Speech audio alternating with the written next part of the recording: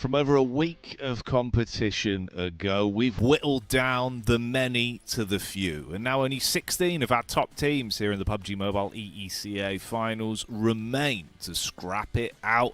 Max, we've arrived at the finals, and with the talented teams we've got left, it should be a hell of a few days. I mean, it was a grueling task for all of these teams to make it here to the EECA finals. And right now, actually, this weekend here, Jackie, we have 4 PMGO regional finals happening. But if you're here, you're watching the best region here out of the 4. It's the Eastern European Central Asia region, and 16 teams will be playing these matches today and the entirety of this weekend. And after that, Jackie, as we know, 4 teams will be moving straight to PMGO Season 1 main event over in Jakarta. So there's a lot on the line, and especially $500 million if you qualify to that event.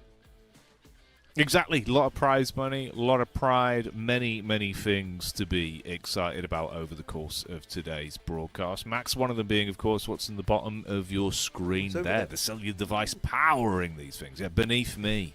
For once, it's under you. Yeah, but right now you can check out the Infinix GT50 Pro, the official sponsor of not only this tournament, but the entirety of PMGO 2026. And of course, one thing that I really like is the fact it's got liquid cooling, which, since when do we have liquid cooling in phones? I didn't know that was even feasibly possible, but Infinix makes the impossible possible here today. And of course, up to 144 FPS, which in esports, right, is great. And even though it's not written down here, there's actually an esports mode, Jackie, in the phone, which... Come on, okay, that since when does a phone have an esports mode?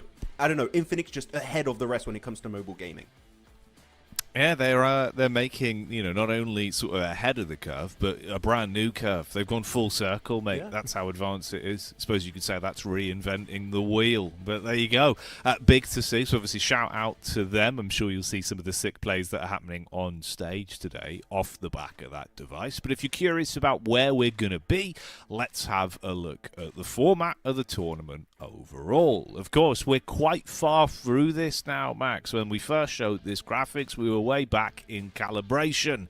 Now we're all the way on the other side here in the finals. Yep, finals, of course, is going to go from the 8th to the 10th, so we're going to be ending everything here this weekend. We do have the Smash ruling, by the way, into play, so something to keep into consideration as we end day 2 tomorrow, and especially enter into the final day on Sunday. But it's so interesting, right, because we started every regional tournament before making it to PMGO, with thousands of teams playing in their region and then able to make it through their PMNCs or PMCOs, then through knockout stage, last chance qualifiers, and now these 16 teams stand strong. And especially with the Smash ruling, this is going to be very exciting. The last day in particular, Jackie, is going to be absolute cinema, as we could have literally only 2 games here on that final day. Yeah, exactly. You know, obviously the Smash rule adds another element of potential spice to things. Sometimes it doesn't come through. The prophecy is never fulfilled, but there's always that chance, and it can be very exciting to have that looming over our heads. So we'll dial in with that when it becomes more of a talking point a little bit later and see if we'll get a Smash this time around. Let's check out the prize pool as well, of course. This is the sweet Skrilla that our teams are playing for. You can see it's got surmountable bigger the longer the event's gone on, and we're down there now with $48,000 on the line for our 16 teams in the finals. That's where you can get all the do-si dough here. Of course, 48K for the finals are going to be significant. We talked a lot about the rookie of the season, right? Who could be taking that one home? MVP. We'll see if Doc is willing to share that trophy. I don't think so. Doc typically is very hoarding mode when it comes to his MVP trophies, though this is going to be the overall breakdown, and your champions not only will be taking home $15,000, also will be advancing straight with the top 4 into PMGO main event in Jakarta, which is going to be very exciting. And actually, this weekend is going to be the first time outside of Team Pandem from SEA that we are going to be some teams fully qualified for PMGO Season 1, which is exciting to see what that lobby is going to kind of shape into. But this tournament is going to be very exciting. And we've seen, right, all the stories, Jackie, of these teams being built throughout calibration, mainly during knockout stage and also last chance. So it's fun to see how this is going to go down and who will rise to the top.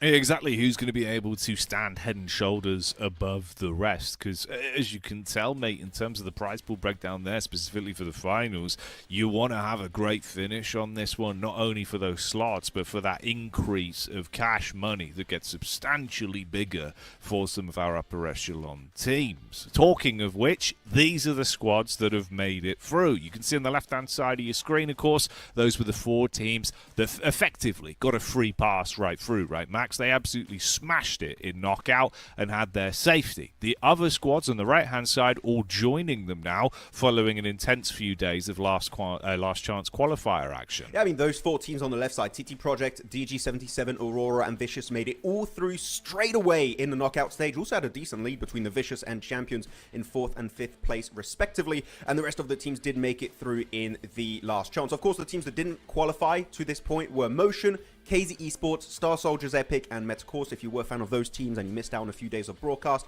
those teams have ended their run early. But really, I would say some teams in particular that I want to bring up as the center point of today, which is going to be the teams that I would say upset us a little bit during knockout and last chance.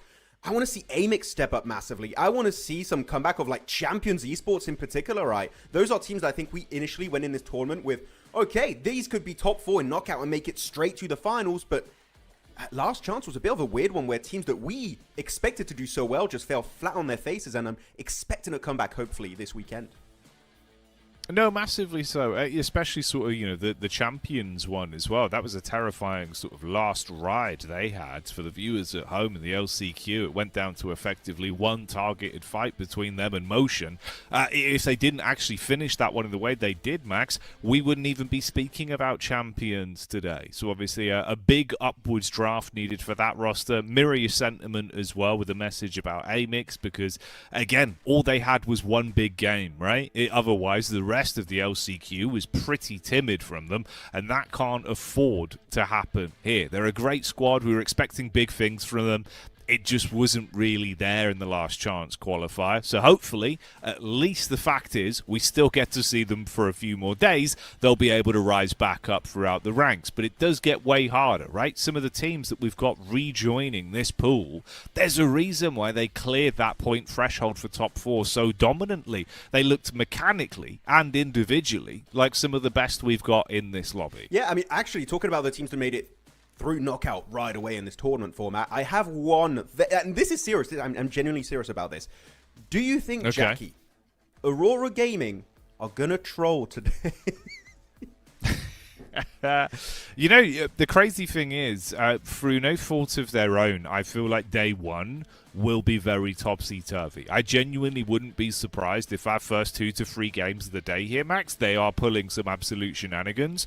If it doesn't go well, I imagine they'll wind it down and try and focus up like we saw last time. But yeah, I think first few games they are going to come out swinging and just do classic Aurora shenanigans, because it's just the way that team works, right? It's either sort of like an all-in hard win or an all-in we go bust. It really is just the Aurora way, it seems. But all I'm going to say, my only request is, Doc, if you see a hovercraft, just don't try and 1v1 the hovercraft, okay? It's like the meta in Eastern Europe, Central Asia, so just go the opposite side if possible. But actually, the team that did have the hovercraft up against Aurora during knockout was GOAT Team, and this is actually going to be my next topic I want to go on to.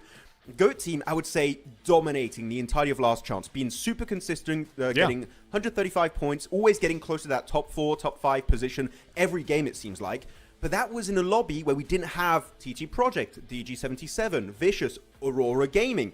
Can we expect similar results from GOAT Team keeping that in mind, or are they just going to fall flat on their faces knowing that the big dogs are now in this lobby? Because this is going to be way tougher to get consistent when this lobby is so much tougher in the finals.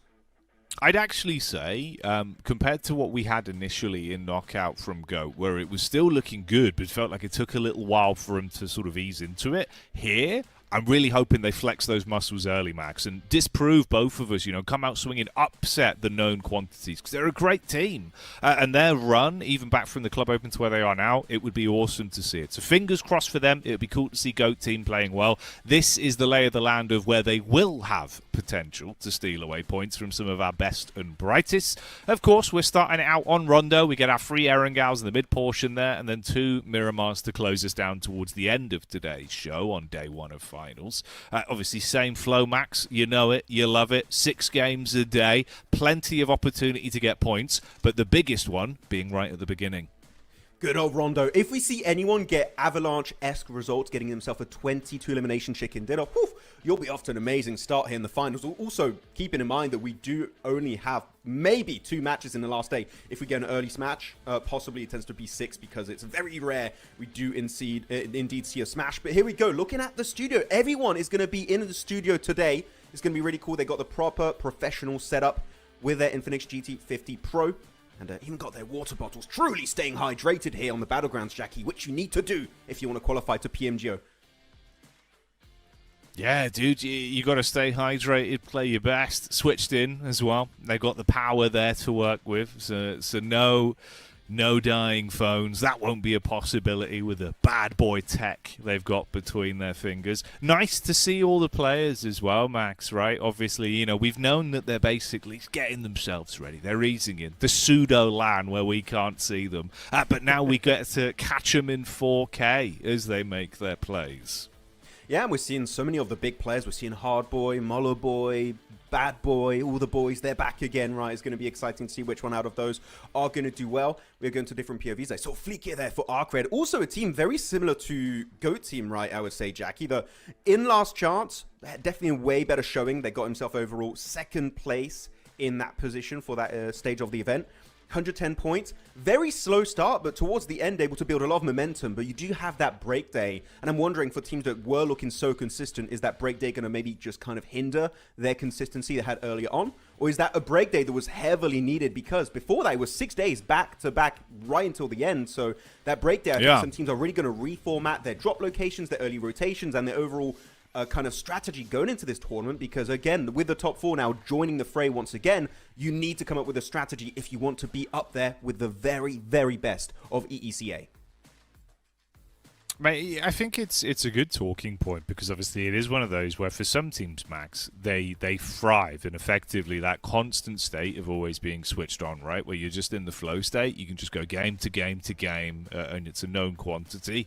Yeah. I think for other sides, having that bit of downtime to rest and analyze the competition as well. Maybe if you're playing against teams you're not as familiar with from different domestic regions, it lets the coaching staff kind of unpack the bag so you're prepared.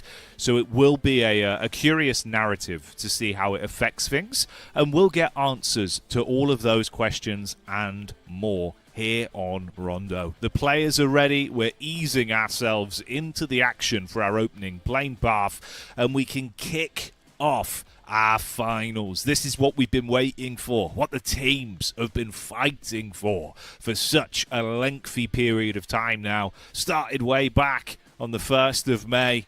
And we're here 7 days later with the 16 best teams in the competition. Starting it out on Rondo.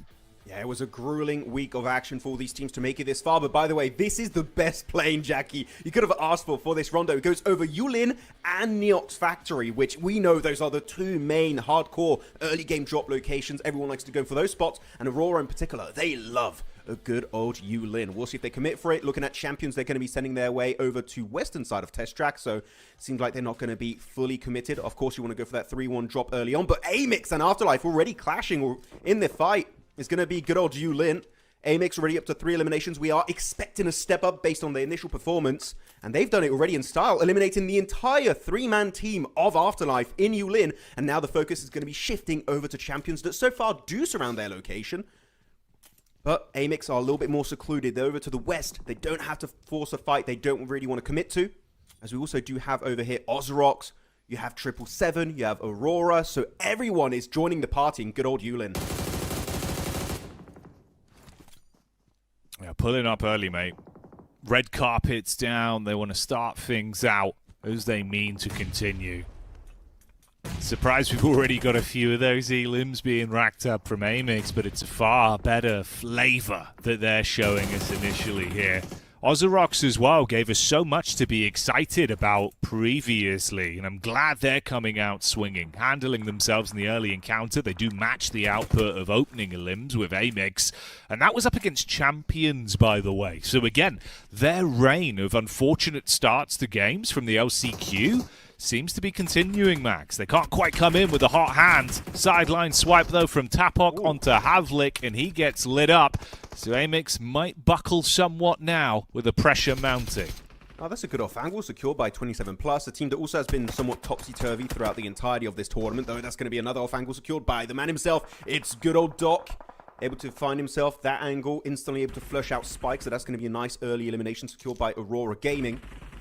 You can see here some frags have been secured. There is a recall tower inside of the city. I would not recommend committing to it because if you die twice in a row, that is your 2 lives down the drain instantly. So you will not have a second option after that. So I would say if you want to go for a recall, better to do it outside of Yulin and then just kind of sweep back into the city if you really want to go for these early altercations, though I would not recommend it. Though I do have to say, I do like Aurora taking this a little bit slower, but except for Doc, I mean, look at the minimap. He's so deep in Yulin. He does not need, he does not want backup, apparently, as the rest of his team, Reefus and Ziol, are just over to the eastern edge. Okay, Doc, again, one against the world, it seems, as he's surrounded by foes. Mate, a man like Doc, backup's a burden, Max, because it's someone else he's got to be thinking about. He likes to just be on his own, so he can just cut his losses in these types of situations. Honestly, if Aurora can make it work early into the day on Rondo, it would bode a whole lot better for the entire flow of their fire throughout the day. So we'll keep with that, see what they can bring out right now. Of course, you've got GOAT team starting to rise up in the opening bouts as they throw themselves onto 3 points. Tapok's been consistently sitting in wait as well to steal away any other points from this encounter. This is the Doc madness we were talking about. Comes unstuck up close and personal as Bad Boy gets the line of sight onto him. Good to see Bad Boy early in the Elim feed. Max, a bit of a legend on the server last time around the LCQ. He was very consistent. I mean, every time he was getting on that top fraggers list, I think on one day he was up there 3 times total out of 6 matches. So he was very consistent. And as you said, I couldn't say any better really for this player. So we'll see if, again, he can bring that kind of similar heat in the grand finals. We'll be excited to see if that happens. Over to some of the POVs. So, yeah, the fight did definitely calm down in Yulin. Overall, it's been a really big win from AMIX, right? They got 5 early eliminations. They can be really happy-chappy about that early performance. A big step up compared to what we've seen throughout, I would say, even the entirety of this tournament, except for calibration. It's not been the AMIX show. So, over also to Test Drag. Yeah, Destined to Rise having an absolute field day. They're loving the fight over there. They still got 3 members in the city. Betts is going to be out there next to Mayran, going for a quick recall in case their teammates do get eliminated early on. So they're off to a banging kickoff of the finals. But Ziol, we see his POV. Good chuck with the nades. Got 6 nades overall. Now down to 5. And this is good. They know the fight has calmed down. They still held on to a lot of their resources. He's got really good helmet and vest health. So they're going to be looking to tank a few bit of extra damage coming their way. And as a duo, definitely better than just one player going solo. So Doc might want to calm down a little bit. Because the docketing, sure, it's fun to watch. But when you want to make in top 4, that might cause a few issues down the line. Yeah, it could be problematic, especially when things become a bit more important, right? Where you don't just have a recall in your back pocket to sort of treat as a safety net, a second life for the Doc. But yeah, as soon as this game gets a bit more serious, it's going to be far harder for those decisions to be as beneficial. You can see those nades being put to use here to try and flush out Bad Boy from the elevated position. Problem is, they've never actually been able to fully get it on target. Ziol here does actually know exactly where he is, but the quicker throw might force the reposition from Aurora, so it's a good call from Bad Boy. Doesn't cook it for the knock, instead uses it for space, but he runs straight out onto the outer skirting and is seen by Aslan Boy. This is that consistent hawk play from 27 plus Max. They haven't had to move from their perch. They've just been nibbling on the leftover bits. The thing is about Yulin in particular, as a city, it's very open between specific buildings. So if you have players transition and keep on trying to sweep the edge of the fight, you're going to get so many good angles. Look, they got another one. They just picked off a play of Aurora. Is that going to result in an actual flush and elimination being secured? Not sure. But still, able to get some good damage on the board. Aurora really struggling to defend their spot, and that is going to be actually flushed out entirely. Yeah, 27 plus, as you said, just perched up here, not having to move an inch whatsoever, and they even have their teammate way further away that can go for the reset if needed. So 27 plus are looking confident because there's really low risk. There's a very slim chance that they might just get fully squad wiped with their 3-1 engage. Now over to another side of the map. It's going to be good old Vicious here. Over to the east of phase 1 circle. Good shots coming in from Koa. Looking to convert it instantly, swapping on over maybe to his DBS and CQC, but Retro's looking for the engage. He wants to save his teammate. It's time to save Soldier Ryan. As though the util, I think you heard the pin on that nade. He's looking to reposition a bit deeper, though it's going to be a 1v2. Koa gets overwhelmed. The S12K is going to be connecting for Retro, and Icy will be there to reclaim Koa from a distance and go for the recall.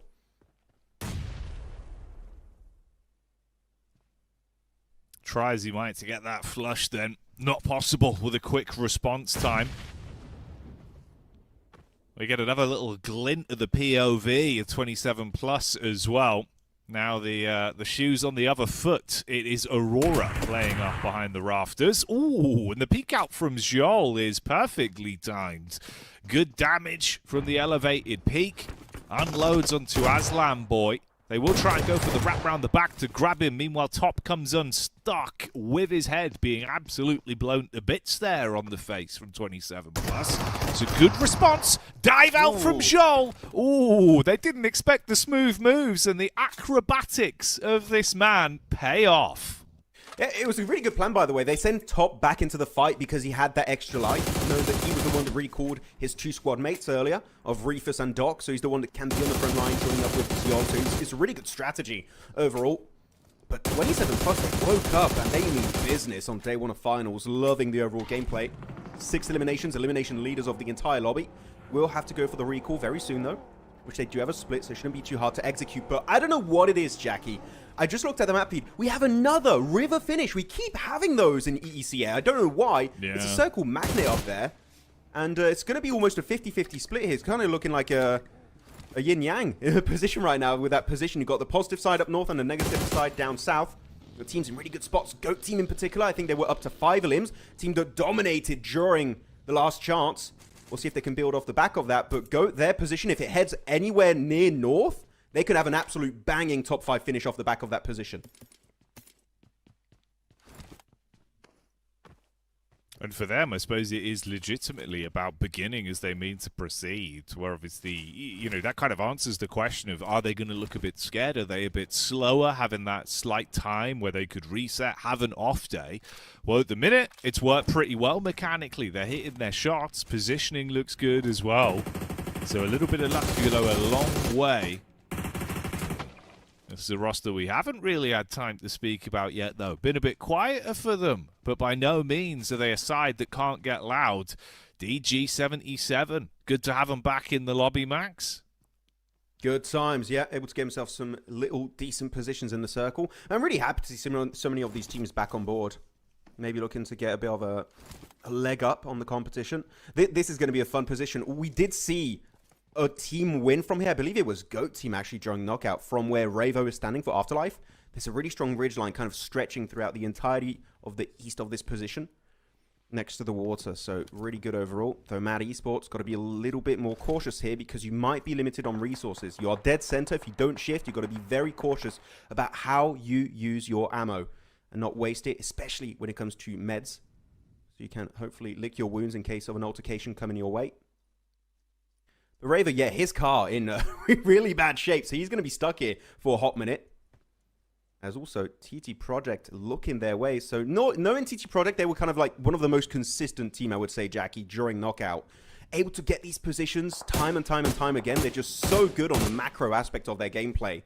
So because of that, actually, I wouldn't be surprised if they just win the entirety of finals with how consistent they were in the past. Yeah, I think that's why it's perfectly acceptable as well, where if we're not seeing too much from them in sort of the first 15 minutes, it's not that surprising, because they have been very much more a team that focuses on their late game placement, the positional play, and then still finds ways to get important picks to give themselves a good elim bubble as well. So yeah, it's nice to have them back, like we touched on, right? I think all 4 of those top teams were sorely missed from the element of sort of high-tier PUBG Mobile. So we'll see how that spices up the lobby, specifically what I'm thinking when we get into Erangel as well today. Could be a nice element there. Little bit quieter, though, right now. It's finally hit that mid-portion where teams have been running to run low on recalls. The towers are becoming more lucrative, so everyone's not as willing to run their entire life through a blender for 1 or 2 points.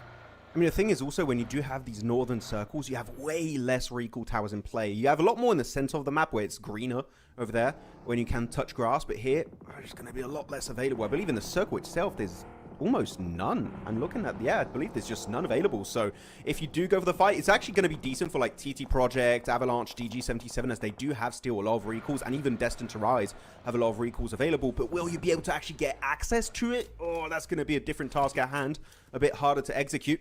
I was actually talking about Destine to Rise, going to have a bit of a clash with TT Project, it seemed like, and TT Project not losing a single player, not wasting any life, and still getting 2 eliminations. That's a strong, strong trade-off for this team. Though, I did see the circle shift once again, and it is going to be another 50-50 split on the river. This is our 3rd game in this exact area, Jackie. Why does it keep happening? I don't know, but these teams now have a ton of experience in this location. They should know every nook and cranny of this terrain, and hopefully leverage it to get themselves a strong finish on game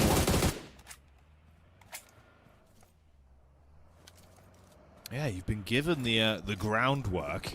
It's all just about the follow-through. Oh, mate. Avalanche. Feels weird that it's been quiet from them on Rondo with how much they were being able to squeeze out of this previously in the LCQ. But up against Aurora and co, it'd be a hard fight to actually achieve too many nice elims on this one. Talking of which, still points being acclimated there on the side of GOAT as they rise up to 2nd place off of elims alone in the lobby.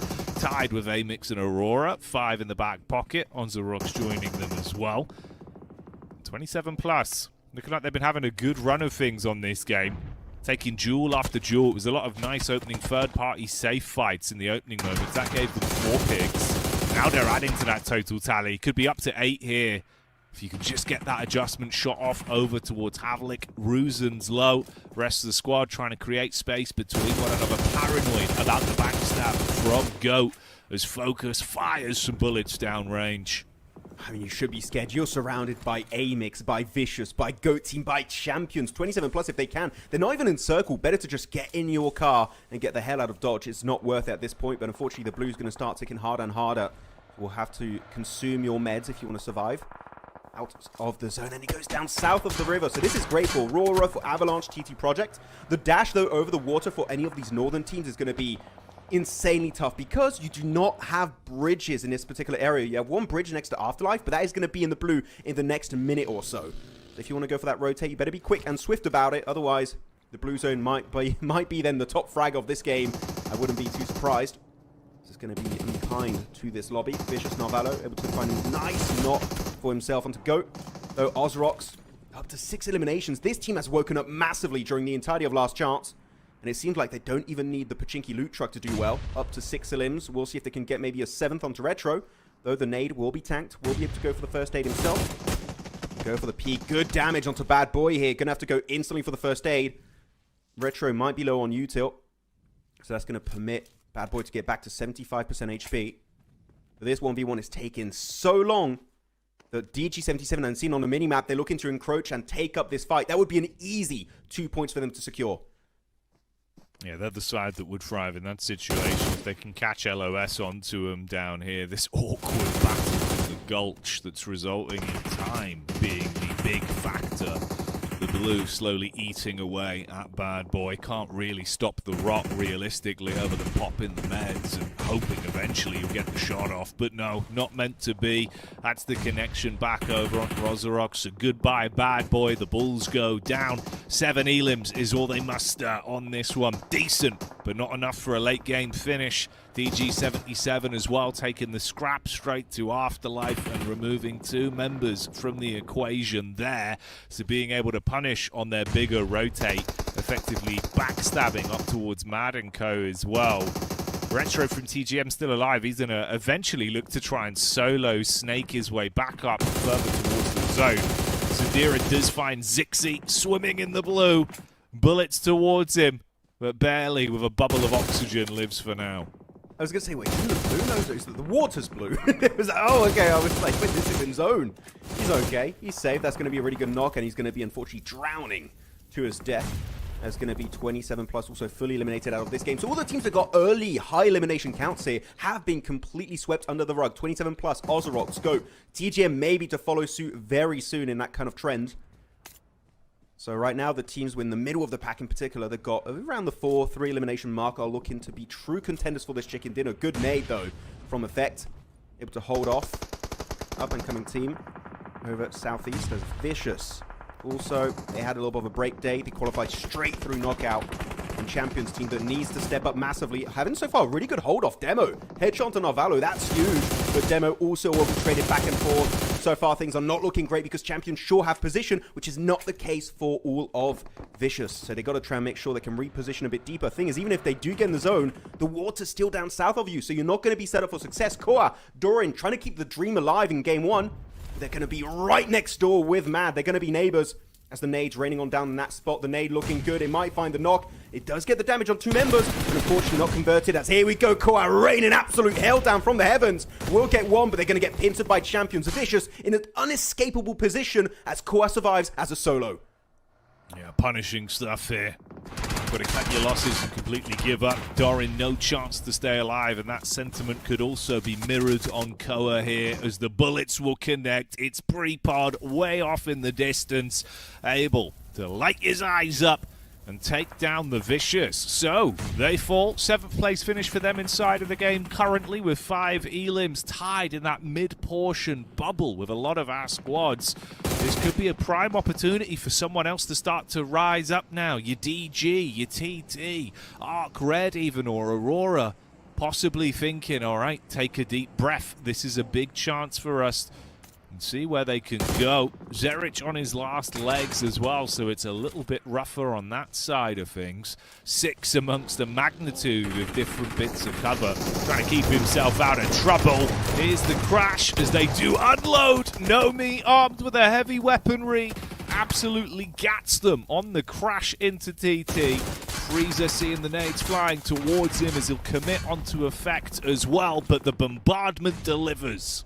Yeah, that's going to be a mini red zone here, dealt right on the heads of DG. Pre-pot, though, getting a good angle with a backup of Zadira, so that's going to be a deadly duo. Can they get the resale onto Nomi and Freezer, though? They're going to have to wrap up this fight right here, right now, if they want that to happen. But even then, you're not safe from a potential third party from the likes of 777, Champions, or even ARCRED south of this spot. So you've got to be quick and swift about it, as Yol able to also have a bit of a clash with ARCRED. So Aurora still looking healthy this match. We'll see if they can convert into a high top 3 elimination game.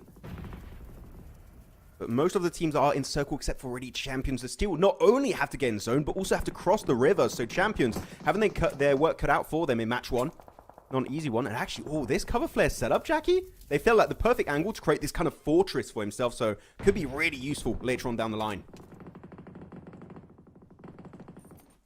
Yeah, it could save your life, just having that sliver of extra space to play off with. So blocks them incoming damage. FS.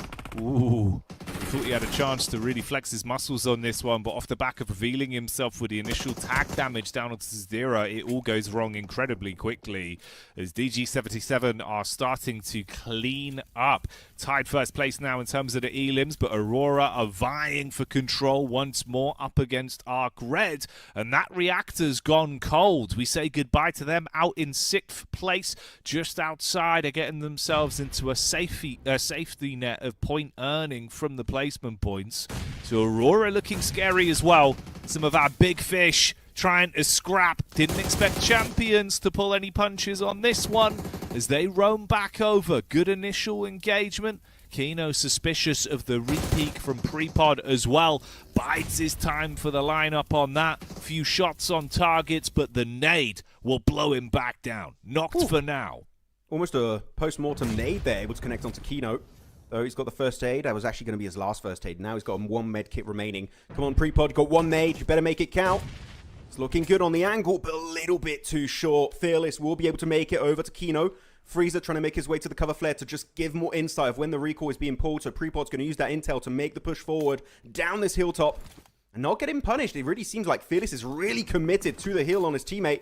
As unfortunately it's too late, Freezer will get flushed out, and so will pre-pod. That's going to be still a strong finish from DG, able to make it so far in this game top 4, but now the top 3 teams remaining in this match is going to be 2 Mongolian teams in Aurora and Champions, and also the Uzbekistan team of Avalanche that have had so much success in the past on Rondo. Can they convert their second Rondo chicken dinner of the tournament right here? Hey man, it's one thing to do it in the LCQ in style, but if they can do it to kick off the actual finals themselves, it would be a miraculous feat for Avalanche. Instantly snow the competition under and show us what you're made of.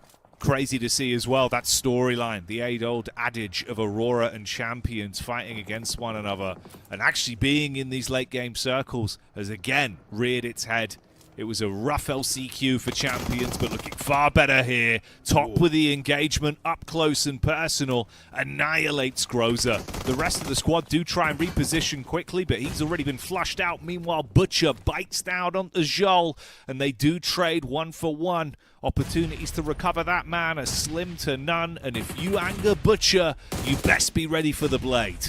Really good timing from Avalanche. Sure, you do lose Groza, but you reclaim this high ground position away from the grasp of Aurora. And now they still got some util. They've still got a few grenades willing to chuck them at their enemy. It's going to be Top also down to just 3 more nades, but it's looking good. Top, he hits it perfectly onto Butcher. Molodoy and Tommy, still the surviving duo. Butcher's going to be a bit of a hard rest to commit to, as they know exactly where they're hiding behind that rock. But one team that's not involved in this fight here, Jackie, is Champions. They still got 2 players in Kino and Fearless. They're up north. They're not involved. If the timing's right, this could be a Champions win, as that is going to be the end of the line. Avalanche wrecked in that finish, not able to reach the silver medal. There's now the 2v2, the Mongolian team versus the other Mongolian Brethrens. Champions versus Aurora for the win on match 1. Has really good use of the vehicles here from Top, and Reefus looking to take control down south, going for a 1-1 split. And same for Champions, meaning if you are in this split and you do get knocked, that reset, that recall on your teammate, it's just not going to happen. You got to win your ones effectively. Play your individual firefight to perfection, as it can be the difference between the chicken dinner or a bust. Going out second here in game 1 on Rondo. Reefus on the move, sprinting between cover to cover, trying to stay tucked in behind the trees. Eyeline set towards the backside there, scouting the hillside to see if he can catch a read on where exactly the Champions players are. Not privy to all of the information right now. Slightly further around, Fearless as well, in a good position with the zone moving towards them. Kino can eventually start to readjust. There's actually a really good ridge line in the center of the circle next to that airdrop that just came down from the heavens. And also one big highlight is that Kino's got 5 nades. The only good amount of cover you have in this circle are trees and rocks, really prone for nade damage. So if Kino is on the money with that util, that alone could convert this into a chicken dinner match 1. And this is a team that we said, right, we need to see more from. They were so disappointed in the previous stages. And now, I don't know what happened, but they just had a realization that actually they are good at PUBG Mobile. They are some of the best teams out there. And they can take a win, maybe, against one of the best squads in the world. Reefus Top, also decent amount of util. 3 nades in the arsenal of Top himself. But again, they're so split. You lose one player, your entire setup falls apart, crumbles to pieces. It's Top. Good angle, but he does have the JS9, not playing with any DMR this game in particular.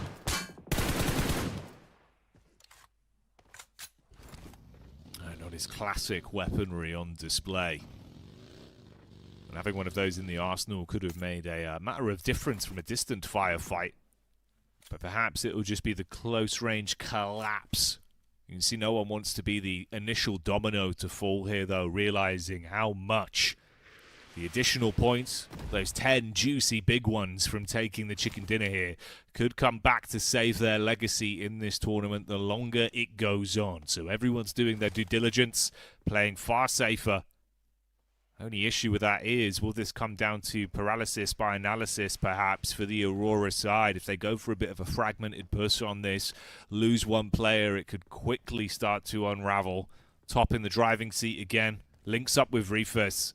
You could have that 2-1 fight, but it's getting over the ridgeline, a downhill battle towards Fearless that makes it uncomfortable.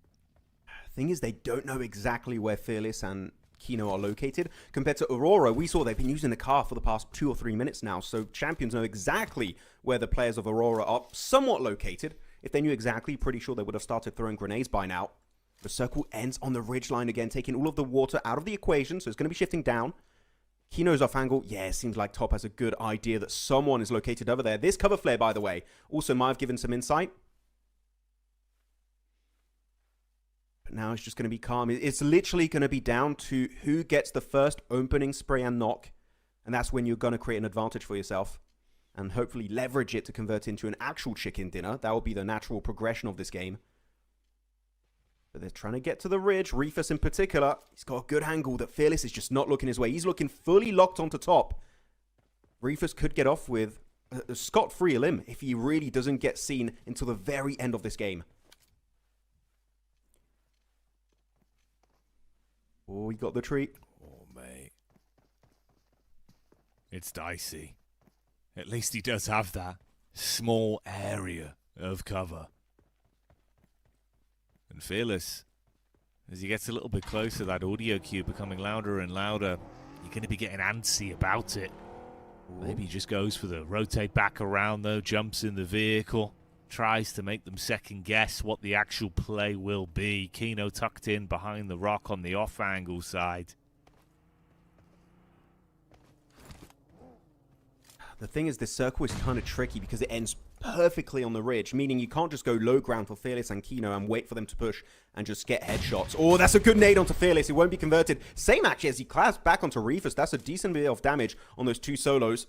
Instantly going back into hiding, trying to recover from that damage, lick their wounds. But yeah, same for Aurora. They can't just wait for Kino and Fearless to peek over the ridge themselves and get an easy headshot, so they will get closer and closer until eventually someone's out of position, and it will get turned into a free knock and maybe even flushed out fully. Although this is the last grenade off top, will it get the knock onto Kino? That could have been so detrimental, but it will not convert whatsoever in a knockdown I'm sure he was heavily waiting for.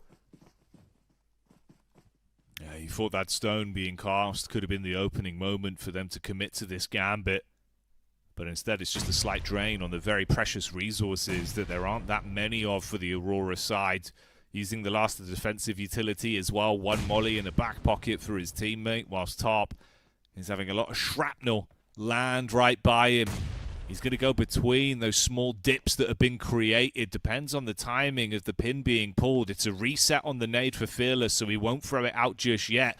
If this one lands close, it could be deadly. Instead, it's just a bit of chip onto Top. The peek up. He sees the head over the ridgeline. Fearless playing on a knife's edge here, with Top and Reefus actually having a little bit of additional space to play off of now due to the divots created by those nades. You've really got to hope they can peak on this one with both players' attention on one player and Kino able to commit to the stereo hit from the side to clean up. Yeah, these dips made by the nades are just keeping Top and Reefus alive for the longest portion of this ending. Really good use of that feature of Rondo. Also, Top, I saw earlier, he looted up the airdrop, right? So he's got a tier 3 helmet and vest. Any damage coming his way, he can tank for a little bit longer than Reefus. So it's good to have him on the front line, just soak up a bit more of that overall damage of Fearless and Kino. Again pushed, it's going to go slightly over to the west. Fearless is going to get pushed over the ridge really soon. This fight is going to happen in the next few seconds. As he goes, it's going to be Fearless first to peek over. The damage is going to be looking strong. Reefus first to fall, swapping on over to a secondary, but it's just not enough. Champions wrestling that chicken away from the grasp of Aurora, and will be your first winners here of the grand finals of PMGO ECA. There you go, tempered celebrations, happy with themselves on that one. Great form for Champions overall, considering the slippery slope of an LCQ they played. This is them sending a message as they come out swinging on game one. Surprised, realistically, as well, Max, how well they were able to handle themselves in that final sequence, the actual scrap on the push-up. It was decent damage from Aurora, but no commit, and the Kino just handles it very nicely. They're able to absolutely pop off in the final moments and snatch that one back, claim the chicken dinner. I genuinely did not think Champions were going to win this game because the circle was continuously shifting down south, right? And they were one of the few straggling teams just struggling to make the cross over the water. Yeah. Everyone was fighting each other after that transition, especially DG77, ARCRED, AVALANCHE, that they're all so committed on fighting each other, they're not looking at the water, and that allows Champion to find an opening, even as a duo, and kind of make their ascent up that mountaintop and claim the chicken dinner. So it was unsure who was going to get it, but Champion's able to subvert expectations in game one of the finals. And if this is anything to go by, this is going to be, of course, a true telling point that the entirety of these matches for the finals are going to be absolute peak PUBG Mobile Esports, because whew, that was a lot of action and a lot of great fights taken in match one. Yeah, good, exciting early game. Controlled, smart plays as well towards the end there. No one wanted to throw away what could be a potential lifeline in a couple days' time from now, right? Squeezing as many extra points as you can out of these games. And kind of poetic, we go back to it being an Aurora versus Champion encounter as well. Something that was happening in the mid to early portion of games back in Knockout. Glad if it had to happen here, it was at least our final bout between these two teams. Kind of saving the best till last there, Max, for the Mongolian fans. Yeah, I mean, the fact that game one we have the two Mongolian teams in first and second place is kind of a statement that this region is one of the, well, not even region, this country just creates absolute raw talent in this esports scene. So Champions looking especially strong. And one of the players that usually was always really strong for this team was Kino. Kind of repeating that previous success we saw in the past. He's able to get 8 eliminations, but luckily enough, it's not just as a solo. It is going to be also with Fearless here to wrap things up with a bow on top for the win. But Atomic and Demo went out a little bit earlier, but I can't really fault them too much, Jackie. It's not like they made a big mistake. Crossing that river when you had so many teams between you and the other side of the riverbank was just always going to be hard to execute. Only losing 2 players for that tough of a transition, I'm going to say, definitely subverting expectations and taking a win that should not have been theirs to begin with, and they do it in absolute style in game 1. Yeah, massively so. Oh, mate. Almost. Missed the mark by 1 elim, Max. We've been so close to breaking that 100 elim game. I think, what, 3 times now we've been on the precipice. This is the tightest by far. Yeah, I was really hoping we're going to see 100 eliminations on the Rondo, because compared to the previous stages, we only have 1 per day. At least you know what that means. We will have 3 total, because you cannot smash in match 1 of day 3 of the final. So at least we will have an opportunity of seeing that 2 more times at these finals.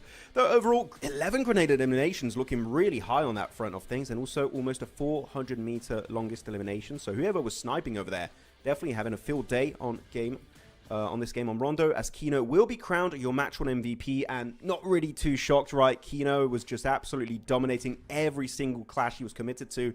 So Kino looking like a new MVP contender here, possibly for the finals. I know this is early to say it as match 1, but he's put up numbers the entirety of PMGO EECA. Yeah, dude, that's the thing as well. I think that would actually be an even more viable conversation if we were to see, effectively, you know, a champion side that maintained the same sort of oomph in the OCQ. The only reason he sort of fell out of that topic as regularly is because it was a bit quiet for the roster there. But great to see when it matters most in the finals itself. He's back to his winning ways, and the squad itself has way, way healthier prospects ahead of it. Let's have a look at the other top players that are close behind him, though. Retro and TGM making the most out of that game, even when he went down to just a solo towards the ending. Ruzen, who has been an absolute boss for 27 plus continuously, Max, keeps that up once again, nearly 1k damage there. And then the duo, of course, of Top and Joel from Aurora. It really feels like, coming to the early portion of this match with the hot drops, that 27 plus and Ruzen in particular knew, okay, we always have this super stretch out fight happening in Yulin. It's a fight that really is good if you're able to really dominate fully and not lose a single member. And 27 plus saw that as a weakness for these teams. And like, we can just go to the western side, get perched up on top of the mountain, and just wait for teams to do a mistake, positionally speaking, and get easy early eliminations. So if we had more Rondos, I would feel like they would actually create a really big lead with that kind of strategy. Of course, we won't see other hot drops on Erangel and Miramar, hopefully. But that was a really good strategy that I'm sure was worked on in the background, and it worked out beautifully in their favor on game 1. So 27 plus. Hey, that strategy might allow them to actually create a really big lead after this first game.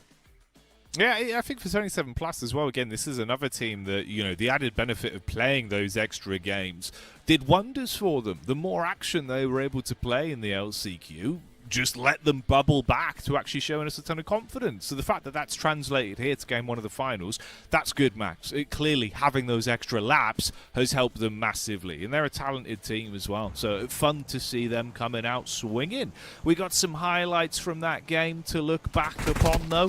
So let's have a bit of a look back before we set our focus forward. I need to send a DM to Doc to, like, look, chill out. He did the docketing twice in a game. I thought that maybe the first one he can get away with because he can get recalled by Top on the recall tower. But the second time, when he got eliminated, I don't believe we saw it on the main feed. He was so far away from his teammate. He got completely surrounded by enemies and then just picked off easily. So Dog needs to calm the hell down. They're looking at the replays, of course, again, highlight on 27 plus. That Yeah, I mean, this rock formation, if you're going to go for a third party on the city, is just the best entry point imaginable in that particular position. Yeah, dude, it's honestly very fun coming into a Rondo like this and seeing some awesome gameplay from sort of the entire lobby. So I think, you know, the fact we get the highlight opportunity to look back over the plays is the dream. It's always fun. There we go, looking at some of the extra replays this fight. DG77 in particular were having a really good time. Thing is, they were in a very nadeable position behind these cover flares. I'm surprised we didn't see more presence from the MG3. It was actually looted up by Nomi. I guess no one had enough time to get to his death crate to actually get the airdrop weapon for themselves and play with it. But MG3, we saw a double MG3 finish, right, during LCQ Jackie from Avalanche. That could have been a really good way to turn the tides in whoever was able to loot it up in that game. It was just not meant to be. That's down to the nades. And I say every time, you really want to hold on to your nades until the very finishing moments. It can really make a difference. One more nade in the hands of Champions or Aurora really could have gotten themselves a way earlier chicken dinner, but everyone had to use it to just survive and create dips to survive even deeper at the end of that match. Yeah, living on a knife's edge with the nades, just creating a little bit of a divot to keep your head down from. But hey-ho, those are the highlights. Let's have a look at the overall outcome, of course, and break down who some of our biggest winners. On that one, both of the Mongolian sides in rank 1 and 2, certainly happy with their play on that. And then you've got Avalanche and DG77 in close proximity as well in 3rd and 4th. Nice to see DG coming out swinging into this, but the more surprising one is obviously Avalanche doing it consistently once again as well. And that was without Molodoi basically being a force to be reckoned with, kind of headhunting everyone, Max. So maybe it's going to be a bright day for them. Hopefully. This is a team that I would say had an opportunity to do better in the LCQ because the big top 4 teams weren't present. If they can kind of subvert those expectations, that would be a really good kind of statement that this team is definitely looking like a true contender in PMGO EECA. Though, second page, actually, except for Afterlife, no one really had a terrible, terrible match. Even 777 got 3 elims to their name. Mad Esports gets 4, TT Project get 4, which actually, I will be a little bit more critical on TT Project. I think they were gifted a really good position in the circle, and when they got encroached upon by another team, I forgot who it was exactly, but they folded right away. So TT Project maybe got to set up a bit of a stronger defense here, because this is a team that we know can get good positions early match, but then you need to be able to defend it because teams are looking very desperate in the finals to make it to the LAN event over in Jakarta. Yeah, dude, they're a team as well that I think it would be a shame if we see a sort of a collapse from them in today's games, right? Because, again, we were singing their praises the whole way through. In Knockout and Recalibration, even way back there, they were playing it as if it was finals the entire time. So it'd be a crazy, crazy fall-off if they have some bad results throughout the day. Let's have a look at the schedule, though, and see what's coming up next, of course, as that was our one and only Rondo match. We do have the bounty of free Erangels on screen next. And of course, looking on the matches of the rank where Miramar coming up right now, it's going to be the return of the loot truck, which genuinely, for those who maybe didn't watch the league stage of this tournament, the loot truck has been now pinned as one of the most meta-defining additions, features in PUBG Mobile Esports. The fact you can get an early game P90, MG3, any kind of airdrop weapons, and especially tier 3 vest and armor, and just a lot of meds and ammo to work with is a crazy thing to get. In literally Circle 1, we see happening in Severny, Pachinki, Yasnaya Poliana, and also one does go down on Military Island, which who knows, maybe Aurora could try and get that early game, so that feature is going to be going in full swing on this coming match. No, massively, mate. It was a big boon for some of our teams. But if you want to get yourself something tasty in the meantime, scan that QR code in the bottom left-hand side of your screens and get a nice little upgrade for the VSS there, so you can sport a swanky new look. 75 of those available, Max, so you've got to be pretty quick. Yeah, got to be quick to get that swanky skin, as Jackie is calling it. But it's cool, 175 in total. You better be quick. I did try and scan it 2 days ago at the end of the show, and they completely disappeared. So if you're not quick, you might just be missing out. Also, we're not going to have only that skin to give away. We'll have multiple throughout the entirety of these finals. So do stay tuned during the in-between game segments. As back to the LAN venue here for these players, everyone is looking ready to get into the next game. I'm sure everyone's in the lobby as at this very moment. So, Miramar, and Erangel left on the menu. Erangel's going to be the next one coming up with the grassy pastures. Drop locations were, I would say, pretty much sorted, Jackie, right? We didn't have anything weird happening unless you have a crazy, terrible plane path. I think early game should be looking really good for every single team involved. Yeah, I'd think so. It feels like we've reached sort of a gentleman's agreement with a lot of the squads now, right? Where no one wants to just throw away opportunities for points, which is the better way to play things. Hey, nice to see the AMIX crew smiling as well, Max. A little bit of giggling there as they're getting themselves ready. You know, this is a side, again, right, that we were saying has a ton of talent. So if they're looking happy outside the server, maybe they'll be playing well in the lobby. Because that start back on Rondo, at least, was good for them. They were winning some early duels, got a couple of points. Could it have been better? Sure. Could it have been worse? Absolutely so.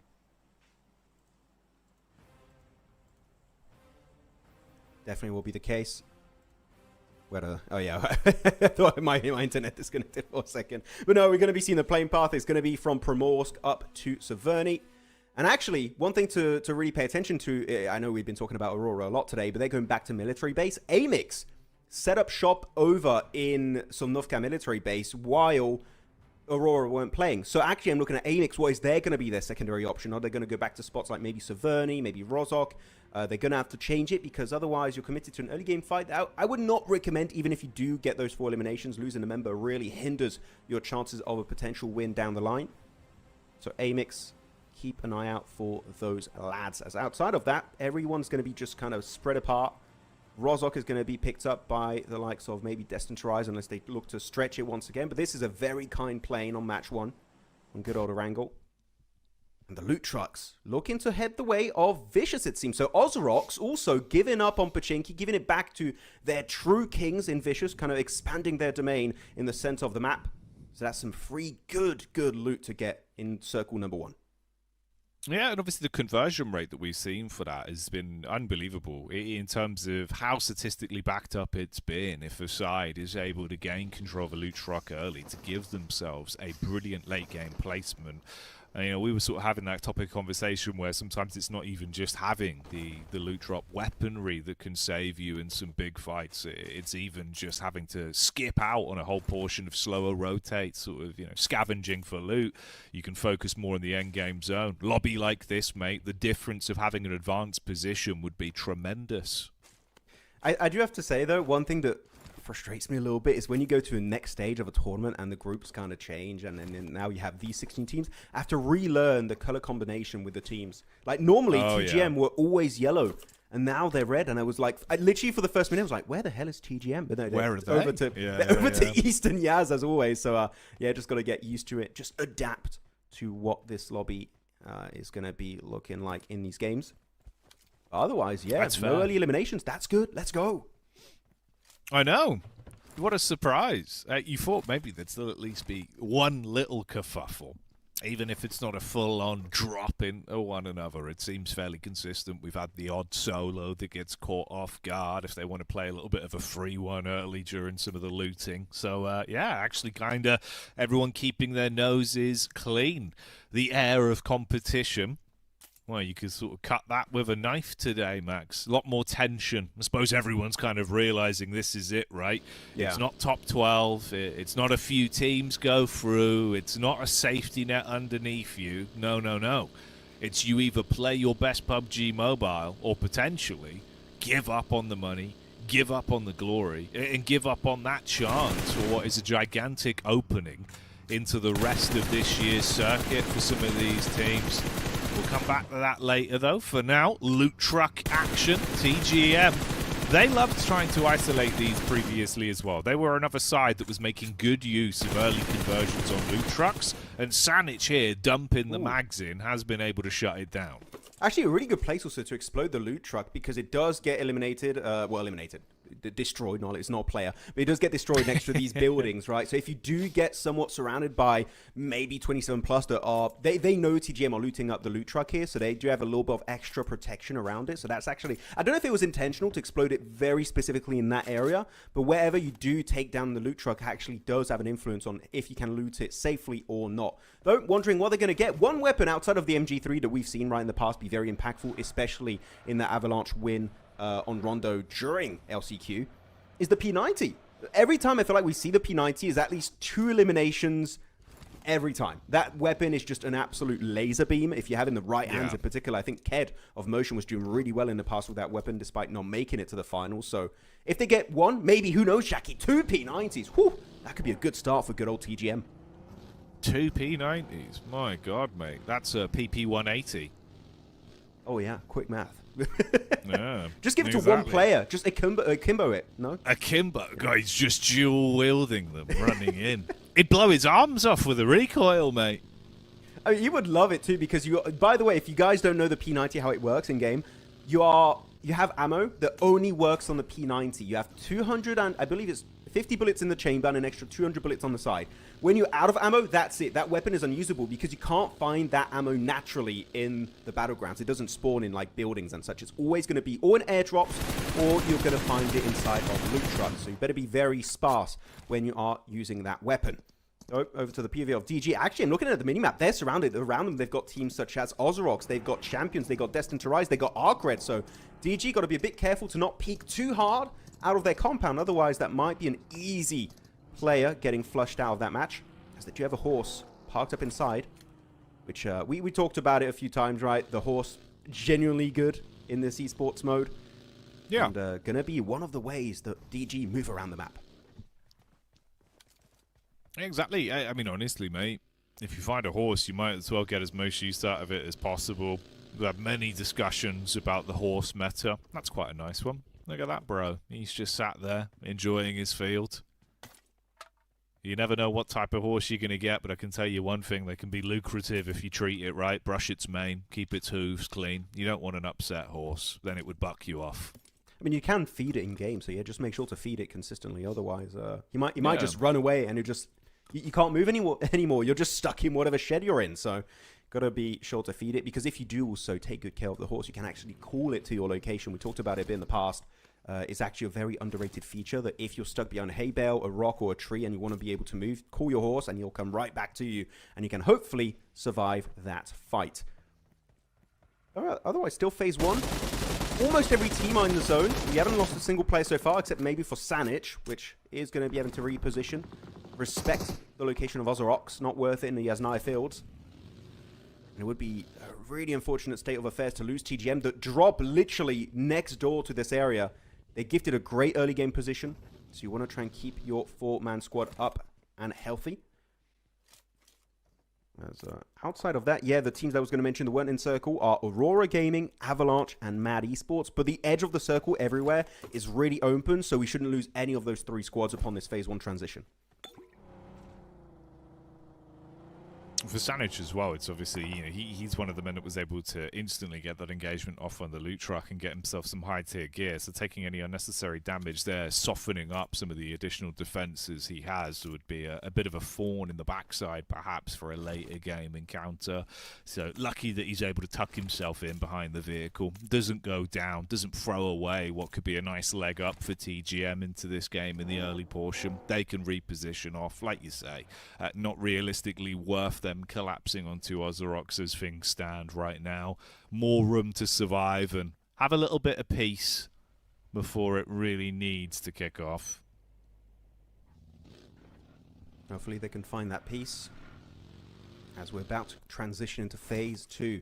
You can tell this is not just an early passive game for the sake of it, because there's just so much on the line. Again, a slot 4 tournament with a $500,000 prize pool. And that's not all. In case you guys are not aware of the format for 2026 or so, off the back of this tournament, you get PMWC and PMGC points. So if you do really well here, this might be your early ticket to 3 major global events for the entirety of this year. So this format, this tournament is particularly important. You can't afford to fail here. There's actually AMIX looking at them also on an early fragging spree, it seems, onto Afterlife. Afterlife down to a solo player very early last game on Rondo. They might suffer a very similar fate. It's going to be the AMIX push. They're looking to commit. They're looking to claim early fights once more, as Zexy also gets overwhelmed. And that's it. You blink and you missed it. That is the entirety of Afterlife eliminated, down to now just 15 teams, and AMIX yet to lose a single member. Two very different contrasts there. An Afterlife side that felt like their power level was increasing the more we see them, kind of barely limps their way through the LCQ towards the final day of things. Whereas Afterlife, wow, they've targeted them, rack up those 4 eliminations, get themselves into a better start here. This is quite a different tale that's being told by the roster. Perhaps them smiling and laughing in real life goes to show they've got a bit more confidence back. They've unpacked the bag during that day off, perhaps, Max, been able to isolate what exactly was going wrong and putting a far better foot forward into these games. I mean, you could say it was a bit weird they committed to the fight, but I'm pretty sure just looking at the fight kickoff in the map feed, they found a knock from a distance and they're like, yeah, we have a man advantage. Let's just try and really utilize all of our resources and take it, which they did indeed. So yeah, and flawlessly, right? Able to actually keep all your players alive is very, very important. Though they are not in circle, and actually just above them up north are going to be 3 teams. You've got Mad Esports, you've got Avalanche, and you also, I believe, that is going to be 27 plus wrapping up behind. Maybe looking to go for a quick dodge over to the east in Yasnaya too. So I would say AMIX, not worth really defending. You're not in the zone. I would say it's good to prioritize circle positions compared to trying to gatekeep on phase 2. Early gatekeeping really does not make much sense in my mind. But AMIX, maybe it's got a little bit of a confidence boost after that win, 4-0 up against Afterlife. So maybe they want to commit to it. But again, I would not recommend it. This is very early to take 2 fights back to back. It's normally the AMIX way, though. If they have a good start, they just keep going with it. They want to fight. I don't know, man. Honestly, I'd take that over the kind of, damp squib of a matchup we saw from them quite consistently, where they weren't willing to get stuck into engagements. A slight overcommit in my mind bodes well for this team. They'll just take shots from a distance here as the rest of the crews do roll on by, though. It's Mad Esports that breeze down on the roadside. Vehicles still nearby for AMIX to quickly make their sparse getaway. Shots from Havlik with a pre-fire, hoping the bullets would land for a bit of additional chip, but not quite hitting the broad side of the barn there. So you're going to have 4 teams here making their dash up north. The thing is, a lot of the positions already secured. One of those teams is going to be DG77 in a 2-2 split up northwest, next to the mountainside of Potato Hill. So we'll see if there's going to be any kind of gatekeeping down the line. But yeah, because of this, actually, AMIX did lose kind of priority. Their positions they were maybe aiming for will be stolen away by the squads that made it through Yasnaya Fields. So I think that maybe going for a quicker pivot would have been a bit of a better trade-off. A circle you can see here is going to be focused between shelter and farm area. This road's going to be very important in particular, and the compound that TGM have is just a golden compound. It is so, so strong. You can see teams from a mile away, except for teams coming in from the east on Lumberyard. Outside of that, north, west, and south is going to be an absolute banging angle that TGM could try and use and abuse for themselves. But one team that's been very silent this entire game has been Destined to Rise, locked into farm. Also a golden position. Farm very flat all around it. If you see teams coming in from a mile away, that could be some early damage connecting, making that defense even easier to execute. So central teams can have a significant advantage compared to teams on the edge that are yet to find any kind of strong spot in the zone.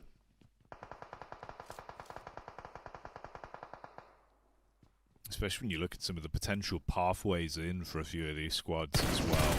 There's some teams set up to absolutely clothesline you. The Vicious springs to mind potentially for the pathway to Mad. If they see an opportunity to gain points, they'll take it with both hands.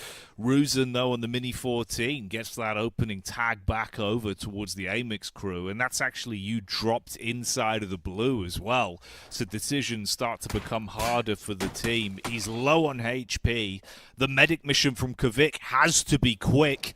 He'll get up behind the tree and should barely be able to save his mate. But this isn't looking too tasty whatsoever for AMIX. But Default changes their fate. The 3-point arc on that.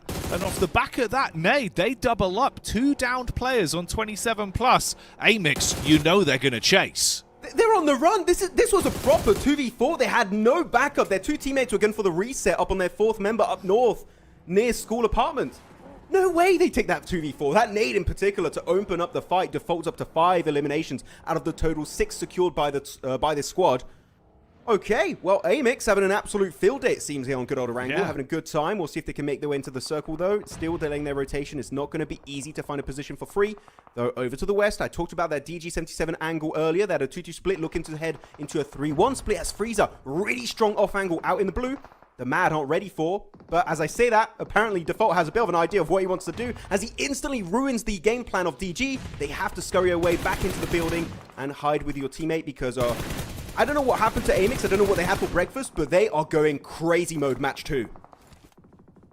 They're moving differently right now, coming out absolutely swinging, and it's beautiful to watch. Surprised how easily they were able to turn that fight onto 27+, but not only that, go even further with that scrap against Mad. 8 elims already.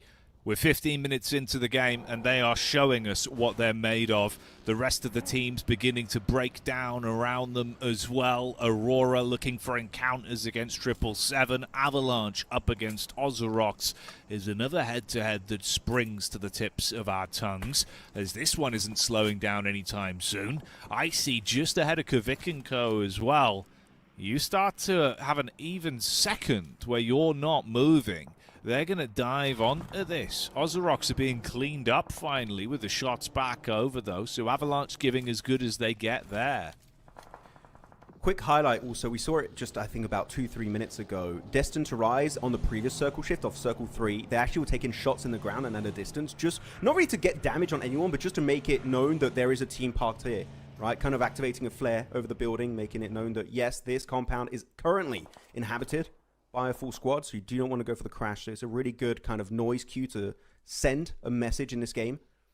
And because of that, so far, no one has yet to crash onto farm. So it's been a successful way to do it. 27+, though, parked on that shed in the open. Oh, really going to kind of limit how much mobility they're going to have in the rest of this game. But AMIX finally going to be suffering some casualties, it seems. They're going to have a bit of a tough encounter versus the likes of ARCRED. They're able to fight back. It's Havlik with the Org doing some work. But every member is just getting completely wrecked, getting gutted over in their northwestern engagement. Not still a full squad wipe, but AMIX down to just one. It's going to be Havlik attempting to go for Hail Mary send and hopefully save the entirety of his team. But I think this might just be game over for AMIX if they can't get those resets onto both Kvik and Default.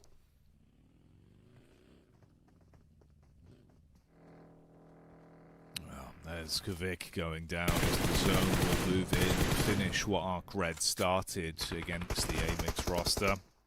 So it is getting way worse for wear the longer it goes on. 8 elims might be the total they get rather than just the stepping stone. For Aurora, can they even find an opportunity to step any deeper into this one? I mean, you are being dove upon by TT Project. That is the final knock, being completely flushed there for AMIX. So they are gone, but Top's nades are on point. Close range engagement, though. Got to be quick. Mirrors the movement of TT Project as he dives back round the corner. Zerich! Oh, you thought that might have been the knocking blow. Instead, it's just decent damage with the backup of Jol providing assistance from outside the window. And this fight is becoming incredibly uncomfortable for either side. Actually, it's not just a normal fight here. You also have 777 third partying from a distance. Good nade onto Top. That's going to be able to find the flush from Effie's. Everything is falling apart for Aurora. It's going to be down to now just a 1v2. Zyol just going to try and scurry away. Not worth it. Just try and survive, get some placement points. You just got to outlive 4 more teams and you will get some placements. But that fight was initially a good initiation, but I think also there was no reason for them to go to the fight. If we do see the map feed very soon, you'll see what I'm talking about. Their compound, Jackie, was still in circle. They're forcing a fight that's not necessary, taking a risk for no real good reason, and here, getting punished by both 777 and also the entirety of TT Project. So Aurora got to respect this lobby a little bit more because they are looking like some absolute top-tier teams are bringing their S-tier gameplay to the table. Zyol getting surrounded. TT Project, they know they've got the man advantage. They know this is the one solo left as he closes the door, hopefully able to tank a few more upcoming damage from those nades. But Zyol in a 1v3, not looking too good for the start of Aurora Gaming.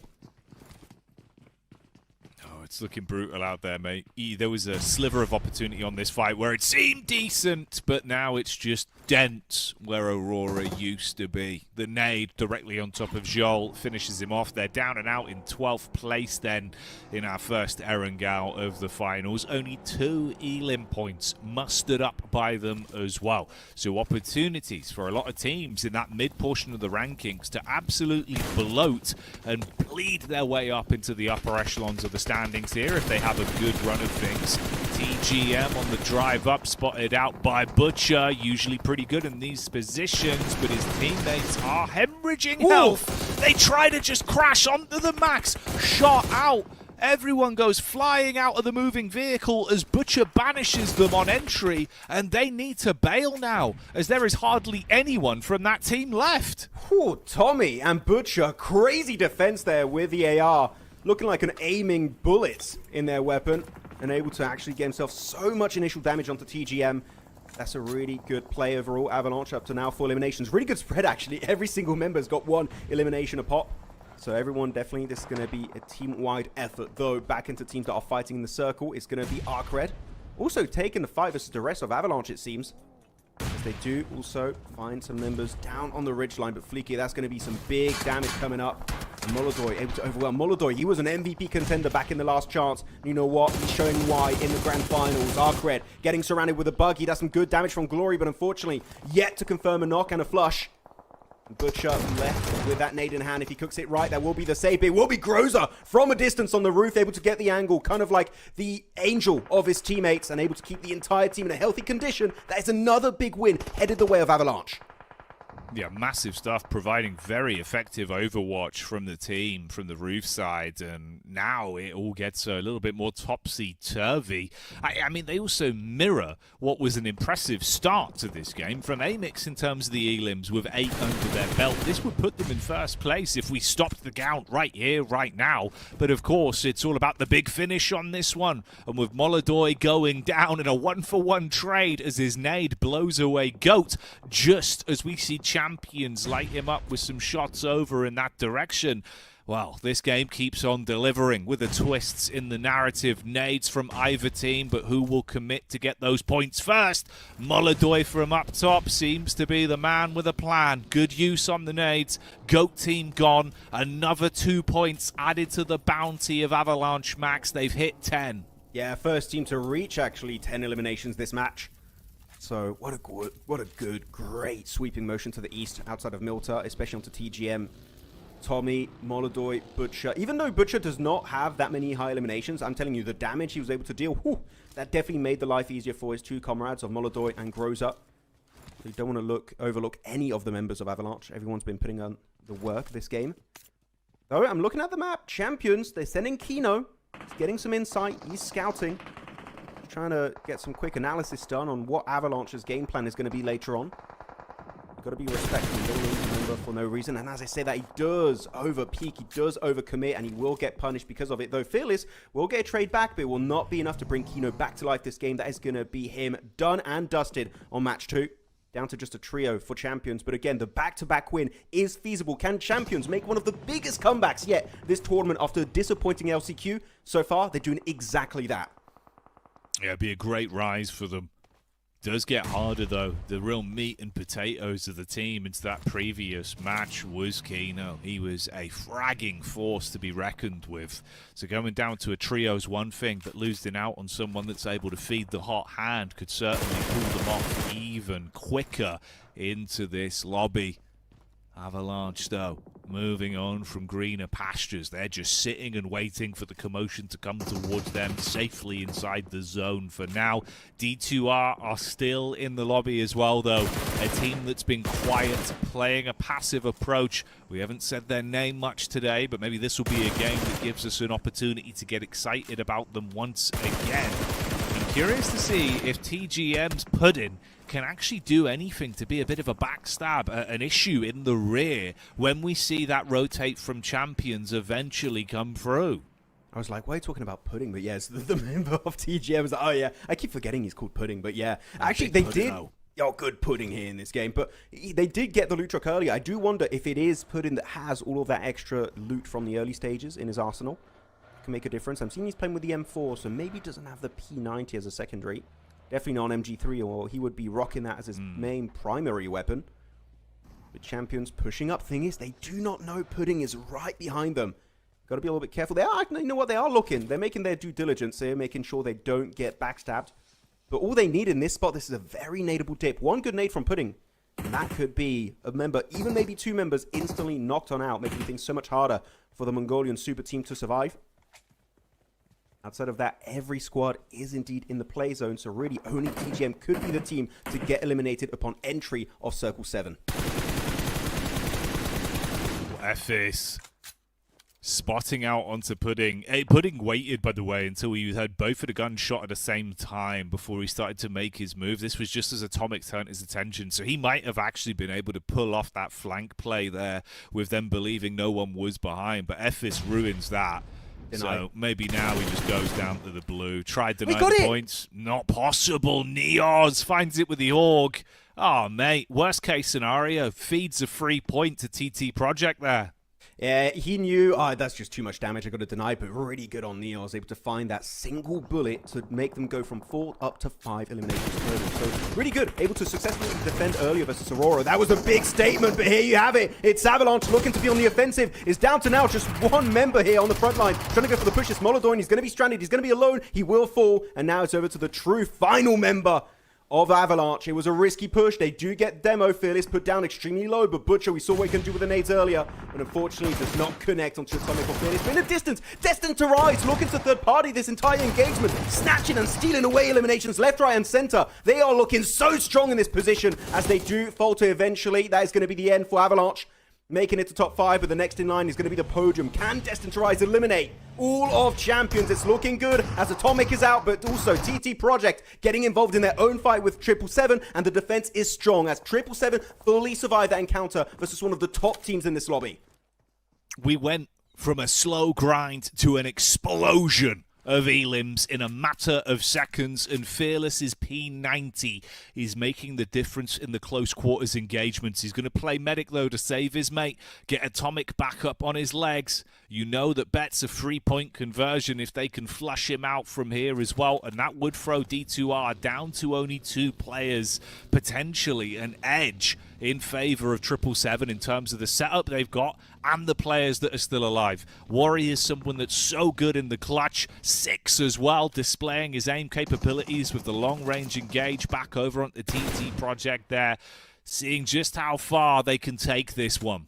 I don't know why Destined to Rise. It was a really good third party over to the Eastern Avalanche and Champions, but why do you do it split? Send everyone, overwhelm with your man advantage. That would have been a way better engage. They would have had a higher chance of success. Unfortunately, that is going to put them down to just a duo. At the ending moments of this game, it's Ralph and Darling. Ralph has been a true MVP contender throughout a lot of the games in LCQ. This is a team that has been improving significantly, and the circle is going to be favorable to them once more. This is, by the way, Jackie, looking back at their spot, they were here since, I think it's circle 2, so they have not needed to budge whatsoever, meaning also they have not been able to loot anything more outside of this warehouse location, meaning some of the players, I think in particular, it's Darling, he's down to just a clip and a bit on his main AR, so you really got to be cautious. If you use too much of your ammo, that's going to be an easy fight to take for 777 or even the likes of Champions.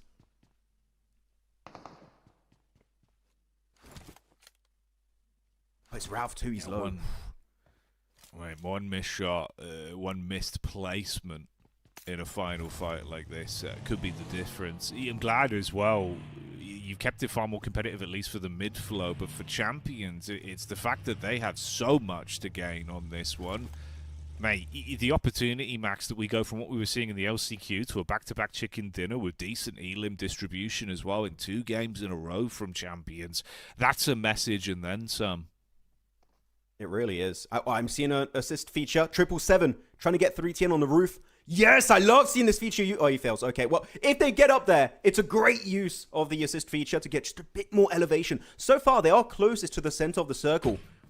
I'm going to say if he gets on top, 3TN's up there. That is a game-winning angle. 3TN, can it actually be enough to find the knocks, the damage onto Champions' 2-man team, or maybe the 2-man team of Destined to Rise? Depending on his aim, it could, but 3TN here, looking to get the chicken dinner. from that angle alone.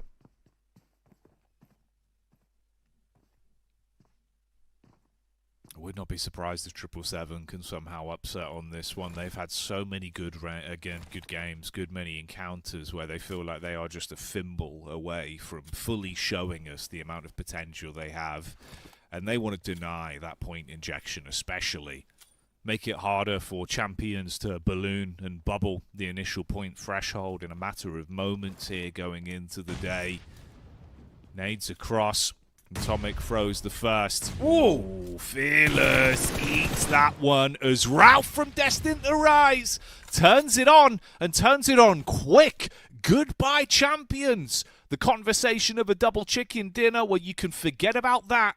As will it be Destined to Rise or 777 for the win here on Erangel? We were saying Ralph is low on ammo. You only needed nades apparently to secure that win. On to champions, though. He's going to push down the blue warrior, making the push with a two-seater, but it's going to be the blue zone to deny that point, and 777 taking home a Kazakhstan chicken dinner here to kick off the finals on Erangel.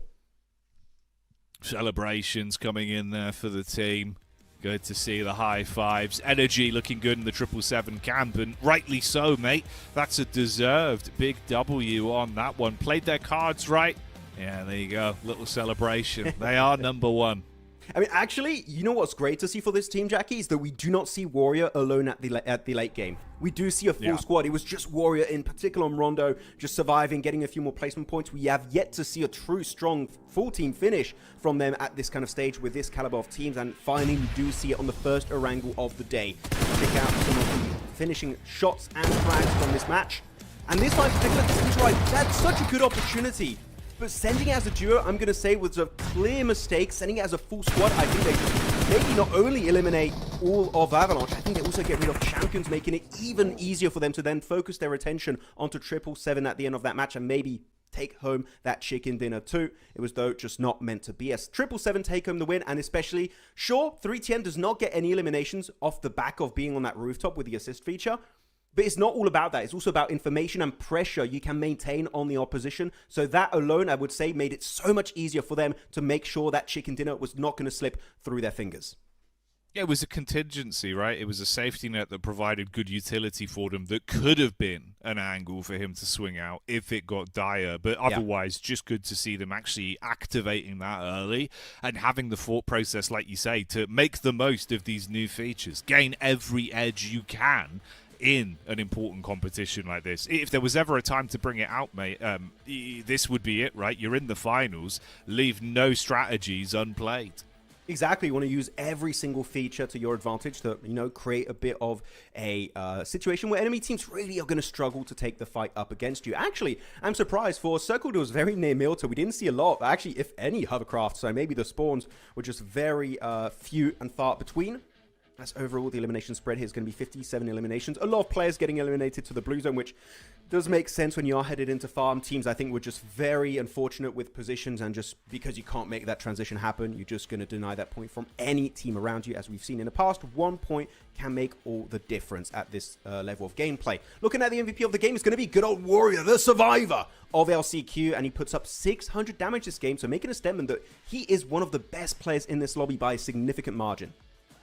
Yeah, you know, you kind of touched on it there yourself, right? You were saying it's nice he had teammates around him, but this guy as an individual has really been the sculptor for 777. He has been carving through teams in situations where maybe he shouldn't even be able to, but very quick on his feet, good angles with Harry Peaks. Always nice to see him dealing damage. Let's have a look at the overall top players in the lobby, though, and of course it makes sense with that early meteoric rise that came out from AMIX. We got to give props to Default. 7 of those 8 elims from the skin of his own back, Max. I mean, 7 eliminations in 17 minutes. I don't know what happened to AMIX, but this game, they did not want to have any neighbors. If you were in a 50 or to 100 meter radius around them, they would hard commit to the fight. It does make sense that they committed to the engagement upon Afterlife, because they found one initial knock and they're like, well, we have the man advantage, might as well commit and just get 4 early limbs early on. Then the fights they kept going for, I think it was with 27 plus. I think there was also a late rotation from Avalanche. I think they got just too overconfident. You got to dial it back after a big win that you just can't keep on fighting, because then they were out in the blue. They lost members for no real good reason. AMIX, we know you're good frag-oriented team, but there are fights that are just not worth taking, and hopefully they can take that one to the bank and learn from it headed into the next games today. Yeah, I mean, to be fair, right, even the fight versus 27 plus, as uncomfortable as it was, they just turned that around in a matter of seconds. It was miraculous they even made that one look so damn brilliant. With how it felt like they were going to get squeezed out, you'd play it down in the blue like a sliver of health. Somehow they effectively just clean house and then go on to take Mad with them as well. Weird encounter, but hey, like I said in the cast, right, I'd rather see this, an AMIX that's willing to fight and kind of get the blood pumping early, than an AMIX that's sort of limping through the lobby. So great stuff there in the moments of hype they had. Overall, though, of course, we can check out how the rankings break down from that one. Tied point earner for Avalanche and 777s, but in very different manners. Of course, placement points being the winning facet there for 777, whereas for Avalanche, it was all elims. I mean, it's very nice to see Avalanche get some chicken nuggets on board that one, able to tie the winning team, despite actually having quite significantly lower placement points. And I saw actually we had 3 teams on double digits, a lot of teams around 9, 8, 7 eliminations this match. So because of that, it's very top heavy. The bottom of the leaderboards, getting so little points. Actually, it's already gone, but Ozarox getting 0. Afterlife also getting 0. So it's very, very top heavy. The sponge effect is now in full swing, as 777 able to jump up 11 ranks off the back of that chicken dinner, able to get himself 18 points total. But I'm looking at the big top 2 here in particular, Jackie. Avalanche 28 and Champions 33. That is a big lead to be created in only 2 matches. Yeah, it could have bloated even more. That was the scary prospect, right? If both of those teams were able to go slightly deeper into that game, who knows how far this bubble could have been, especially Champions, if they got a repeat chicken dinner with what felt like it could have been a possibility at one point in that match. We'd be looking at 40, 45 points. It'd be a hellish chase already kicking off over just 2 games played. But thankfully, it wasn't that bad. On the downside of things, though, for the other teams towards the bottom, one sticks out more than others for me, mate, and that's the Vicious, currently in 14th place. I mean, Vicious is very, very unfortunate. The thing is, I could generally not even tell you what's wrong because they've got 0 placement points. They haven't gone to any late stage, so it's just down to the early rotations that need to be maybe sped up slightly for them. And also GOAT team that have yet to get also a single placement point that I was like, they did so well during last chance qualifiers. Can they convert that into success heading into the finals with the big top 4 squads of Knockout? So far, the answer to that question would be no, but it's only 2 games in. They still have a lot of opportunities to get some points on board. But yeah, GOAT team and Vicious, we need to see something because you have to be in top 4. It's not like, oh, you're in top 12, you're good to go. No, top 4, it's do or die here for these finals. Yeah, leaving any matches like this with no points, 2 points, it feels like it's just kind of, you know, throwing your fate up in the air at that point where you're really gambling later into the tournament to have massive results. You need to have some consistent point earners, even if they're not being able to get those big finishes. Placements do seem to be an issue for both of them as well, which is a bit uncharacteristic, I'd say, more so with the Vicious. For GOAT team, at times it feels like they can get away with just building up elims and then have a few big placement games. But consistency from the Vicious is something that was blowing us away, right? The way they were approaching these matchups, if that's not hitting early into the day, I wonder at what point they're going to wake up because they need to show us that. We'll see if it happens in our second Erangel. For now, though, we're going to head to a brief break, so join us in a few moments' time for some more action. Start the war!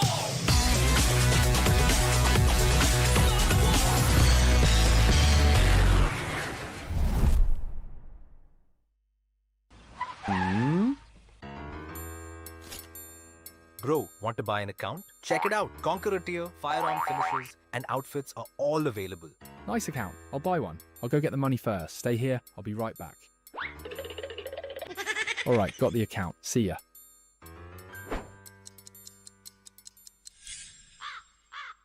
Damn it, I've been scammed.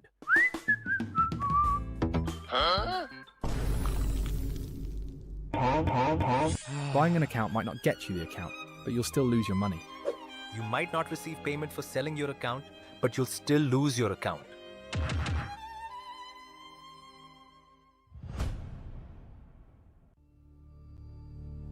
I'm Christopher Judge, and when PUBG Mobile approached me about being the voice architect for the Centaur, I knew this would be something very special. Now, I'm bringing 2 souls to life through Helios. One legend, 2 faces. Feel the epic. Stay tuned.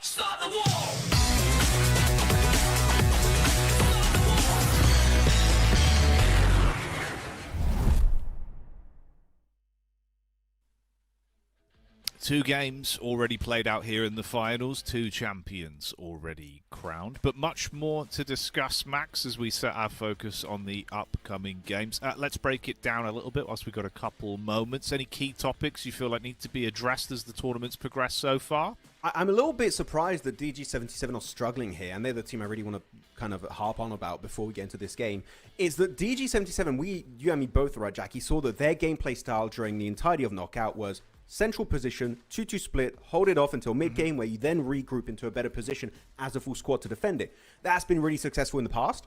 Right now, the thing is, if you're in a 2-2 split and you're in a dire portion of the tournament, like right now, you are going to have teams able to overwhelm that 2-man split very easily. So I would say maybe we need to see a bit of a different change of strategy from them if they want to be more successful. Though, of course, if you want to be successful in-game, because, of course, skins equal skill, you do want to go ahead and redeem this code or this QR code if you want to also to get this gold line Ace VSS skin for free. And they're up to 75, so be quick, or otherwise you might just regret it. That was not a threat, by the way.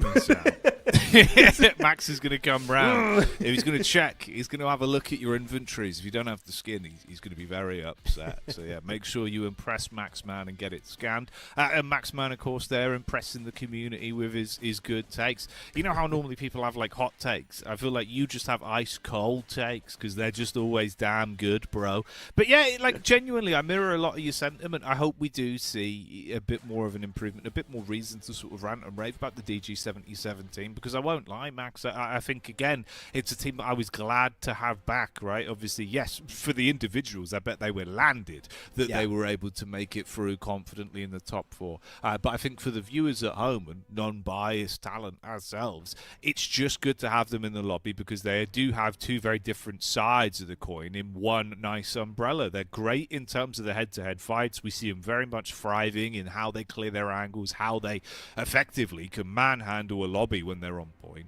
But it's also that positioning, that placement, the thought process. So yeah, I hope we get to see some good signs of life from them. Seeing a bit of D2R here, though. Here we go. He's got the Stitch plushie. That's nice. I hope that gives him a nice little buff. Yeah, I was about to do the impression of Stitch, but I'm not gonna do that to myself on broadcast. What was your Stitch No. impression?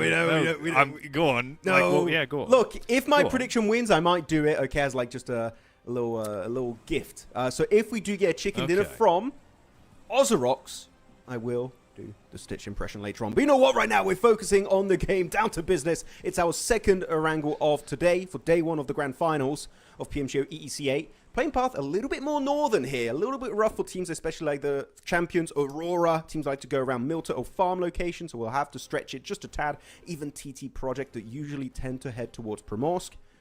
So this will be throwing a bit of a spanners in the work. But just to really kind of also be transparent about my point I made earlier about DG77 here, Jackie. Yeah. I'm not saying stop the 2-2 split. I think they should commit to it, but be a bit more respectful that if any team is willing to challenge one of those split locations, regroup. It's not worth sticking to it for too long because you're going to sure hold the 2 positions maybe, but you're losing members, and that's going to really hinder your opportunity of converting a big podium or even a chicken dinner. So still commit to it, but just be respectful because this lobby is incredibly stacked at this level of play. Yeah, you're going to be skill checked a lot more, right? I suppose that's kind of the idea behind it. Whereas, as much as maybe you'd be able to run that risk even back during Knockout, where we had a few lesser squads padding out some of the points that wouldn't be able to win the tussle as quickly. Now you've got a lot of teams that would be willing to collapse. And I suppose for some of these rosters as well, the difference of them being able to fight you 4v2, you know, they are just way more confident. It feels far easier.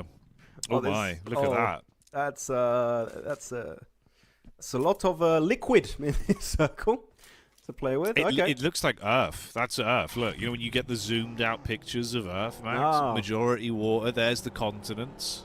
Yeah, if you were an alien, you would only see the mainland as the USA. You would never go anywhere else. But, okay, you wouldn't understand. This is hovercraft value through the roof. If you invested early, you are looking good. You made triple X your money back right now. Any hovercraft is going to be looking really good to just be able to transition to wherever the island goes, because really this is this circle that you see. We see this quite often. This circle's quite common in PUBG Mobile Esports. I don't know what it is in particular, but it always goes to that western cliff of Military Island.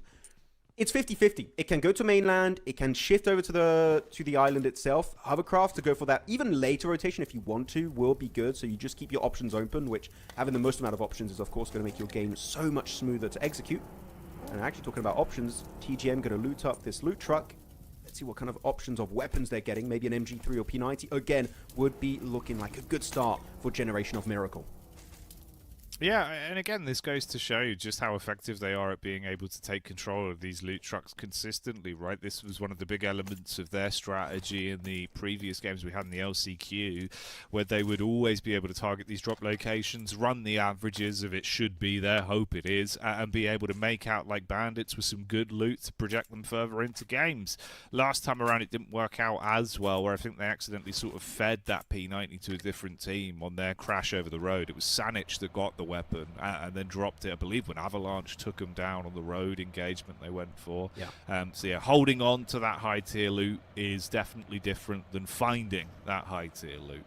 I mean, especially because we do see it having an impact not only for the team that looted it, but as you said, when you go down, other teams can loot it. So in the late game, in the past, when you wouldn't have the loot truck, you would see sometimes one, maybe two or three if you really have some lucky spawns in the airdrops in terms of airdrop weapons. But now you have so many more re-rolls of what weapons can spawn on this map.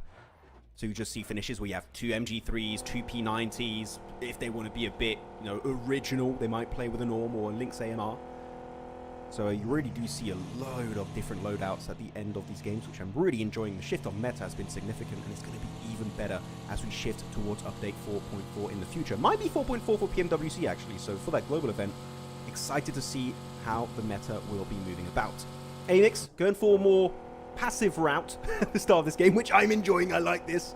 I want to see AMIX just make it towards the later stages here, though. They are going to attempt to cross over the bridge, and I'm seeing a team is set up for the defense. It is going to be ARCRED and Ozarox, but they're not on the bridge itself, so they might be able to make it out and not lose a single member for that transition. Oh, no. I take it back.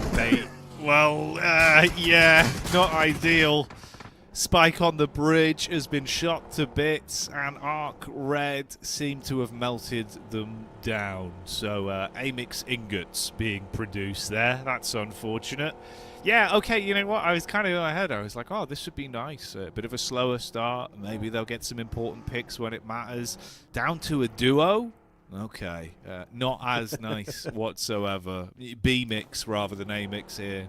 Yeah, they might go down to C-tier mix very soon if things keep going in this kind of trend. But it's actually interesting because I swear I did not lie. ARCRED were not at the bridge. They were in the compound east of the bridge, which is low ground. I think they saw from a distance a road, maybe even just heard the cars, and they're like, oh, actually, let's try and rock up and get some easy eliminations. Yeah. Because if you're AMIX, you're not going to stop on the bridge and fight back. Well, actually, it is AMIX, so maybe they would have. But usually a team would just try and continue and pass right through you and survive, but that has not been the case. A really good reaction from ARCRED, though. It's going to be a southern coastal line fight. Phase 1 fight between these two squads. It's going to be champions and Destine to Rise. Champions usually in the past having a really bad time with these early engages. It's going to be Destine to Rise. They had a strong podium finish last game, and that's going to be a beautiful nade right onto Fearless. I'm going to throw a bit more bits and bobs over that window frame. They can't quite confirm it. This crate's in the attic, making it really hard to get the accurate grenades onto that two-man of champions, though you will be able to go for the resale on his teammate Demo, and Atomic trying to also wrap around, join festivities in this fight. The warehouse in full effect. But Destine tries, they got the advantage, forcing a 2v4. There's going to be a one-on-one trade. Darling Goodnate to kick things off, but Fearless also will be the next to fall. Champions falling apart fully in this fight. So now, Atomic will try and redeem this fight up against good old Destine to Rise. Oh, dude, yeah, the longer it goes on, the worse it gets. I mean, you can see the Demo just trapped in the corner, trying to top himself up with the limited meds he's got available, just spamming bandage after bandage. Meanwhile, the rest of the crew basically completely downed and out in seconds off the well-timed nade. The one saving grace, at least, is that they somewhat ruin the odds for D2R with that knock on the stairway with the shotgun against Darling. So it does make their time as a team a bit more tumultuous the longer this one goes on. But this fight currently feels like no one's really winning it. Even if you get out here, D2R, you got the 2 points, but you've lost a man. It's not the dream. Actually, I'm going to say this is a terrible fight to happen. I believe Champions already parked up here, and Destine tries are Okay, that was a risky play. You could have gone... If they had a good angle, they could have really destroyed all of Destine to Rise. But look on the minimap, Jackie. Down south, there's an entire port you can play into. There is literally the same area, just slightly more low ground. You could go there and not have to force a fight. And yet they're committed to it. So I think this is just maybe lack of scouting ahead of time. Just checking which one was free and you wouldn't have to fight for. And they just commit to it really blindly. I think that even if they do win it, I think they did lose a member for no good reason. So not really keeping their options open. As now they make into the second building of this compound. It's going to be PUBG looking to defend it. Good nade. That could be a strong bounce. Actually, not even a nade, I believe. That was just some smoke spinning on through, trying to blind the enemy. It's Destined to Rise so far. Good engage. We'll to find him another one down to just a solo. It's Demo in a 1v3. Currently a 1v2, actually, if they do not get that res. That's a good old Ralph. An absolute star-studded player last game in that farm finish. But even through the smoke, it's just not going to work out. Champions had a great banging start on Rondo, but they've just not been able to find that amount of success again on Erangel. Yeah, it's a shame there. I mean, look, at the very least, you were able to flush them all out and convert it into the 4 points for the price of the one player. But yeah, bro, the weird early opener between those two. And an unfortunate run-in for the champions. Ozarox here, the Stitch representatives for Max, who could be delivering us with a nice impression if they pop off. Looking very uncomfortable. It's just blue in the upstairs. Back towards the building here. Nades raining in from all sides. And all he's really got is that shotgun whilst he cowers behind the limited cover, hoping they might get up close towards him. Thing is, you got the rest of Ozarox. They're not in the building. You've got one player, Milaz, up north and near the water on the beach. And the two other players are going to be on the mountain to the west. It's not a mountain, it's like a big rock that gives you a lot of elevation. The thing is, TGM, I'm pretty sure, are aware of this, so they're really staying close to the buildings to make sure they don't give an opportunity for that two-man split to get damage or even a knock converted out. Leon in particular gets you really good high ground position, though Blue suffering the brunt of the damage from that nade in his way. Going to shift on over to the S12K, but he's not going to be able to overwhelm the competition. That's unfortunately falling apart fully. It's not worth going for the res onto Blue. He's going to get flushed out swiftly by PUBG. But AMIX also kind of pushing up. They're looking for the high ground, looking to bully Ozarox away, as Leon also going to be falling out from that rock. So everything was looking good setup-wise, but now everything is falling apart, and Ozarox will have to survive this game as only Bad Boy and Milaz. That's a shame, dude. Powerful players, but again, you need the entire battle of attrition. You need the squad in a lobby like this. Although this could be hellish, couldn't it? The Vicious having a rough flow of the day already, and they get dove upon by the Aurora crew, hitting them with nades and barraging bullets. But again, another top team enters the battle. It's TT Project with the shots towards the rear. Effect just leaning out from the trees. Shots on target to try and hold him back. Joel wants to go for the medic mission onto his mate in top. Spams the smokes down to provide some cover. But he needs to find that window to commit. Bit of hard spacing there with a sheet metal nearby. So he will be able to grab him. Top should once again enter combat. You could just see there for a second, I believe it was Core of Vicious was put in a car and they just got the hell out of there. It's just not worth it. Really good reaction from Vicious. Almost losing out a player, but that is going to be a really strong saving play. Able to get them involved in this later stage of the match. By the way, we did see Circle 2 pop, and it shifted heavily towards the coast of mainland on Ferry Pier, but it could still technically pull back down south onto Military Island. So we could have an absolute ping-pong situation with these circles on phase 1s, 2, and 3. Things are getting hectic as DG going to be involved in a full-on skirmish with TGM. The scrap is going to get tough to defend, though they do have the hovercraft. Is going to be for pre-pod. Looking to reposition a bit deeper with his teammate. Keeping safe. Any nade coming his way, he can take it. Point blank, though, those two players in the smokes, they want to confirm it. They will not be able to do it easily. That means he would have to jump out of that hovercraft. Smoke's about to dissipate. There's 0-1 to nade available, but Destined to Rise again. They love third partying today. It was not too good last match, the way they did it, but now they've got the full squad involved in this conversation. This is looking way healthier for Destined to Rise. Yeah, the triple threat of this team, off the back of the early blood spilled, look to continue that prospect, it seems. They rock up onto a confused DG there with their attention between two sides. Hard flush out onto Zadira and convert that man into a free, juicy point. Keep themselves nice and safe inside of the armored vehicle with the hovercraft whirring away. And it's TGM inside the building that could be lucrative to take down and loot as well, with the additional benefits of the airdrops they received from that loot truck. So they're just going to unload onto them. Isolated fights. We see another man falling. Sanic inside the building could eat that nade. It barely misses. And Ralph just parking up, waiting to catch LOS onto him. The thing that sucks about the hovercraft, you can't throw nades while driving it, so he's going to have to go for the jump out. They actually have 2 members inside of it, but they're going to send it, be careful. Don't go one by one. You don't want to give multiple solo fights to the opposition. As they're not even sure what to do. They're so hesitant to go for it. It took ages to wrap up. Eventually, they will come out on top. They've got to get moving. The blue zone's ticking really hard. TT Project got a hovercraft of their own. You want to hold on to that valuable resource. The nade going to do a bit of chip damage to that vehicle. Molotov also will be spreading apart. And Neos, yeah, got to respect it a little bit more here. The damage is going to be scratching the armor of that hovercraft. And Bad Boy, sole survivor. You talked about it earlier, right? Involved in a fight on the elimination feed. They did not win that skirmish. As Bad Boy, MVP back-to-back in a few of the days of LCQ in some of those matches. But a full TT Project here with the hovercraft, things are not looking too good for Bad Boy. Could Bad Boy blow them away, or will it be the nades that take him down? Heads up call to try and reposition and create some space between the two, but the chip damage is still on point to at least soften him up. It's a close range angle. He tries to bait the peak, but Neos with the spam through the smoke. His shots will not miss a beat.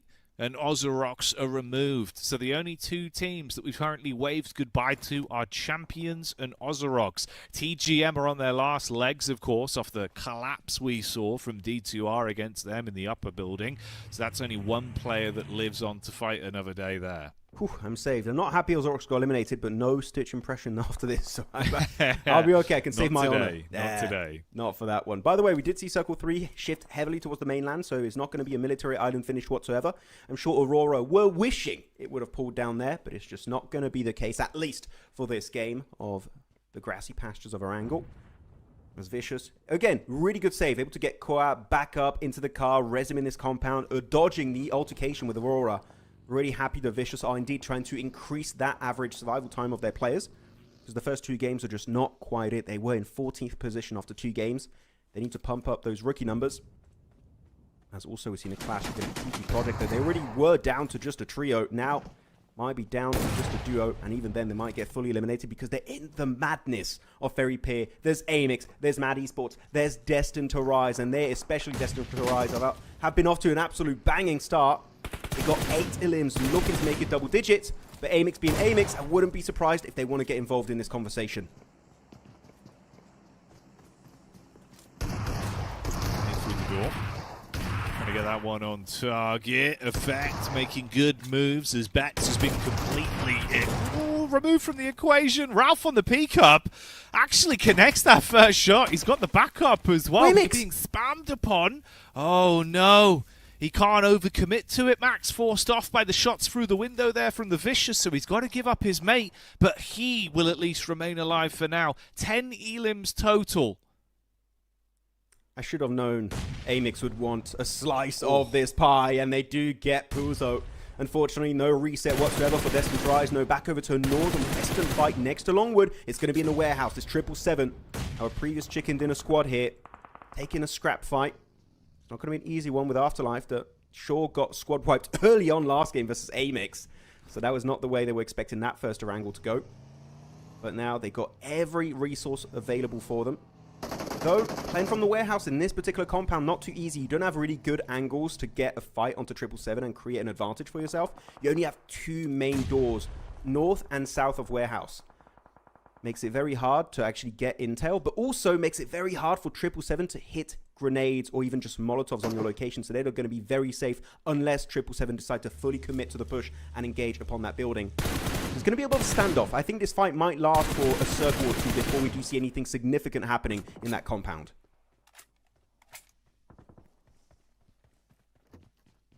Yeah, a little bit of opportunity to catch your breath and at least reset mentally. Now, one team as well that's been very quiet that I'm surprised about because it felt like we kind of forgotten about them, but usually a big force. Goat team, right? No elims yet. Still alive, though. It is only a triple threat of that roster that's available. Seems like it's Force, Focus, and Moxie. That could still be a powerful trio late game, and we'd love to see them start to turn the needle a little bit, prove us what they're made of. Issue is they might have a running with the Avalanche crew that have been no snubs today. They've been playing some blinding PUBG Mobile. You can see the setup on screen there, nice little establisher. Meanwhile, Afterlife as well, just nearby the prior winners of 777, as AMIX once again go out of the runnings. They've left stage early, 2 elims being the only points they garner from this one. Yeah, they took a bit too long on that transition away from Military Island, and that did really cause their demise in this match. Circle shift, once again, a lot of water actually in the circle. About 25% of the circle, maybe a bit less, around 20% of the circle is currently unplayable because of that water shift. Meaning also, actually, it's a decent position. If a solo is trying to survive, just send in the water and you might get top 5, even maybe top 3 off of that. So if you are solo at this point, that could be a godsend in this match. There's Aurora. Ooh, smoking car. Don't have a repair kit, it seems. No welding gun. Even Top's car is going to be smoking, so they might be limited in terms of potential motion this game. They're going to get close to 777, and 777 being respectful, not wanting to take this fight whatsoever with the Mongolian team, so they're going to go back into hiding into the warehouse. And actually, this is a good spot because teams on Heaven, oh, sorry, not Heaven, teams on Longwoods, which is where they are, and also the warehouse of 777 can work together because you don't have direct line of sight. So far, we have a bit of a symbiotic relationship between Aurora Gaming and 777.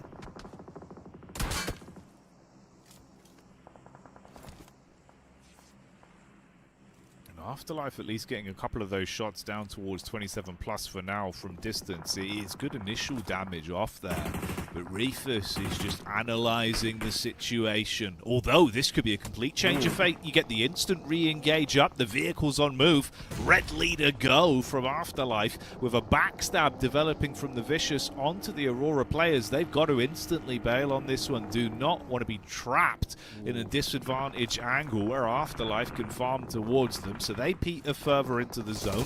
Zixi actually gets that connection round there into Vicious as well, with Koa having to assist. Good reposition from Icy, but the team they started fighting, 27 plus, now get a free opportunity to snatch some points from the down players as well. Ruzen comes alive with a scar, and you've got 5 squads here, all investing so much against one another.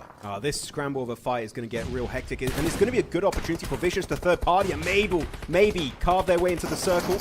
Though it's going to be Afterlife getting fully overwhelmed. There wasn't much they could do here in that situation. There was just such a good, clean, fast execution of 27 plus, not losing a single member and getting 2 eliminations. Though you can see Aurora also. So they're making sure that everyone respects their location as Yol does get knocked. But Ruzen, they're all stacked on top of each other behind that tree. One nade could definitely cause a few issues for Vicious, but they're still 9 zone. They've got 45 seconds to work with. Vicious, or you fully commit to the fight, or you disengage, play passive, and go for an open location. Unfortunately, there aren't many open locations left in this circle, so I think Vicious got their work cut out for them. They have to commit to this fight. They don't have any 27 plus also in a similar vein, and the third party of Aurora could be full swing mode very soon, depending on how things unfold between these two teams.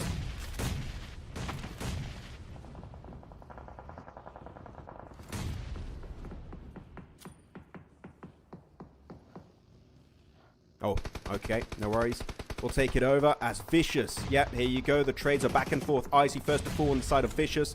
The nades doing some work. Seol Doc also got eliminated early on. Novalu's got himself the Groza. Could be a great airdrop weapon to save it. Reefus having the reflexes of a god. They're able to dodge the incoming buggy. But unfortunately, the nades have a different idea. Novalo next to go down, but Reefus also is just too much chucked in his direction. He will get overwhelmed. The buggy elimination is there. It's Top. He's dominating. He's getting rid of Vicious one by one, and Vicious get fully squad wiped in this game. Top will survive, but 27 plus are still there looking to find that one straggler of the Mongolian team. Good to see. Getting Vision back at just the right time to be delivered the cinematics of that game.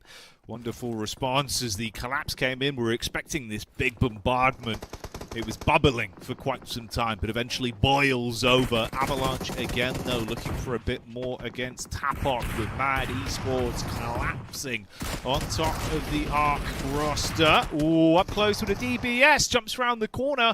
Good close range engagement, one by one, thinning through the herd with Fleeke being the only man nearby, still really breathing. Nades over the top side. Bio wants to go for the pickup onto Absolute so they can try and reset from this one. They will still have all 4 players alive with potentially enough time to get the full meds in. And Fleeke's just looked for a new place to call home. Deviated further back to at least some semblance of cover from there. He's got a little crate to call home for now, as you said, so he's going to try and just survive. He's not in his own. Mad Esports, by the way, really good setup in the gas station. You have this wall, we just saw the layout of the area just a few seconds ago, that kind of stretches up north and also to the western edge, and it's really slowing down the entire push-off. Initially, it was ARCRED and also 777. 777 don't want to have to deal with that wall. It's just really hard to kind of peek around it and get some good insight on where Mad Esports are currently set up. So, yeah, you can see it here. Perfect example of the wall. If you want to go for it, you've got to go all wide to the west, all wide over to the northern edge. So nobody really wants to go for that play. Committing to it would be a death sentence.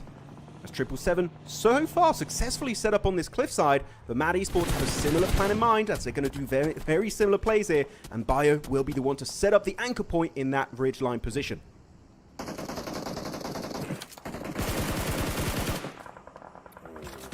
777 with the connection onto Aslan Boy and Tapok in unison, so stereo frags coming through. It felt like 27 Plus were really starting to ramp into this game as well. They were hitting some good momentum, but this will slow them down massively. Only a single player remains alive, so perhaps those 5 Elim points is where they will cap out on this one. Just Ruzen.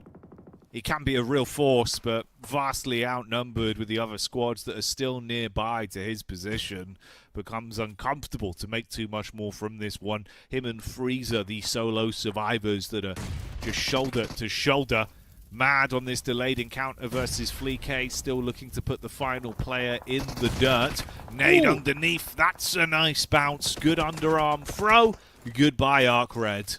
It was really smart from Fleeke. He was constantly jumping because your feet are visible below that wall, so he was trying to really make sure he doesn't get shot, but a grenade will do the job. Moxie, good upcoming utility, chucked in the face-off 6. And also Moxie's got himself his own M79 smoke grenade launcher, which is going to just deny lines of sight of Mad Esports, so keep him just alive a bit deep on that position. Though 777, they have one nade, genuinely one grenade, could result in a squad wipe. As I say that, one of the members here does go down on the lower side in the water, so 777 will be able to survive that one, though it might turn into Fishing Simulator very soon. Or GOAT, or even maybe for Mad Esports, if they can also successfully make it fully over to this cliff. Though, Avalanche still alive in this game, Jackie. 777 also in this game. They're currently in 2nd and 4th place, respectively. This could be an absolute godsend game for them to not only look at it in the rankings, but also create a bit of a lead for themselves if they can convert this in an actual chicken dinner. Oh yeah, you get the 10 placement points from this one, Max. Suddenly that bubble becomes far better for them. It puts them in a great spot to have a little bit more breathing room. And they've been consistent today as well, so that's the different element. If we're seeing another win here, the expectation that they have some good games throughout the last 3 of the day, it could leave them in a brilliant position when we kick off day 2 of the finals going into tomorrow. So a lot riding on this with the groundwork they've already done.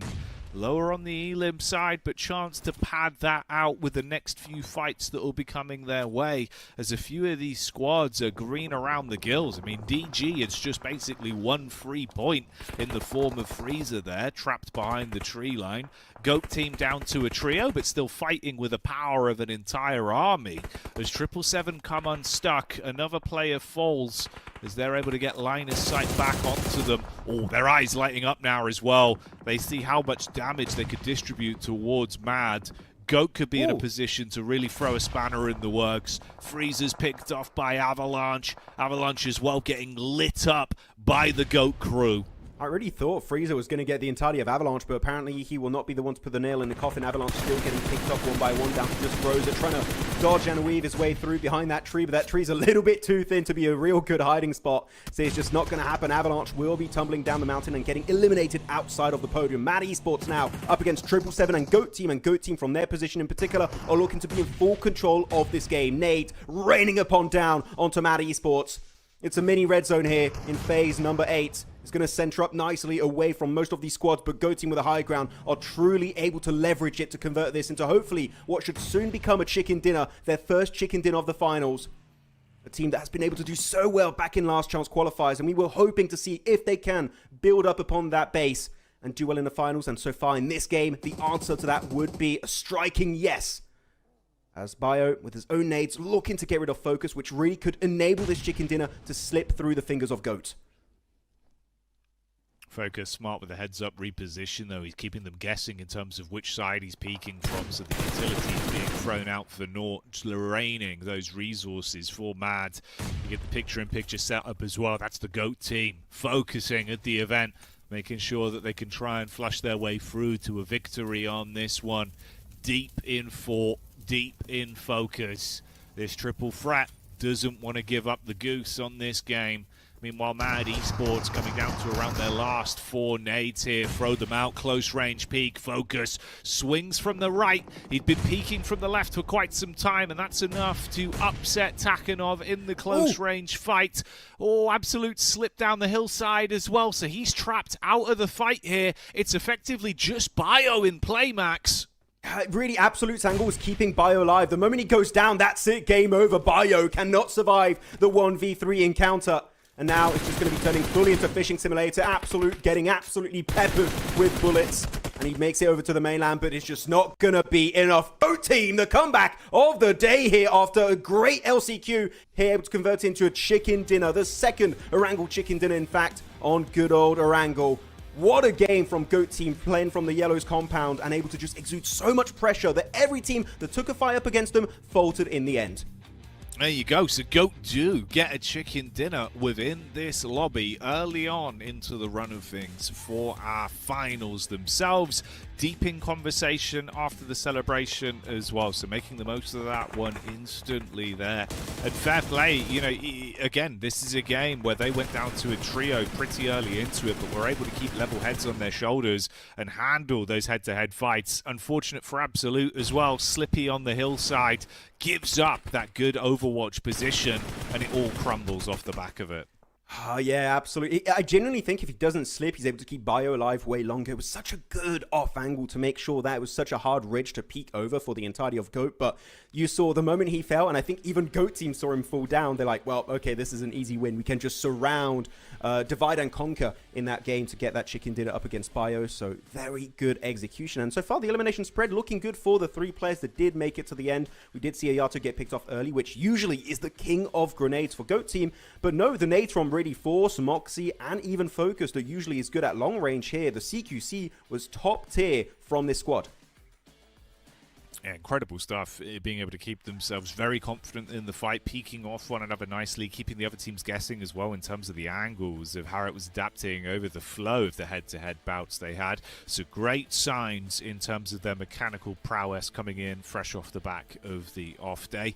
Overall match summary on that one. That's right, guys, it is already our 3rd game wrapped up. We had our initial Rondo, our 2 Erangels, and now we start to already reach a point where for some of these teams, performing better has to be a reality. A few squads further down the rankings than you'd expect. We'll touch on that in a minute, though.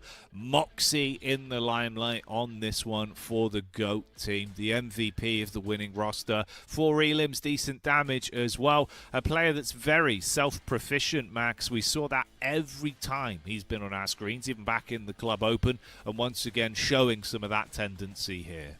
Usually he would be one of the top players playing with a hovercraft, right? It would always be Moxie and the hovercraft as a duo. You would never see one without the other. But no, this time without that kind of a utility with a vehicle, he's going to be able to get some really good stats up on board of this game. Though Takanov will be your lobby leader in terms of overall frag and damage dealt to the rest of this lobby. So Kazakhstan doing so good at the start today. He's able to get himself almost 650 engagement damage. So Takanov has been able to do so well so far. But Ralph, this is another time where this player, I feel like, just came out of nowhere during last chance qualifiers, Jackie. And Now he's just a consistent name that we tend to see on this graphic for the top players. So Ralph, hey, he took her time to build up that momentum and maybe that confidence in a lobby of this caliber, and now he's one of the big dogs that mean business in these games. Yeah, it's awesome to see. Like, Ralph was starting to show up, more and more frequently, even on his quiet games, having good movement, good crosshair placement especially. So it's nice to give him some of his flowers and see D2R actually being a bit of a powerful force. Even if some of their engagements look risky, they have a scratching our heads early game, they clearly had the mindset to follow through with that and kind of make up for the transgressions of not being able to get as big of a placement finish off the back of the Elim points they fought for. And you can see even in the replays, right, this fight here was up against TGM that did have some far better loot to work with. Yeah, it was a bit scrappy, but they still flushed them out. They still take names, take no prisoners, and it was very good to see a true form of D2R. This whole sequence, Max, about 5-6 squads fighting for a good 2 minutes, was a bit of a chaotic one. Oh, we didn't see Reefus just have his observation hacky activated and he just dodged that buggy last second. That was an absolute triumphant play.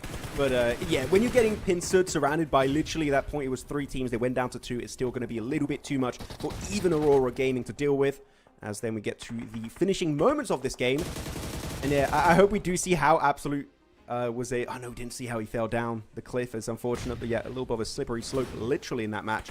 And then the moment that he goes down, Bio gets flushed by the nade, and it's just a moment of respite he gets before getting eliminated and getting that chicken dinner over to GOAT with those high eliminations of 6. So 16 elimination game, 16, sorry, point game, not elim, that would be a Rondo match, but 16-point game for GOAT. Again, LCQ, I was like, with the big top 4 teams of Knockout, can they put up big numbers? So far, the answer is yes, and I hope this is going to continue throughout the next 3 days worth of gameplay.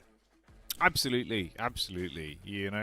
This is a team that I do think they were one of the only squads out of those 12 teams that survived the LCQ that could vie to potentially have one of the top 4 spots, but they just needed to prove it to us, and the young guns, the squad of GOAT, has only been increasing that power level. So massive shout out to them. The reason why that becomes a bigger reality as well is if you look down towards the second page of the standings here, some of our known quantities, the squads that have the fandom, that have the firepower, well, they're just not hitting the mark right now. Aurora with a low point game, TT Project, the Vicious, similar things there. Even Champions and AMIX both faltering on this one. So GOAT rising, but the other squads around them drastically falling off. Really, even Afterlife not able to thrive whatsoever on Erangel. They get 2 0-point matches back-to-back, and one of those being up against AMIX, so they've really got to be cautious on those early transitions. Otherwise, it's really going to cause you some issues in the finals. Looking at our overall leaderboards, though, it's going to be Champions still up there in first, but they're going to be tied up with Avalanche. And the only reason why they're in first place is because of the tiebreaker, which is whoever has the most amount of chicken dinners will be first. So far, that is going to be Champions with that Rondo win earlier today. The GOAT team up 7 ranks here. Jackie with that win, able to get 26 points and literally just 8 points away from first place. GOAT team maybe could be our first place team after that following match on Erangel. Hey, dude, it would be wonderful to see. Really, really exciting stuff so far today, and the team's coming alive. This is such a crazy sort of leg of things, looking at some of the team's current placements. Unexpected results, man. There's so many teams that I thought would be way higher up that are just not clearing it right now. Yeah, I mean, look, Afterlife, they were kind of struggling throughout the LCQ, so I'm not that surprised they haven't had the best run yet, even though that's a team with talent, especially some of the individuals like Windy, right, that we were touching on. But the other squads around them, Max, it's crazy how different this looks right now than what I sort of had in my mind coming into the start of the show today. I know it's only off the back of a few games, but yeah, it feels like it's a bit topsy-turvy out there. You have Vicious down there, right? They got 9 eliminations, 0 placement points, and you got 15 eliminations for AMIX, and they have 0 placement points. We've got to get some placement points on board. Winning off eliminations alone, only IHC could do that back in the day during PMGC. Though, of course, do remember that the entirety of PMGO EECA Spring 2026 split, and the entirety of PMGO 2026, in fact, is brought to you by the Infinix GT50 Pro. Cold mine, cold plays from every single team involved. And of course, the performance is top tier. You have the liquid cooling Hydro Flow, and also is the official gaming phone for the entire season, so you're going to see this phone around for a long time in 2026. Yeah, if you're someone that has the money for it and wants to improve your PUBG Mobile, definitely pick yourself one up. You would be out there hitting some big chicken dinners, make the difference of the response time with that screen, it not overheating. Oh, you would be an absolute beast. But let's have a look at how things stand in terms of the tournament itself. For now, here's the schedule of day one of the finals, already coming up to the halfway point. We've had two of our Erangels played out. Rondo back at the start with champions winning that one. As you can see, no repeat chicken dinners yet. It was a champions win, 777 that looked mighty meaty on Erangel, and then GOAT team there on the third game, which means, Max, 3 games left to go. Only one of the known quantities of Erangel remaining in the roster today. It does mean, Jackie, that because we have 2 Miramars to wrap up day one, no one's going to get the win outside of AMIX, because you said it, AMIX and Miramar. It is the duo for the ages in ECA.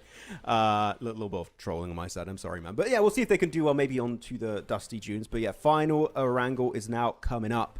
We'll see who's going to be able to secure themselves that chicken dinner. I really want to see something from Vicious. I think I've waited long enough. 9 eliminations over the course of those 3 matches. It's not a terrible ratio. You really would want way more, but it's not like atrocious. What's atrocious is the placement points. We need to see them get to the late game. So far, they keep getting involved in these early skirmishes. Last game in particular, they were forced in a 4-way fight. There were 3 teams up against them between themselves and the play zone. I think that if we just see a bit of a better setup macro-wise in the mid-game, maybe they have an easier way to make that move into the zone without having to force a fight. Or if you do force a fight, it's a secluded fight where you've really taken a proper 4v4 and you don't have other teams that could be looking to take a shot from a distance or third-party that engagement. Vicious is the team that I need to see something from them right now, because otherwise the top have a really decent lead here, Jackie. It will be hard to overcome entering our second day's worth of action. Yeah, it's a hump that you need to get over way sooner rather than later. Obviously, I'm remembering even sort of, the debut games and the rotation of groups for the Vicious. Game 1, they had a sour start, but that was the only game throughout the entirety of their match history that was a sour start, Max. Everything else was really clean, really mechanically played to perfection. The squad with how they were clearing angles, it just looked absolutely brilliant.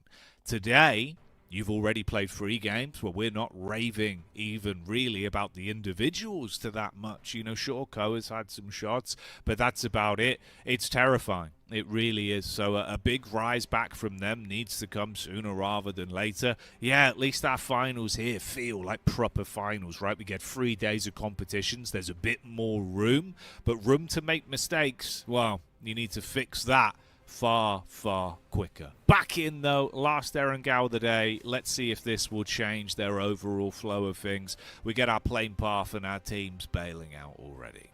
Yeah, they're all going to be making a quick jump, parachuting down to their drop location. Aurora in Zaki. Whoa, okay. You don't see that every single day. It's a very northern plane, right? So it does make sense you want to avoid stretching it because you might clash with Vicious or Aurora. So, yeah. Aurora and Zaki, take pictures, everyone. You don't see this happening very often in PUBG Mobile Esports. Can we stop with this circle? Play it every time. Okay. Yeah, we keep getting it. I don't know what it is. It just if you get it once, it happens again. It just, you get it multiple times per day. It's just a reoccurring factor, it seems. So teams are just, I know the team's reaction to this is just like, not again. We have to, okay, hovercraft, let's go. Mate, it's like buses, when one comes, they all come along at the same time. Yeah, I didn't expect this. It's kind of resulted in some wacky fights.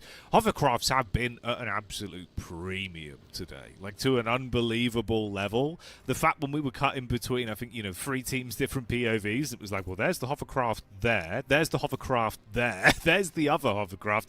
It's mental, the amount of situations where it's been such a big backbone. You're kind of getting everything you wanted, though, Max. Weird circles, very big loot drop orientation in terms of the trucks being a big factor. Hovercraft gameplay at an all-time high. This is like, a couple months ago, Max Man's dream. You'd be sat there going, this is the new meta! I'm seeing everything. The hovercraft, you got the loot truck, you got the MG3, everything. I'm loving it. This is my meta. And 4.4 update. We're nothing shotguns. We're nothing ARs at long range. We're buffing DMRs and bolt action at long range. Top is like just salivating, like, yes, can't wait to pop heads with a Mini 14. So Yeah, I gotta say, the meta, I would say 2 years ago, even just a year ago, it was just like shotgun, DBS, then it shifted over to S2K. It was very redundant, but I really gotta give it to the PUBG Mobile devs that they have been doing, I think, some really good iterations upon the main casual or even now competitive and esports lobby systems and also numbers on some of these weapons. So big ups on that one. I'm loving it, and I'm sure the teams are loving hearing way less DBSs echoing throughout the entirety of these battlegrounds. Oh, yeah, man. Yeah, I mean, you know, it's funny because it's kind of a distant memory now, but I remember that first PMWC that we did together back in, what was it, 2024, right? That was still pretty peak DBS meta period, and it was every fight. It was just bam, bam.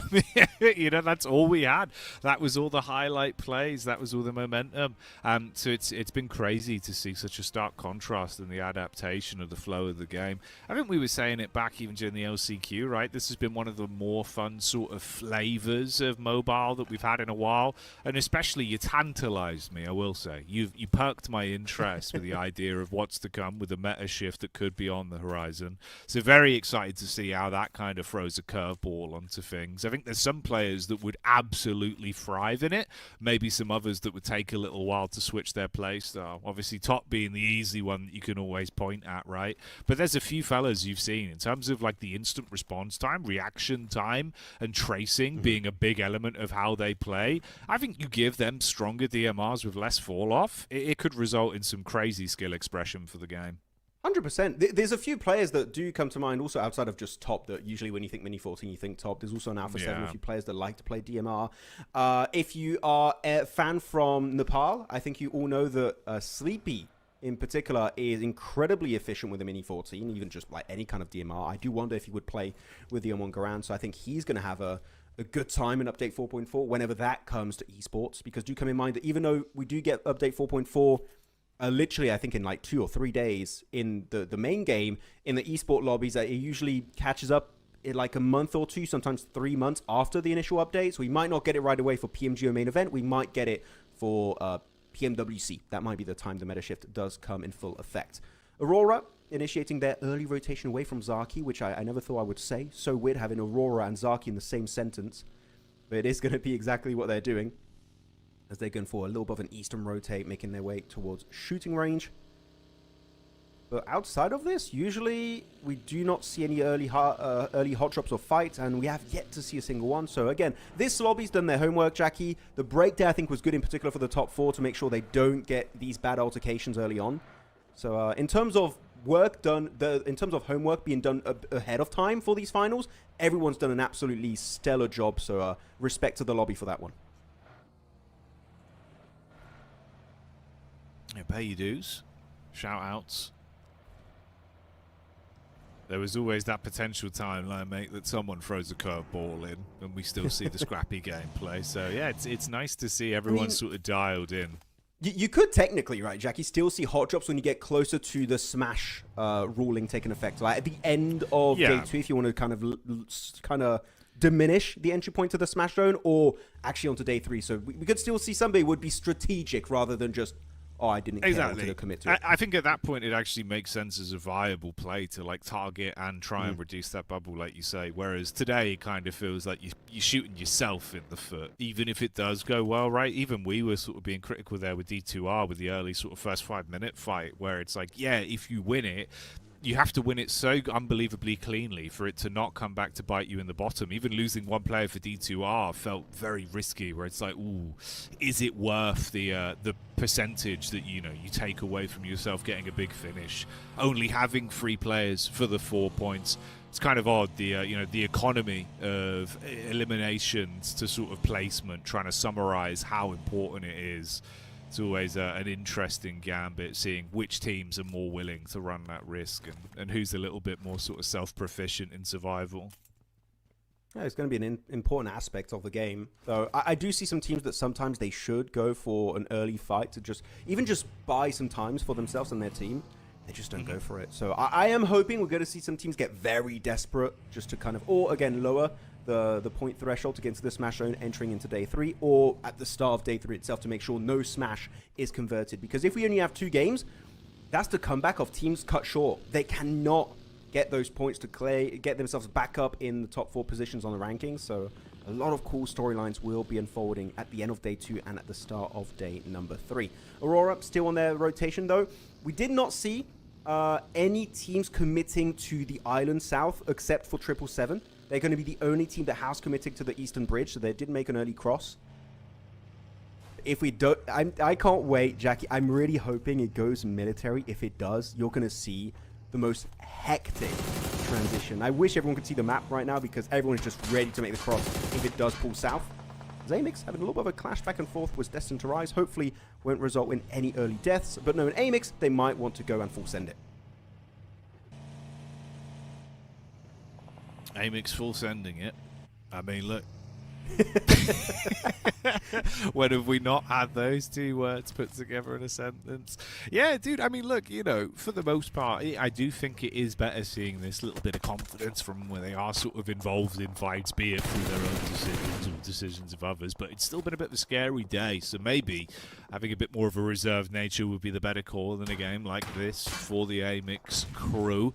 This is a bit of an uncomfortable one to be thrown into, though. You can see sharing very limited space here down towards the shed side for Ozarox. An Ozarox team that was giving us so much to be excited about in the LCQ that's been hit with the unlucky stick today in some of their fights, almost down towards Afterlife in 15th place on the bottom of the standings, having an uncomfortable run-in to kick it off. That's TT Project as well that they're sending bullets up towards. Seems like they will bow out and not overcommit onto it. Ephes has the hovercraft, so trying to get shots onto that bad boy is just going to drain your resources as well.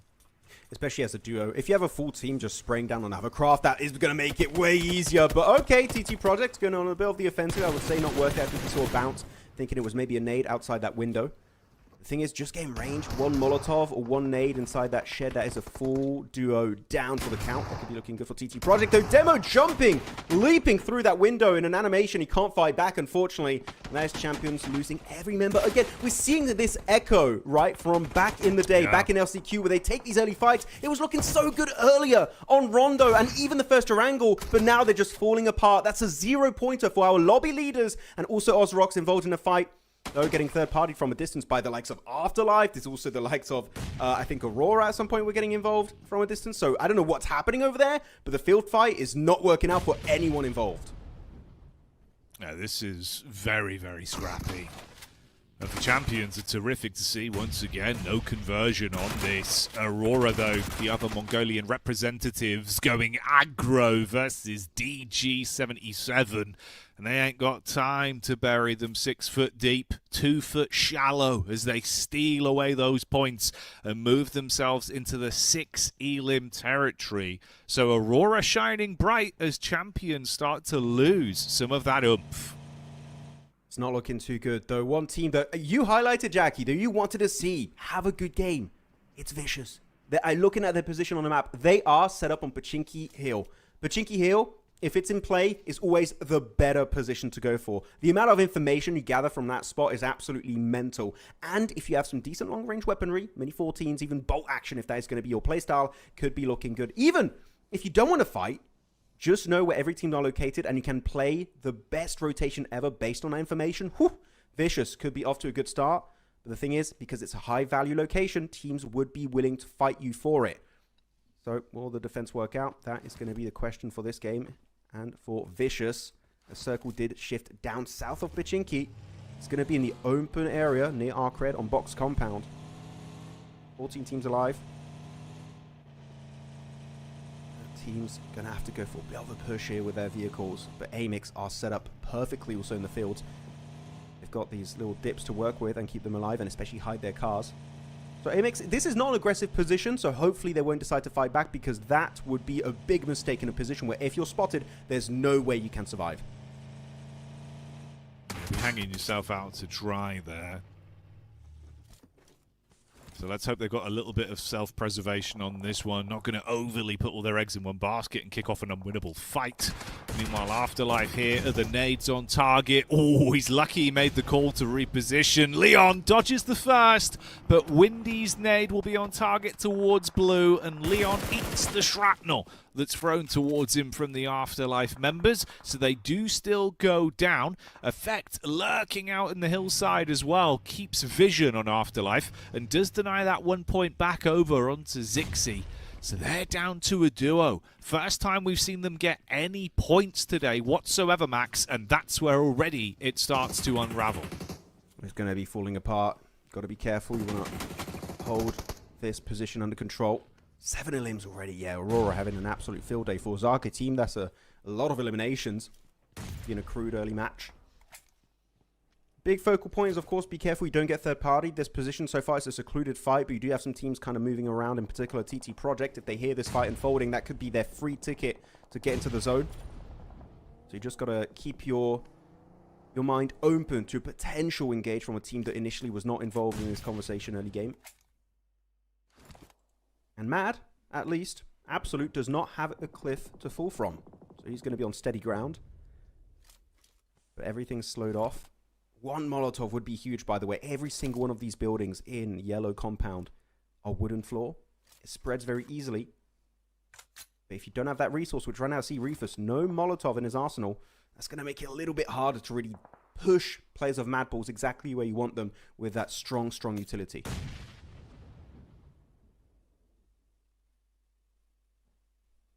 Yeah, trying to bully them and force them out of cover won't be as simple, at least right now.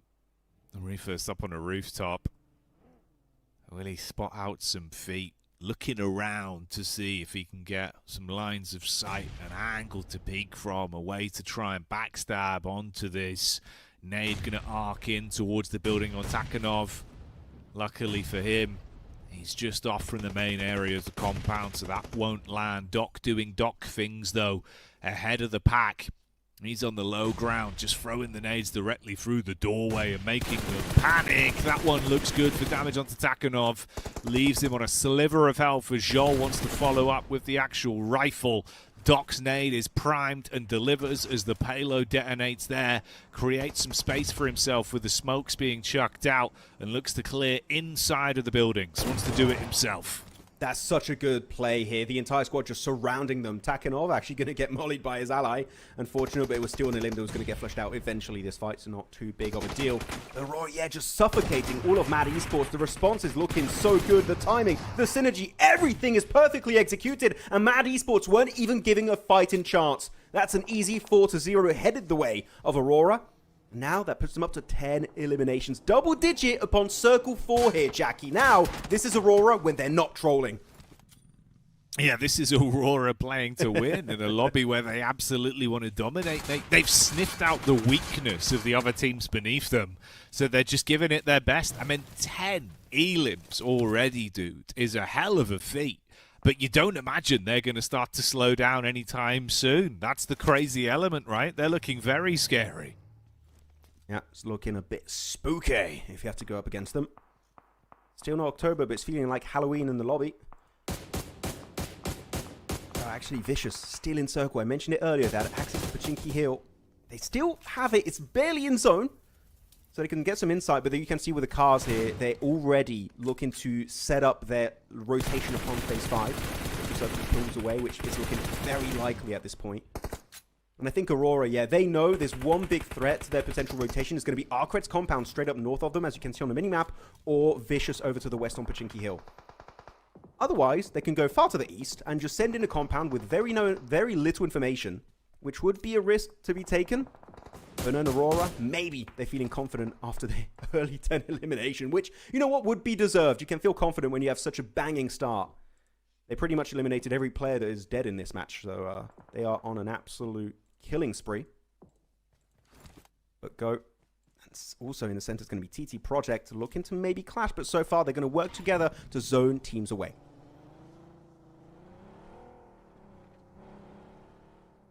Let's see if they can make a slow approach into the zone and keep everyone scared to fight them. As you absolutely wouldn't want to turn down a dark alley and see this Aurora roster right now with how on point they're looking. Top armed with a weapon he's going to feel very comfortable with as well. So that could be another element to discuss later. Kavik with the shots up towards TT Project leaves Zerich in a hellish position just trying to stay breathing, trying to stay tucked in behind the limited cover he's got to his name. And there's other squads nearby as well that could try and swoop in on this one if they do see signs of weakness. Default eventually being able to make the adjustment shot onto Zerich also, so that's the complete flush onto him, snatching away another member of TT Project and leaving them down to just that solo. Shots fired towards Aurora on their great migration. The car's burning, the wheels are popped, and the players are low on health, and Tapok will flush through. Good damage on Arifus. The rotate leaves them so susceptible, Max, and one by one we're losing Aurora quickly. I think that's a misplay, a missed call from Aurora. I think you have to send in ARCRED's compound, because if you go anywhere else, so many teams are just going to be locked on that rotation. And you saw here, I think it was, what, 2-3 teams spraying on those vehicles on march towards the zone. So I think that here going for ARCRED compound would not only be a shorter rotation, but also it would be way harder to third party from a distance. So unfortunately, it was just not meant to be for 3 of the members. They still have one. It is top. So we'll see if he can pull a rabbit out of the hat this game. Generation of MIRACL also near the Pachinki Fields. Got 3 members in the car. That would be 3 easy eliminations if one player has the perfect AR angle to spray it down. The top still moving around with the buggy here. Jackie, who knows, maybe can squash a player. It's not quite a hovercraft, but if you can find a good hiding spot, that could get some placement points on board. But everyone can hear the buggy. He's going to be spotted out from a mile away. Audio cues giving the game away. Shots on range as well back here in AMIX. The AMIX on top of Goat Fight results in the stalemate for TGM effectively, with AMIX being able to flush out a few of those points. But Force fighting. Ooh, quick twitch to the POV of 777 as we see some fancy footwork from 3TN there with the shotty up close, pumping his way through with a big buckshot and leaving 27 plus low on resources with only 1 player left alive. Avalanche team as well up on the ridge side, 3 of the 4 alive and kicking here. It's only Molodoy that's not in the runnings, and Groza looks to try and get gory. Exchange of nades, decent chip damage to make him crater away so he can't overcommit to the fight, and they should be able to attempt to reset. But that just gives a window for AMIX to continue pulling no punches. Big knocks onto Goat team. They might flush the entire roster here. Oh yeah, they're on a triumphant run right now. 6 of them's only down to a duo, but it's Devote and Havlik. If there's any of the members you want to keep alive, it's going to be those 2. Who knows what they can bring to the equation in this game. So I say that also we can have a bit of a fight. It's going to be vicious clashing with Afterlife. If you get one, it'll be Windy fully out for the count. As 27 plus also eliminated, so that's not going to be a lot of points this game, unfortunately secured for the Uzbeki team. Avalanche, I love their position. I don't know if we saw early on the minimap that Timmy, he was in the fields on those dips, and he was really controlling a strong angle that was slowing down the push-up from both Goat Team and AMIX. So sure, maybe Tommy wasn't able to get a crap ton of eliminations here, but he was still able to get the angle to keep his team in a very healthy position. So far, Avalanche able to be successful on those pivots. But Vicious on the minimap to the west. They've got 4 players driving about, getting so much insight. The circle shifting heavily over to Pachinki Hill. Vicious, if there's any time for them to convert a game into a chicken dinner, it is right here, right now. We need to see this Romanian team take home the dub. They've got to come alive. They've got to show us how much firepower they've got, live up to that name, and get Vicious out there amongst the weakened teams that are all currently infighting against one another. The barrage of mortar nades being cast out here from Destine to Rise, but all of it being wasted utility, with the movement from the sole survivor of AMIX being able to keep his head down and tuck in further around the corner. That's Default, who can still be a beastly key member as well. You give him an opportunity to peek back when your head's turned, he'll rip it clean off, so they need to stay suspicious about him. They're instead going to turn their attention back on the zone with a drive up from Ralph. Whoa. Default spotted by Avalanche as the reposition comes around. That's actually Ravo as well in the back line there, somehow finding ways to be a nuisance. I mean, that's not just an extra elimination, that's an extra placement point also, so that's really an impactful knock and flush found by that solo. Everything calming down. The one team, again, if Aurora went for the push onto ARCRED, they could have made it so much further in this game. You can see their position is such an easy transition because as you leave this city, you just have a natural ridgeline created in front of you. The terraforming of the area is heavily favored for anyone trying to make an exit from Box Compound up north.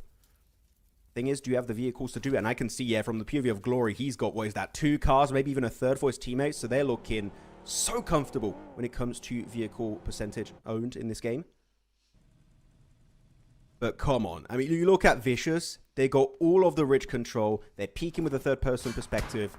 They got the vehicles to move around to keep themselves mobile, to make sure they are not an easy target for upcoming nades. If this is not a Vicious win here, Jackie, I don't know what is. Because this, unless a massive fumble happens while everyone else is going to be fighting each other to the east, this would be one of the biggest throws I've seen in a hot minute. Come on. They need to take it. Yeah, you got to grab this opportunity with both hands. One of the few chances that's been presented to them today that could save their running. That conversation of us saying if they just keep sandbagging in these games, with us now being over the halfway point especially, it'd be a hell of a slippery slope. Whereas here, they can actually start to begin a comeback and even leap quite far up with the point bubble towards the mid area not being that drastic. The difference of getting off this 13-point lead would be substantial. TT Project there, flushed out, so that's one more elim and one more step closer towards a potential chicken dinner. Got to keep the eye on the ball. Vicious still having the cars. Icy's been the one in this 3-1 split. He is the off-angle player, trying to get some insight from a distance, keeping Doran, Koa, and Narvalo in a healthy condition. He's truly just kind of the Guardian Angel at this point. He's got the angle on Butcher. The thing is, do you want to give your position away? Also, keep in mind, because they've been on Potato Hill, not Potato Hill, sorry, on Pajinki Hill, they were low on ammo.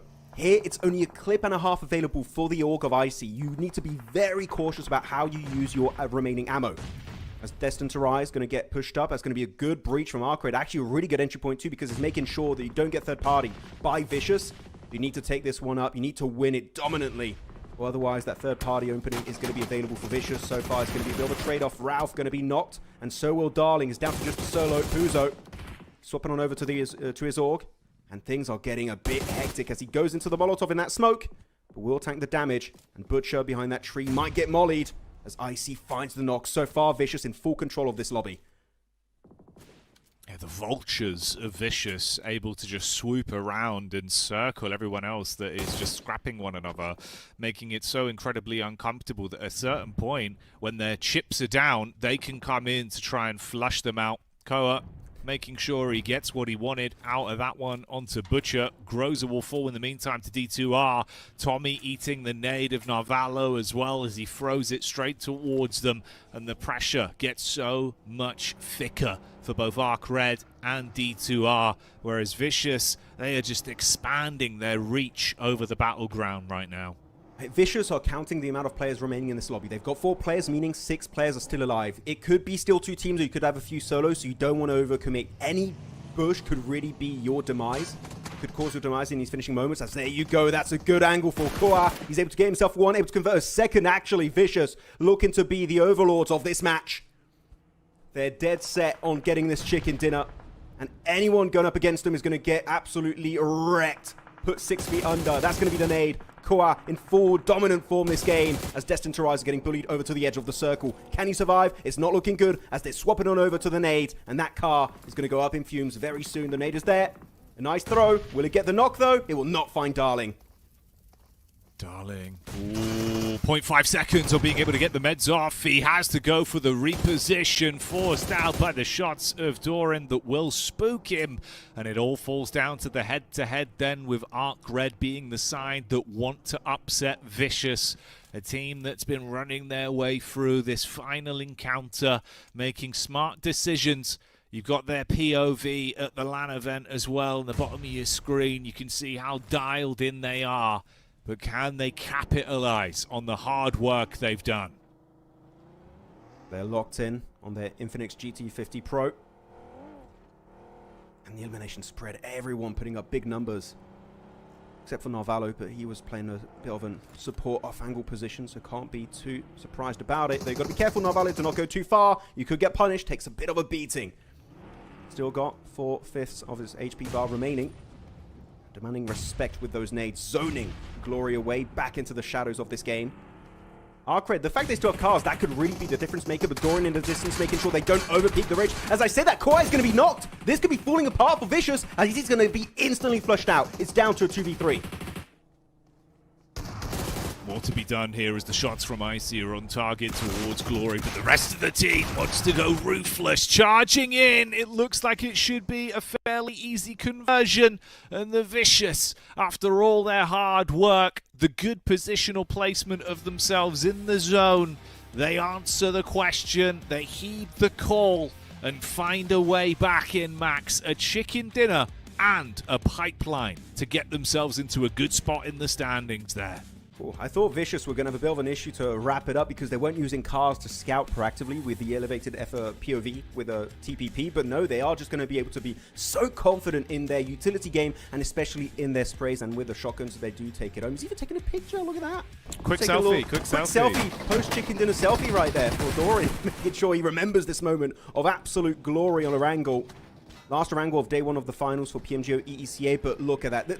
Genuinely, I know I said it like 4 circles ago. If this was not a Vicious win, I was going to be so genuinely surprised and also a little bit upset. But the timing, they split in these 2-2 splits, even 3-1 split at time. I would say the way they were splitting their team apart, Jackie, was absolute perfection in this match. Yeah, very fun to watch. Great to see a return to form there for the Vicious. Obviously, a side that we were expecting to come out shining very bright into the finals lobby based off their performance in Knockout. Took a bit of time to get there, but late is better than never, and they do start to achieve a few points then in day one. Comes just after the halfway point of the flow of games. The final Erangel going very well for them. In terms of the breakdown, again, you can see Icy being a key force on this team, hitting some beautiful shots. Yeah, able to get himself some good angles the entirety of this game. 61 eliminations on board, of course, one of those being a quad that got flushed out, unfortunately, for the Vicious. But it's good time to see them get a comeback here. I was a little bit scared, like, oh, they got no placement points. They went from no placement points over 3 games here to get themselves 10 with that chicken dinner. So infinitely more placement points technically compared to their first 3 matches. So good step up from them. Of course, 1 win is good to see. We need to see a bit of a follow-up, right? Even if you just get top 5s and a few eliminations, that is going to be fine for me. But Vicious, we know this is one of the best teams in this lobby. We want to see if they can convert even more top finishes in these matches in the finals, as our MVP of the game is going to be good old Icy. And Icy, I've been here since the start of his career until today, and Jackie, genuinely, he's one of the best players in the bloody region here of Eastern Europe, and it's good to see his name again showing up on these rankings. Yeah, very, very fun individual to watch. You know, super talented, always being able to hit the mark no matter what range someone is. It feels like his tracking and his tracing are just on point. So, yeah, awesome to see him get his flowers on that one. And way better to finally have an opportunity where we can focus on the Vicious a bit, right? We're seeing him in real life. We're seeing some of that energy there. I love to see it, bud. Doc is docketing on the graphics too. He's just like, I'm just here. I guess 18 minutes of hyper time and 6 to 8. Sorry for interrupting your point, but I just find it so funny, man. You keep like, oh, it's a funny thing how docketing, haha, but it really is a thing. It's been proven by science. Yeah, no, it's true. It always comes to fruition. I mean, how it literally in that game, like he had all of the elims for the team. Yeah. Even if he wasn't getting all the damage, he was the one that was flushing them out. I think there was like 1 elim that went to one of the other players. So goes to show that, you know, big start from Aurora. It mostly done off the back of a very aggressive Doc once again. Yeah, the entire team are like, please, sir, can we have some more? No!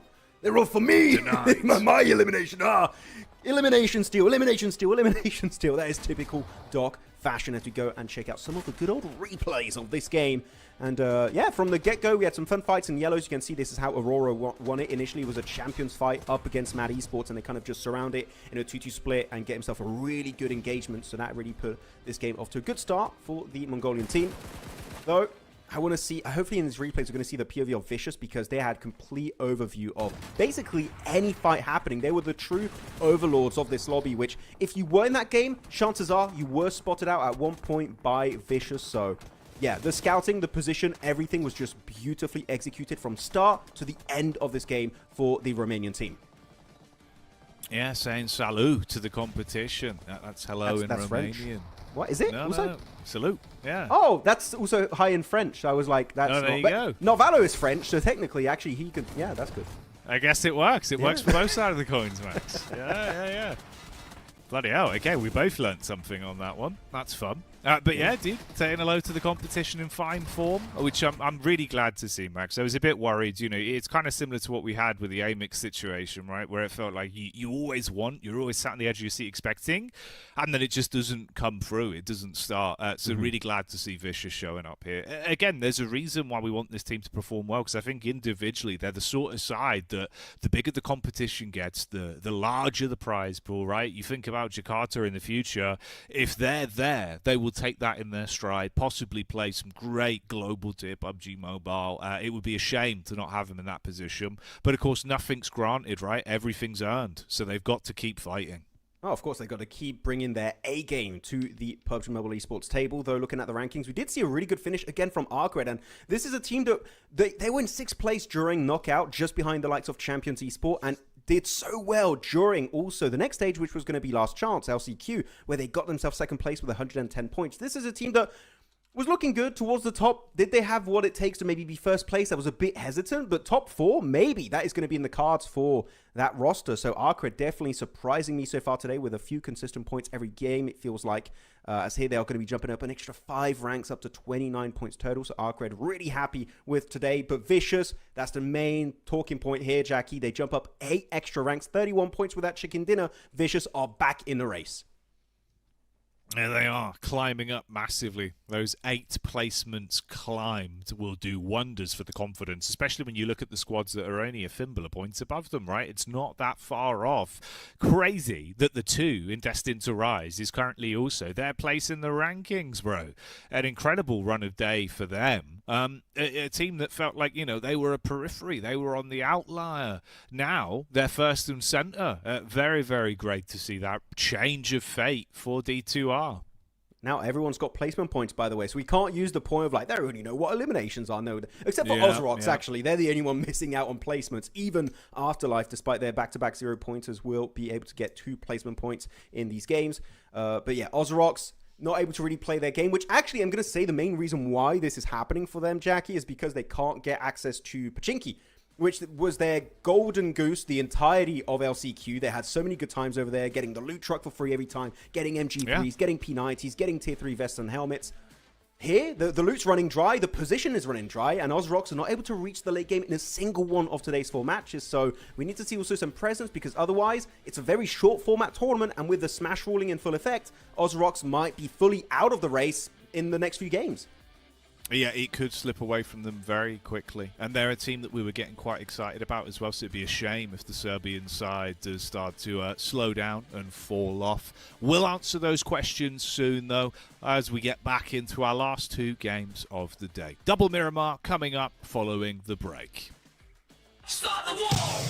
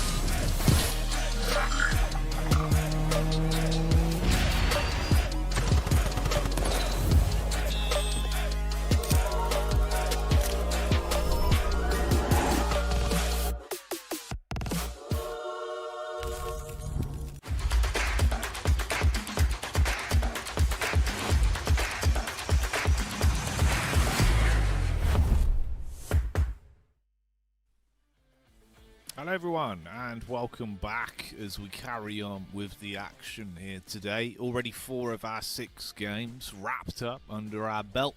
We start to set our focus on what is yet to come. Of course, Max, the last 2 Miramar madnesses that are just around the corner.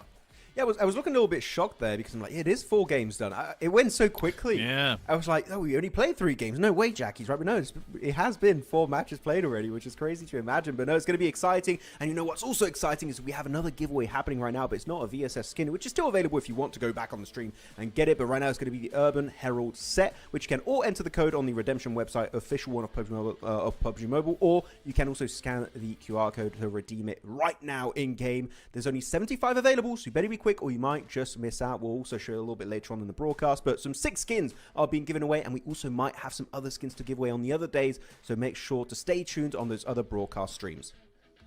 Yeah, definitely scout around, get your viewership distributed, enjoy all the action that's going down in the PUBG Mobile Esports circuit, and put yourself in a good spot to not only get those skins, but possibly improve your game by watching some of the best in the upcoming scenes. Moving on, let's have a look at the schedule. As we touched on, 4 games already played, 2 left to go. Like you say, mate, moving quickly today. We join back with our teams, of course, at the live event. How are they looking at the LAN? GOAT Team POV here, deep in thought, eyes on their phones. Yeah, well, one of the members a bit, yeah, deep in thought right there. As you said, he's just a bit, oh, damn, it's Miramar. How are we going to play this one? We're not sure, though. AMIX, Jackie, not to bring back bad memories as to how they used to play in LCQ, but Miramar had some golden opportunities. They could have gotten themselves that win. I think it was next to El Azhar just a few days ago, and then there was a big fumble. They sent, I believe it was also Havlik in that position, a bit too far. And then they just completely lose control, things go bad, and they don't get the chicken dinner. We can't afford to see similar mistakes on Miramar from AMIX, so I'm hoping we do at least see them get towards the late game because they're all about elims. Placement points, it would be good to see some more on board for this roster. We know they can achieve absolute greatness. Though, here we go, playing high up in the sky. They're going to kick off on D+ Island right now, if you guys know, you know. And we're going to be shifting down south over Los Leones over to Valle del Mar. Chumacera mostly, which is going to be great for Aurora and all the teams that like to go for Parteno too, which we did have a team do that back in LCQ. I believe actually it was Motion, so actually no one's going to maybe do it now. But hot drops, just like Erangel, nothing should be happening in phase 1 to phase 2 of this game. No, you should be calm. Should be strategical PUBG Mobile rather than instant slaying that's occurring. So should be a little bit more calmer towards the tail end here, but we'll see if any shenanigans somehow pop up. Any caught off rotations, any missed mistakes, if there's any dominoes that will fall and change the outcome on this one. We'll see which of our teams as well are going to have a better run of things. If perhaps a squad like Champions that started the day off well, but have quickly been following down the rankings step by step and really looking like they're struggling in the early game, might be able to change their fate a little bit here. Hopefully. I think that, yeah, some teams at the bottom in particular really want to try and change their fate for the better. Just kind of change their future and just have a better opportunity to do well in day 2. Okay, this is a terrible phase 1 circle and plane path combo. Southern plane, northern phase 1, and it could keep on pulling north towards Torre Almada. So some teams going to have to be a little bit quick on that pivot if they want to avoid any early confrontations on their rotation path. But looking at the drop locations itself, not really seeing anything that could result in an early squad wipe. Maybe a few players here and there upon early rotations because it was very... Actually, you know what? I take that back. I was blind. Jackie, Valle del Mar, you got a full-on hot drop happening over there. It's going to be Afterlife, and I can't see the other team over there. They're hidden on my minimap. There are 2 teams indeed over there, and it's going to be AMIX. Oh, no. Okay, well, placement points might not be coming their way. Ooh. Yeah, this isn't the sort of fight that I expected to kick things off, to tell you the truth. But let's see who walks away in a better position off the back of it. Zixi with a nade straight over onto Havlik. Going to land that one. It's a 1-for-1 trade thus far, but potential to pick Misha back up, so it isn't the end of the world for the Afterlife team. This could be a way for them to get some early points. For AMIX, don't let it all blow up in your face. See if they can find a way to fight back. Vengeance is a dish best served cold. And right now, Afterlife are looking to avenge themselves after being eliminated just a few games ago on Erangel by AMIX. They got 4 eliminations, AMIX, 0 headed the way of Afterlife, and also a 0-pointer. So this is their way of showing that they can indeed take a 4v4 fight the way of AMIX. They are going to be quite split. Same for Zixi, as Spike going to be spotted away with the DBS. Really good knock found. And now's the time to go on a full aggression mode. You have the man advantage. They're going to surround it here in the building, able to find a third. AMIX falling apart. And even as I say that, in the background, you have that final elimination right onto that solo. And that is going to be AMIX fully eliminated. Zixi with the UMP doing the work on default. And yeah, it seems like they cannot get to these late game scenarios, Jackie. And Afterlife did get their revenge. Damn, yeah, there you go. Okay, you drop on us, we'll give you the business then. So for AMIX, Battleground that at times has boded better for them of Miramar will once again be an early grave for this roster. So in 9th place with 24 points, and a lot of teams very close to being able to thrust themselves quite further up the standings with one good game nearby. This could leave them in the dust a little bit through really their own fault on this one. Well, yeah, they've been looting up that loot truck. Not sure what they got inside of it. You do have, so again, if you guys are unaware of where the loot trucks go on Miramar in particular, one goes around Crater Field, one goes around the area of Picado, San Martin, around there, all around Power Grid, one goes around Los Leones, and one goes on the southern island of Minas del Sur. So teams that do drop around there, like Goat, for example, also got himself access to the very easy early loot truck of Los Leones. Hopefully they got themselves some good airdrop weapons like the P90. Though DG77, again, an early altercation. Really struggling to keep 4 players alive later on in these matches. Those up against Ozarox that have yet to secure a single placement point. Hopefully this is going to be a turn for them. Able to kind of get themselves some points on board. But DG, sure it's a duo, it's a DRAM pre-pod, but Zadira in particular has been an absolute destructive force on the battlegrounds. Play you don't want to underestimate, as Ozarox looking to now make their push into the building of the opposition. This is a fight that, again, I'm not happy seeing happening at this stage, Jackie, but Ozarox are the one who initiated it, and it was off to a good start as Zadira finds an amazing opening knock, but Milaz will get the counter as a knock on pre-pod will also come through. Oh, Zadira moving differently though. It's a nice lineup with the arc on the nade, great use of the trigonometry, and then the trigger discipline on the peak behind the vehicle. Ooh, keeps him guessing, tries to shut down another man, but comes unstuck. So DG77, what looked like a good answer back, quickly results in another one of our teams that we expect great things from, being removed from the battleground in mere moments into this game. Wait, Destined to Rise are now third-partying it, so... Okay, well, no break apparently for Ozarox yet. Back to the POV, and that's going to be just Milas standing in a 1v4. Not going to be looking good, though, holding the staircases with the smoke of Longhouse. It's going to be a tough one. Good Molotov, by the way. They're able to get some good tick damage onto Ralph, though it will not be enough.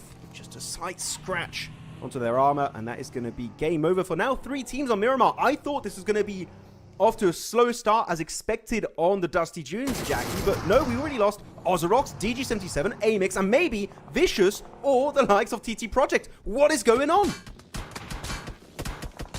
I don't know, dude. This is ridiculous. Early fights all over the shop. We thought it would be calm. We thought it would be teams playing reserve, looking for late game placements and some big points on this one. Instead, it's some of our biggest squads going head to head versus one another.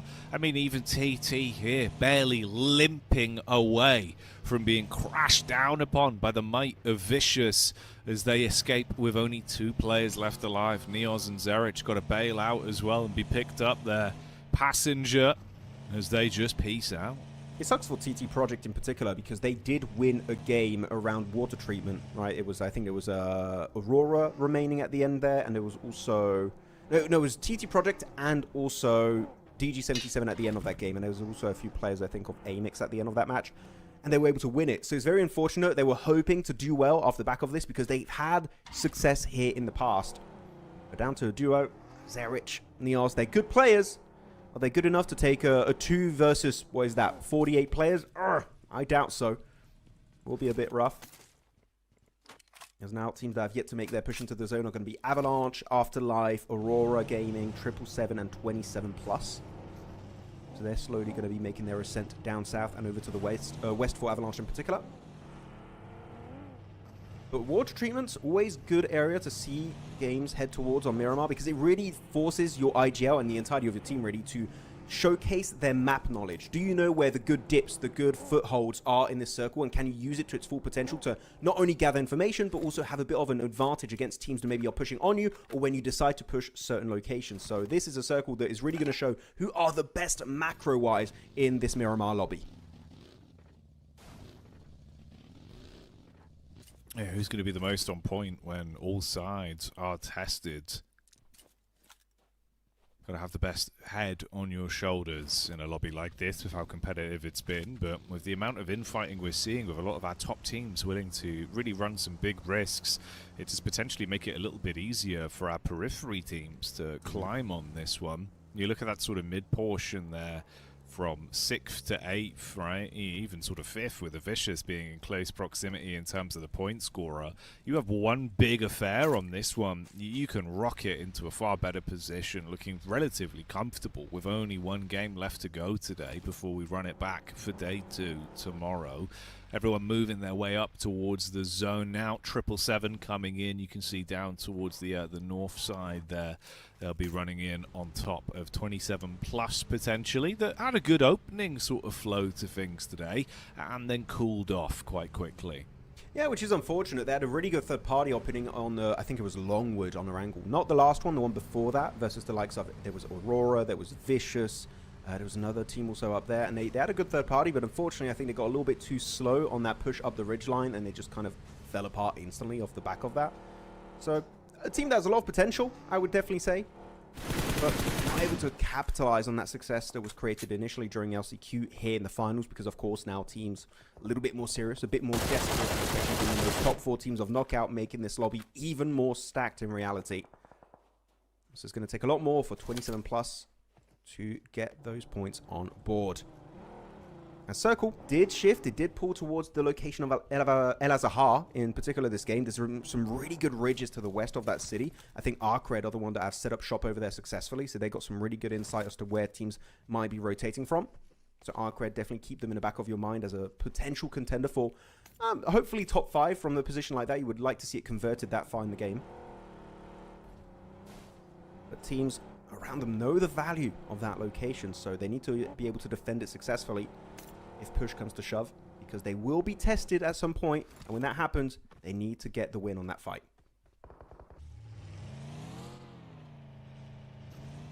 Yeah, it's all well and good surviving your way through, but at some point, one of our teams will come and knock in. We're going to be ready to answer that call instantaneously. No mistakes can be made, really. It's such an important point of the day.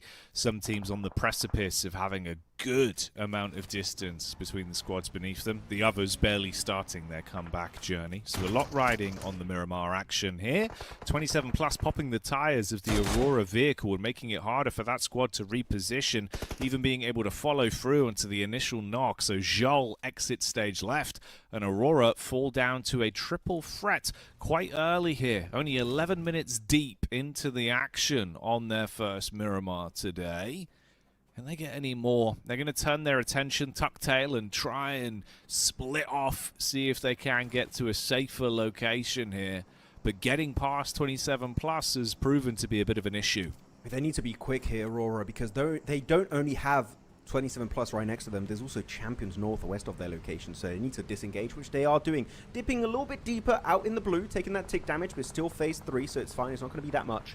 When it gets to phase 4 and 5, that's when the blue zone damage is really significant, and you need a lot of meds to tank that damage. But they're going to go in mid-ast, wrap in behind 27 Plus, but even then, you're still going to be encountering 27 Plus, so they got to go for a wide rotation. You can't go for a slight rotation here. You need to go the long way around into truck stop. So Aurora, if they do die upon rotation, unfortunately, I wouldn't be surprised because this is going to be very, very hard to execute. As teams that are looking to be in a very healthy position, it's going to be destined to rise. And here you go, you got some players that made it over to the roof and also the first floor of Warehouse, which is not easy to access usually. So that extra bit of elevation on the flat terrain around it could really be a big, big advantage if any team looks to encroach on their terrain. So actually, Destine to Rise really showing some good knowledge of these buildings and how to use every position to its full potential.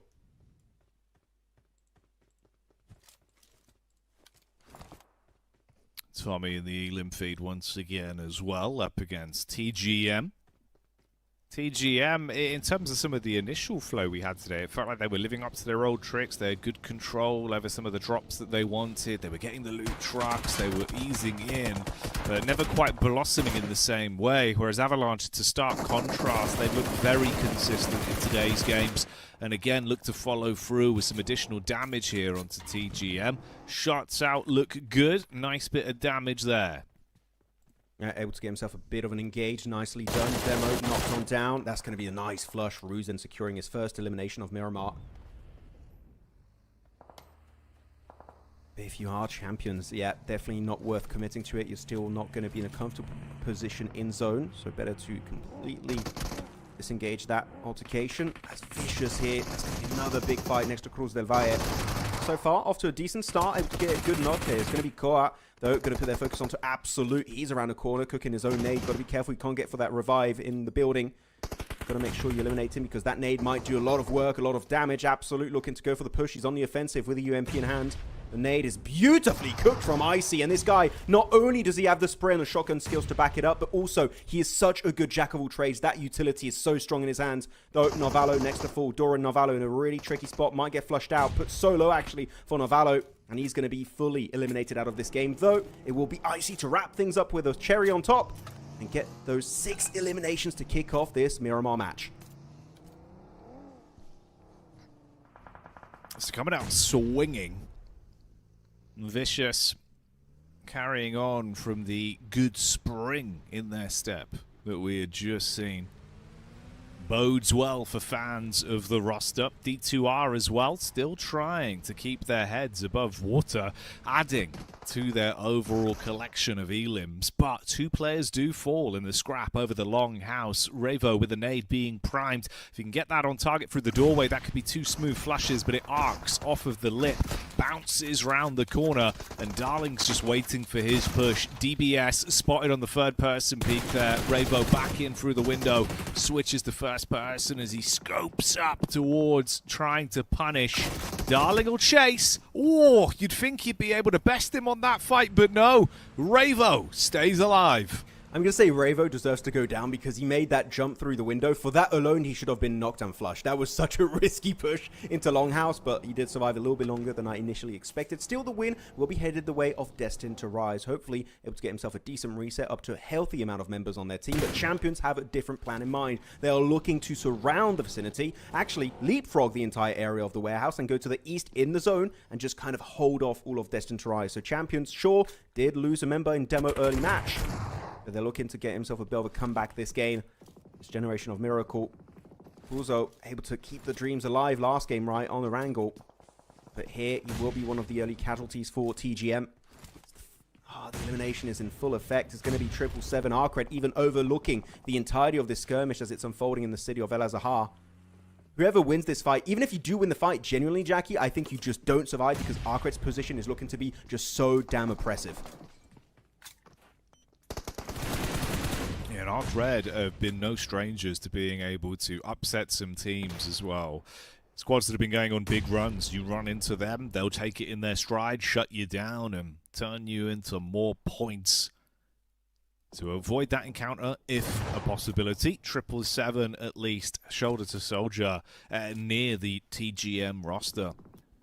That at times have had some good moves. Issue is, it feels like they've been hit with a similar stick where they have a good early game, they're able to get themselves looted, but then as soon as they're thrown into an important fight, it just starts to fragment and chip away bit by bit.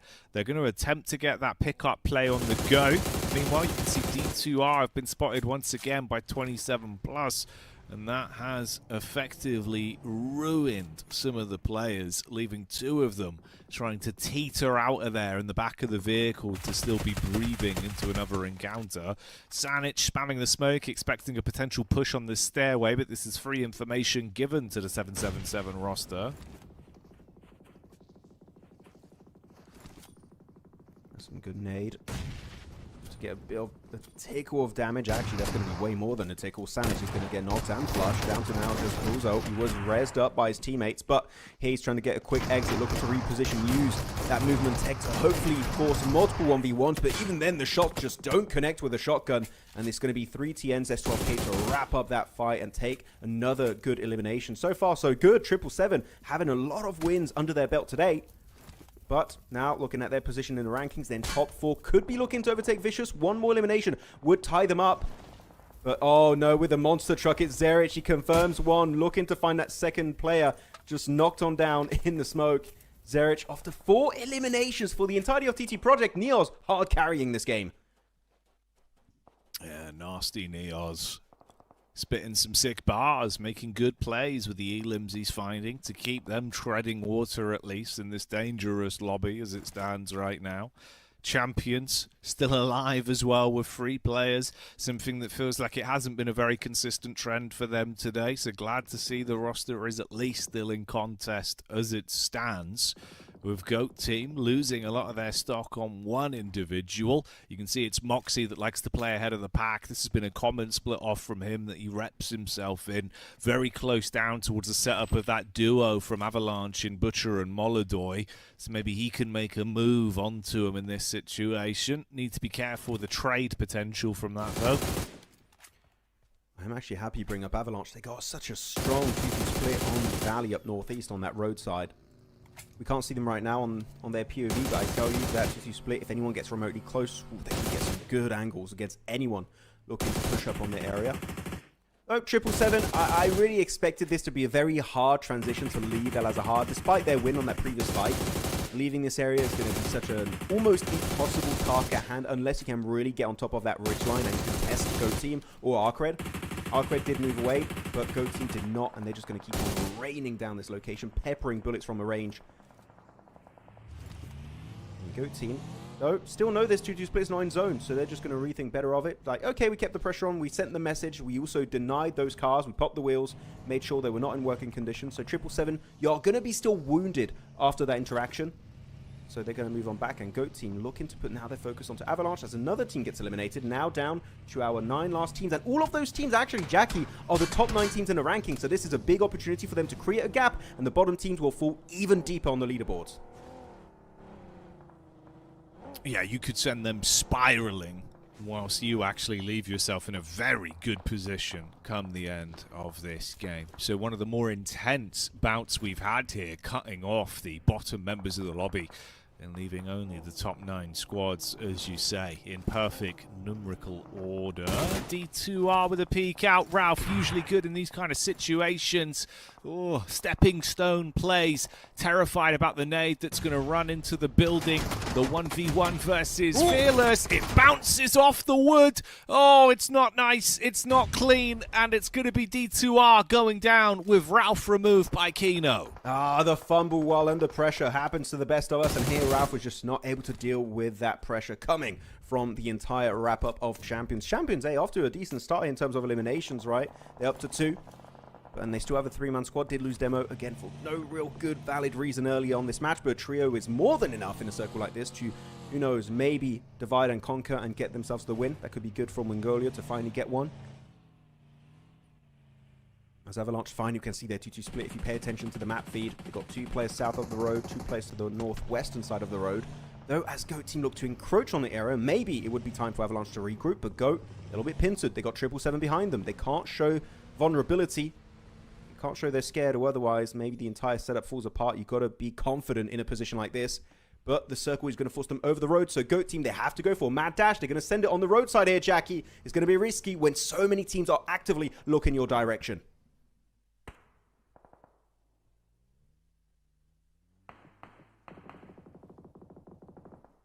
If you peek up and you're not instantly ready, the capitalization from this team could be on point. At least for 3TN, he's able to get the meds off in the safety of the limited space created by the shed over here, so he can top his HP back up.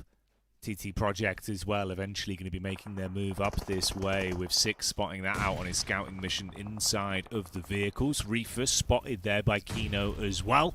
So the Aurora roster that has been pushed around in this lobby tonight here on this map, struggling once again in their next encounter, down to just Doc. Focus with a flick back over onto 777, punishes them. TT Project removed by ARCRED as they started to advance towards them, leaving only Zerich, who is cratering into the arms of champions and will be finished. That's another one going down. Our squad's getting smaller and smaller. Good to see, by the way, another strong result from Vicious. They got 6 of them. Sure did lose. I think it was Narvalo earlier this game. Yeah, it's just down to Dorian, Koa, and Icy. They make it up to top 7, meaning the placement points are going to start rolling on in for every team still alive at this point. 777, you have to make a decision. Or you commit onto ARCRED's compound, or you push onto GOAT team. You can't just play it passive here, because otherwise your true late game is just not going to be happening in any confident way. They need to get involved. They need to pull a trick out of the hat right now. Actually, hey, there you go. 310 getting a strong angle onto Butcher. Doesn't find the knock. Actually, wait, what he does at the end? Oh, that was literally on the last bullet. Able to get the headshot onto Butcher. I talked too soon. That's 310 going to buy himself a little bit more time, but now his focus from that shed is going to be fully in the direction of GOAT. I don't think he has any nades. One nade would have been huge as GOAT team. Despite that smoke coming out, that should be an easy nade, and 310 will fall the nade, hitting him full damage and no chance of a revive. Focus with the molly on point towards 3TN, fully committing to burn him out then and leave 777 down to just this duo. It is still a powerful duo to contend with, and Warrior and Six that can get an awful lot done in the clutch. Star timing out on the nade as well, wanting to pull the pin on that one, see if he can get it on target. Casts it over and it's decent chip damage. Warrior taking that one on the chin. Left with a little bit of health and just enough time to top his HP back up before the zone starts to nibble away at him. Doran tagged as well by Fearless as Champions Esports turn their attention over to Vicious and see if they can capitalize. They send in the boys in the vehicles, closing the gap. Nades being cooked for either team as well. That one's going to be nearby Atomic, but he's able to smoothly shuffle out of the line of sight of it. Another one primed in. Koa cooking one of his own as he tucks further back. Icy forced to reposition to stay alive there. Quick Doc update, by the way. He's in the middle of this circle, almost in the middle of the circle. No one sees him just now, and everyone's fighting up the ridgeline. So actually, Doc could survive very far in this game unless anyone pushes him directly, which actually, as I say that, Doc is going to start smoking his location, so I think the champions saw him in particular. ARCRED also going to be bleeding over this ridgeline, trying to get some insight and angles onto champions, Vicious, and Avalanche in the distance. But for Vicious in particular, this is looking like absolute hell. You have champions and also Avalanche surrounding your location. Sure, you're in circle, but you're going to consistently get peppered with bullets all over the place. So they're going to have a bad time surviving, as Doc was indeed spotted out, eliminated, and Atomic will snatch away that position for himself. Unfortunately, no extra placement point secured for Aurora Gaming.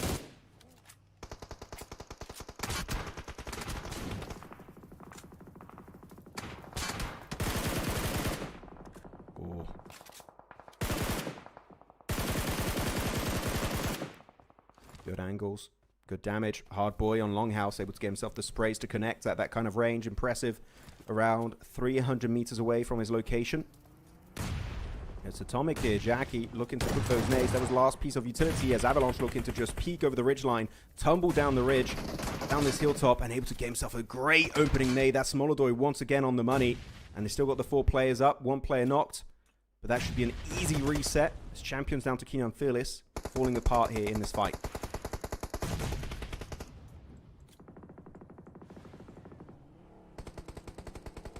I think I'm back, Max. Can you hear me? I think you're back. I can hear you now. Hello. Yes. Okay, there we go. All right, no worries. Things have recovered. I vaguely heard some crackling of what I think was going on, but I can see we do have this final circle going down now with the 3 teams left to go. Fleek on to Force, making it look good for ARCRED as he'll punish GOAT team down a man.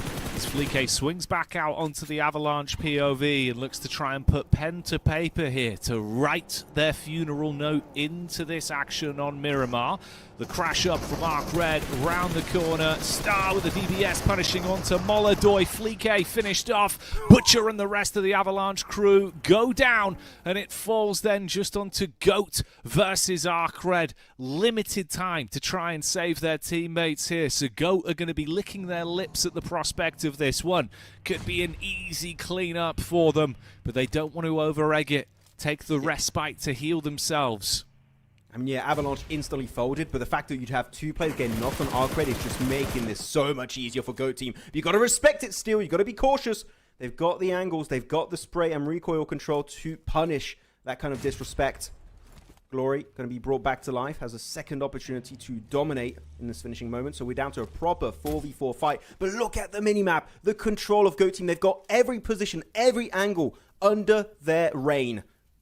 It's ARCRED now. The only way you can really get this chicken dinner is getting rid of those of two of the players on this two-man split. You got 2-2 for GOAT team. If you can get rid of a Yato in particular and Moxie, then that should be an easy wrap-up for the chicken dinner. The thing is, I don't think ARCRED have a lot of nades. They haven't been using any. Oh, actually, I saw a few in the utility bar. Yeah, they're ready to truck it on through. Flique, first nade coming away with Force. Going to be hitting anyone, and Flique punished for that. It's going to be Force getting the first knock of the fight. Everything's unfolding poorly, and it's going to be GOAT team finally securing their second chicken dinner here on day one of the PMGO EECA Grand Finals. There you go. An Aurora celebration as well. Good to see them soaking that one in. So GOAT team coming out absolutely swinging today. Brilliant signs there. Can't believe it, mate. They're chuffed. Look at them. Yeah, but they're feeling it. To be honest, I didn't even know what was happening at the end of that fight because I feel like all the eliminations happened at the same time. So I was like, yeah. Who got knocked or not? I don't know, but GOAT were able to survive, so really good setup. That 2-2 split at the end too was great. I do wish they got a little bit more aggressive, as ARCRED did lose 2 players, right? They had 2 players knocked, 2 players up. I think they gave them a little bit too much space to go for the full reset, so that would have been a mistake that could have cost them the game. But luckily enough, they do find an opening. Knocks in particular Force, I think, kind of enabled the fight to head the direction of GOAT team.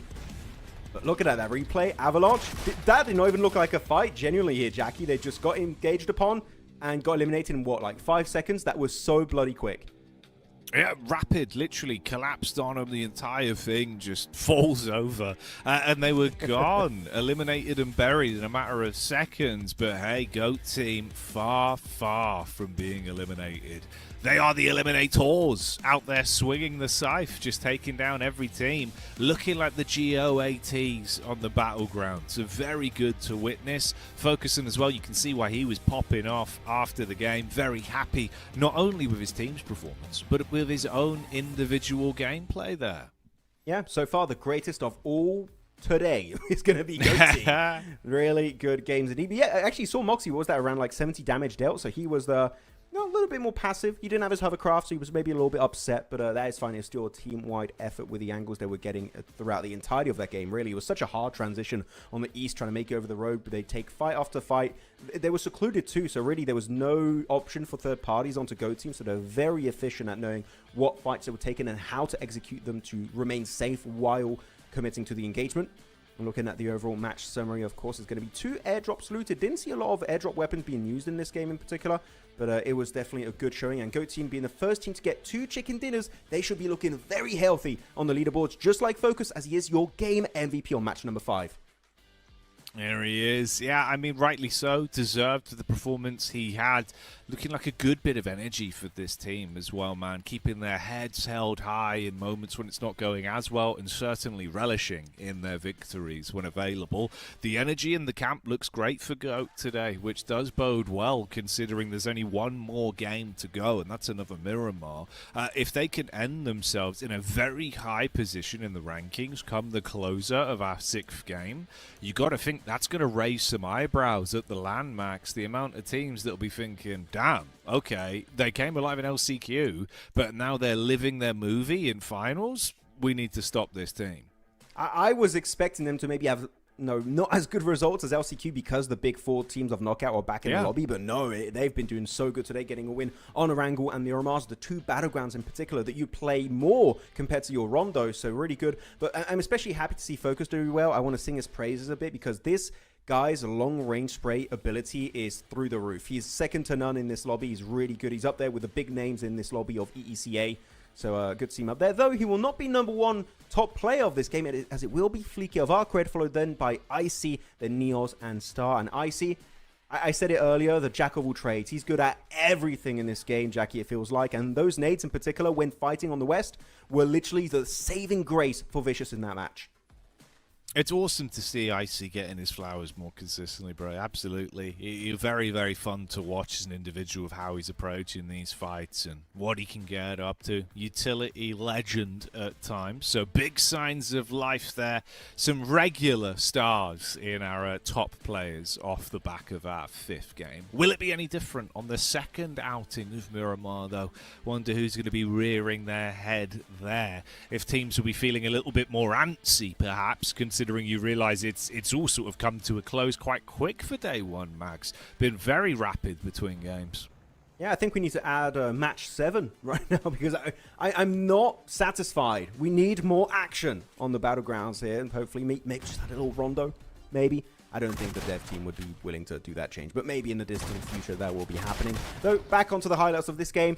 AMIX and Afterlife, not sure why. I do think that maybe this is AMIX. Tell me if you agree or not, actually, Jackie. I think this is maybe them disrespecting Afterlife a little bit. Like, oh, it's an easy fight. We beat them early on Erangel. Let's hot drop them.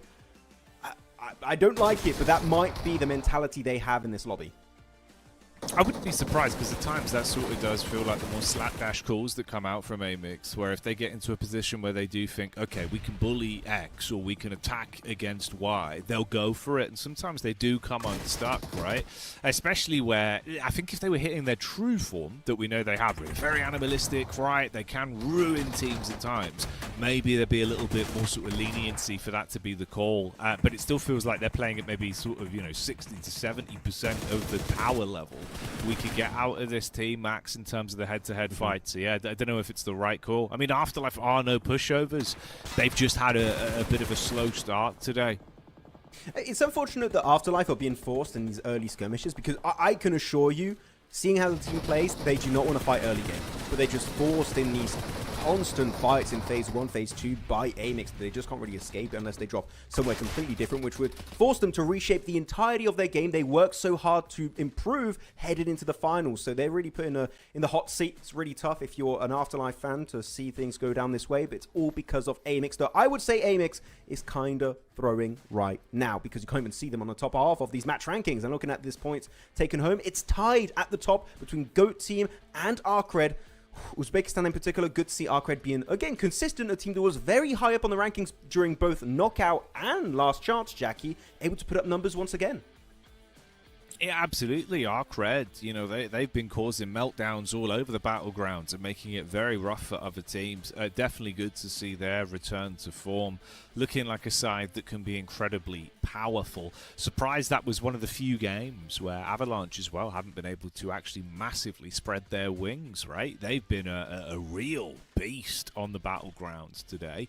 This is the bottom end of the standings, though, where once again, many names of notoriety that you'd expect to be higher up haven't been able to live up to the hype. DG7E7 there, only the 2 points. AMIX as well with a nil point, leaving that one in 16th place. A lot of unfortunate signs, which results in more movement towards the top end of our standings. Avalanche in first place with 48 points. ARCRED moving up 5 places into second with 47 points. And 1 point behind them is our new third place team, GOAT Team.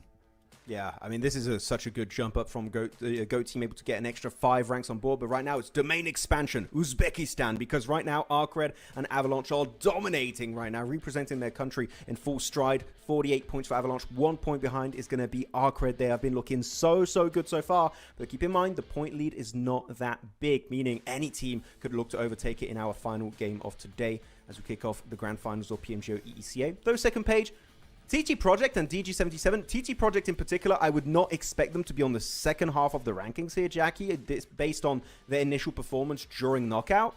This is a team that I think is looking to hopefully increase their position in the rankings, right? They're not happy with the 9th position.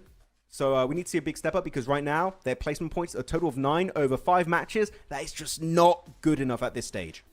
No, it's not, and it doesn't really sort of match their characteristics of what we know this team can do either. It's a big surprise that they're there, to be honest with you, mate. So them finding a way to answer for these mistakes feels like it should be a necessity and possibly a known quantity, right? Because I can't imagine them leaving day one on the second page based on what we had in knockout would be a hell of a different outcome in my mind. But today doesn't seem like it is full of known quantities.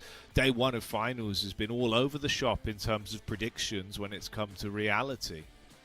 For TT Project, it feels like they really pull most of their strength from having a full team, which of course makes sense for most of the squads. But if they lose even just a single member or two, the entire game plan falls apart because it really feels like their strategy is holding positions as a 4-man. If we don't have a member, we have a clear weakness in that position and we just fall apart instantly. So hopefully we can see the full team survive a little bit deeper in the last game and especially going into tomorrow's 6 matches. Though what we're going to be hoping to see is you guys redeeming the Urban Herald set right now in the chat. Make sure to enter the code or also scan the QR code for yourself and you will be getting this one. But again, there's only 75. It's very limited supply, so be quick or otherwise you might just be missing out on this cool skin right here.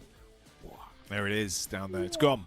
It's gone already. Like Max said, make sure you scan that bad boy quick. You can always pause the stream and rewind, so it is what it is. Let's move on, though, swiftly into the schedule, of course. As you can see, there's now one team that has completed the unachievable today and got themselves the double chicken dinner. So 2 main course meals there for GOAT team. And that allowed them to move up to 3rd place with a very tiny point gap between them and the 2nd and 1st place team. So could make a world of difference towards the end of the day. Who's going to have that top spot come the closer of our 2nd and final Miramar here, Max? But this never happens. A team getting 2 chicken dinners on the same day in this region of EECA, or as I saw some people online call it ICA, which is a little bit weird. I don't like that personally, Jackie. I don't know about you, but I prefer EECA. Or ICA can be funny. I don't know. Some people can go for it if they want. It's not awful. It's not awful. But yeah, it is an interesting one. Unique take there. Ooh, quick switches on the power cable for the phone going on for the GOAT team. Relishing in their prior victory. Bit of giggling there. Good to see smiles all round for this team. I think they've earned it, Max. I think so. I mean, definitely looking at their overall performances today, they can have a smile on their face. I mean, they've had an absolute banger day, able to eclipse some of the bigger names in this tournament of PMGO ICA.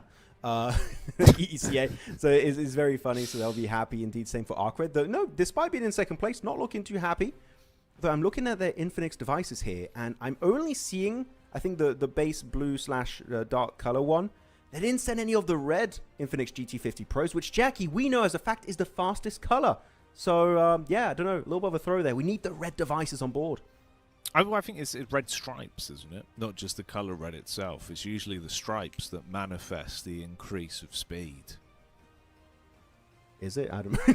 I just like the color, really. If I would get one, I would get the red one. But I'm just you want the red it's just stripes, a base color. mate. That's how you go faster. Adds a couple miles per hour or frames per second, depending on your preference. You can choose. Or just take your Infinix device to the workshop, you know, get it repainted as you want, and just customize it. You say? Yeah. Oh yeah, maybe.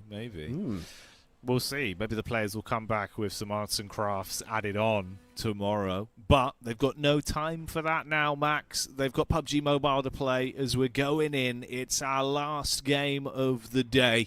Match 6, Miramar, number 2 for these teams as we kick it off with one last playing path.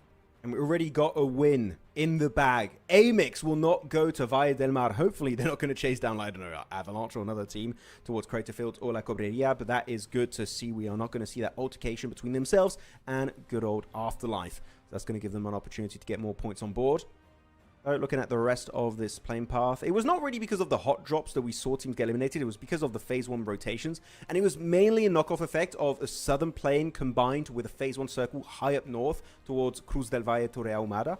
So hopefully this circle is going to be a little bit kinder to these 16 teams, because last game it was absolutely horrendous. Almost as bad as the Erangel circles. They were also incredibly tough to work with.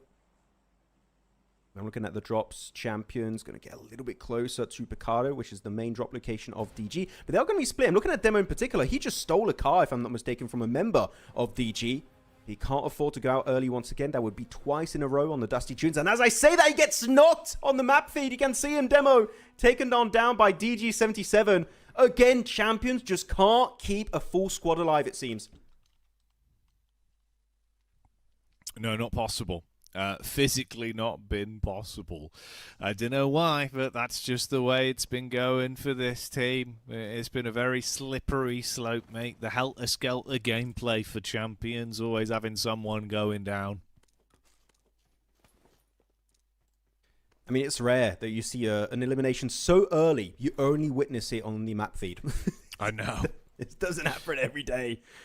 But they're going to at least move away. The thing is, you need to respect the location of DG because they always tend to stretch out a bit their drop near Picardo to get those car spawns and then get all the cars back into Picardo just so they have more vehicles available for whenever they want to rotate later on in that match. So yeah, Champions need to learn to respect their lobby brethrens, as in DG77. Looking outside of that weird, engage shenanigans happening in the Picardo. No big clashes happening on the map. You only have the Los Leones hot drop between 27 plus and also 777, but that's Los Leones, so it's big enough for two teams. And Go Team, because they always drop near Puerto Pariso here, Jackie, they always have access for free for the early spawn point of the loot truck. So again, could be looking to get himself some good airdrop weapons early on. Yeah, get suited and booted right from the get-go and give yourself the extra firepower to play with. As hey, Goat Team have been pretty consistent on this. Another side that's been doing their homework in terms of the sheer viability of the loot trucks. So let's find out. We'll catch a glimpse of that at some point, I'm sure. See what they were able to scavenge for themselves. Meanwhile, Afterlife, they get their moment in the sun on the stream. We don't see them too much at the minute, mate. Been very, very quiet for the roster. Limited success here and there. No, can't fit that shape into that hole, Windy. That's the wrong shape. Where does it go? It goes in the square hole. No, that one unfortunately doesn't head into the church area with that car. Oh, the camel That's though. A circle. Ooh. Yeah. We love the horse strats. The horse meta is real, but what about the camel meta, Jackie? Ooh.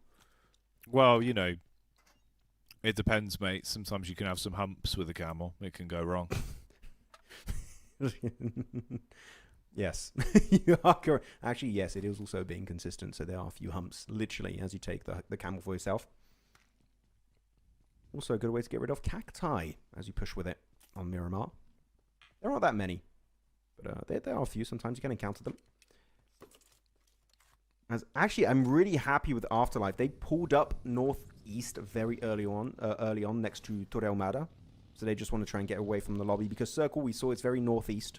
It's centered up around the eastern edge of Hacienda del Patron. So anyone near Tierra Bronca or Torre Ahumada are going to have a very safe early game. No one should be encroaching on your terrain too early on this match. So I think this is a very good respect play that we saw a glimpse of, right, back in, especially during the last chance stage.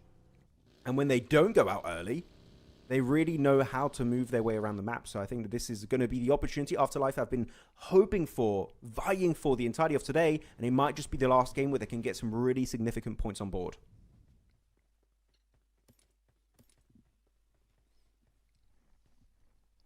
Yeah, go out with a bang. Have a nice big finish and, try and do yourself as best of a job as you can of making your life easier tomorrow.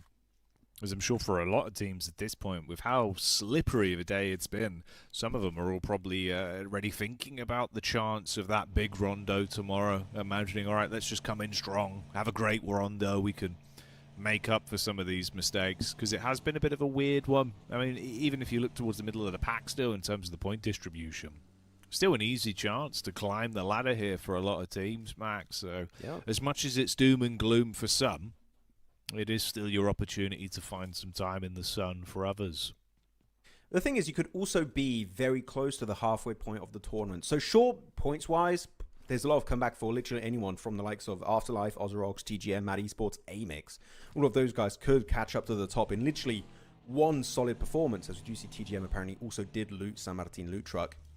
But the main issue is we could be at the halfway point of the tournament because of the smash ruling.